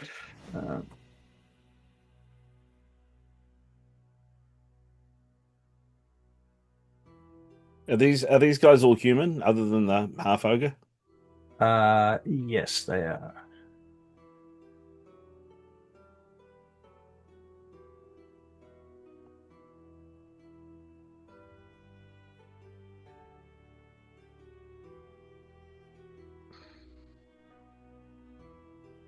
I will go amongst my team when it's safe and see who needs healing. Well, you don't have any spell slots left. Oh, that's right. I'm down to crap. yeah, you used Thunder Wave. That was your last one. But wasn't it glorious? Yes, it was. Oh, it was absolutely worthwhile. Incidentally, you guys level up. Yeah. Okay, Cool. nice. Feel free to do that while I look into the next scene. Although probably we're going to wrap up right now, like in a second. I'm just going to clarify there might be a speech to be had. I need my yeah, somebody do it for me. Do you level up? Yeah. There might be a choice of spells to make for you because you are a cleric after all. Okay. Let me peel off your character sheet and I'll do your level up while I'm doing other things. Scale lightning.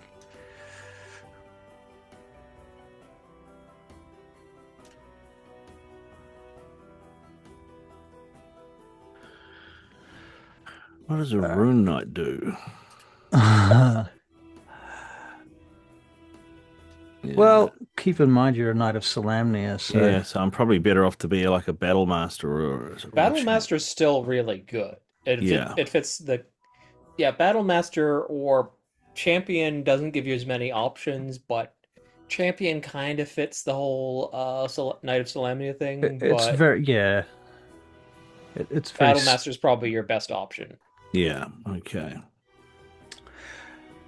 All right. So our cleric, you get some more hit points. That's done. Now let me go over to your character sheet. See what happens to your spells. He gets second level spells. What are monster harvesting tools? Jesus, that sounds grim. That sounds like it's from a third party thing. Yeah. Yeah, we need to turn that shit off. Turn any third party shit off in your character sheet. I'll help you do that later. Yeah, cool. I got second level spells. Yeah. Nice. Yep, we got 3 full casters in this party. And Wow. we got intelligence, wisdom, and charisma. So who's casting third level spells? Nobody, second level. Nobody, just second level spells. Second. Good to know. Because once you get to third level spells, the mages of high sorcery decide to get involved in your life. Oh, yeah. Well, they're getting involved in your life anyway, Isa. That's too late for you. You're you're in it. I'm in it. And I think Lightning and I are both getting dragged in as well. Possibly. Okay, so Lightning, you get another spell to prepare that you can choose from, and you have another spell slot, I assume. I can't see that right now from what I'm looking at, but you can choose from. Starting at the highest level possible, we'll work backwards from the top down. Zone of Truth, Warding Bond, Spiritual Weapon, silence, shatter, protection from poison, prayer of healing, locate object. For a Kenda, locate object is hilarious.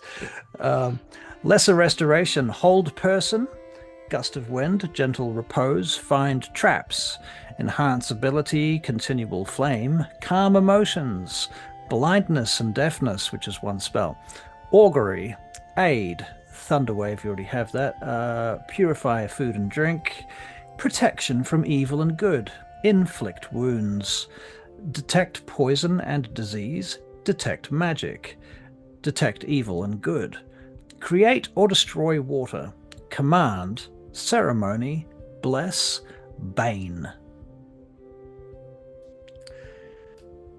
I'll go back from the top again if you want to hear it one more time.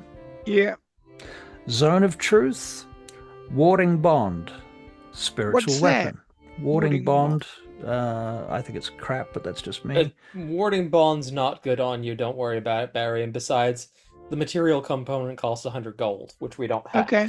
Okay. Spiritual weapon, silence, shatter, protection from poison, prayer of healing, locate object, lesser restoration.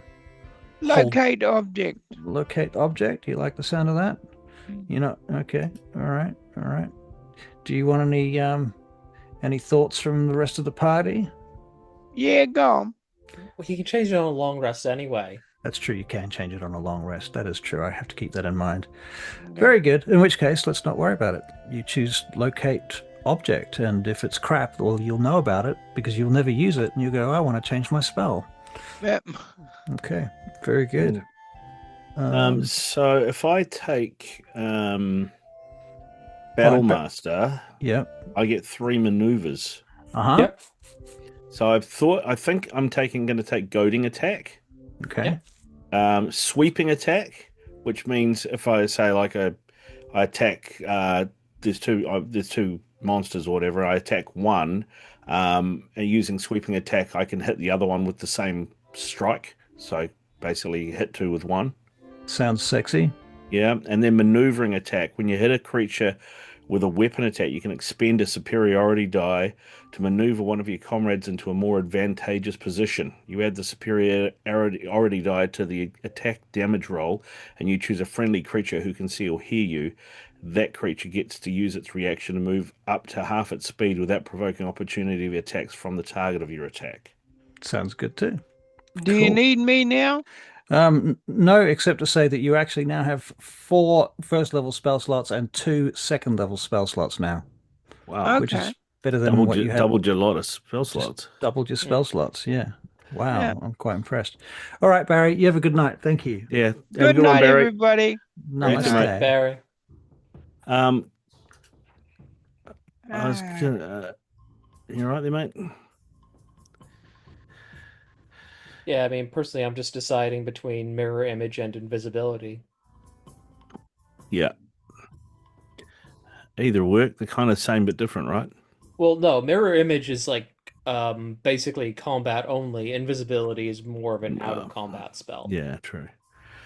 I've also got Student of War, so I gain proficiency in one type of artisan tools.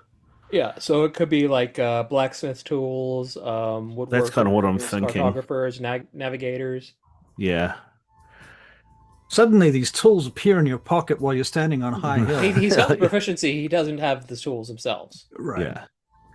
So I mean, Smith's tools kind of make sense given my background. Right. Yeah, that would make sense. Like you would have been doing some smithing for Isa's dad. Making horseshoes and shit. Yeah. Well, even just maintaining your armor, you need to know the basics because you're not always going to have a proper smith handy to fix shit. Yeah. Perfect. And you might have to just like get it good enough to work until you can get back and get it fixed properly. Yeah. Cool. All right. Hale has decent stealth, but Silvanesti doesn't. Okay, I'll just grab invisibility now. I can always grab it. I know I'm going to use invisibility. Mirror image is a pain in the ass to use in combat because you gotta use your whole action for it. Right. But I mean, it's like it would help with his low AC. But anyway, yep. So Cool bananas. All right, well, I Sweet. will save the wrap up of the fight for the next session. We'll start with that. And Yep. Cool. Isa, do you need any help with your character leveling? Nope, I didn't get anything You but a didn't get spell. anything. You got a spell slot and a spell. you got second level spells. That's not nothing. That's Just true. spells. Well, that's most of what a wizard gets. Yes, that's you're That's- playing a wizard. That's their like getting more spells is their big thing. That's a big Tasha's thing. mind whip. Woo! Yeah. Cool. All right, Yeah. guys. I might bail out as well then. All right. No I'm worries. about to call it a night. You have a good night. Have a good one. All right, people. Why don't we Yes. call it quits here, and I'll Yep. shut down the Yep. recording. And thank you all. Have Thank a good you. one. We'll see you next Tuesday.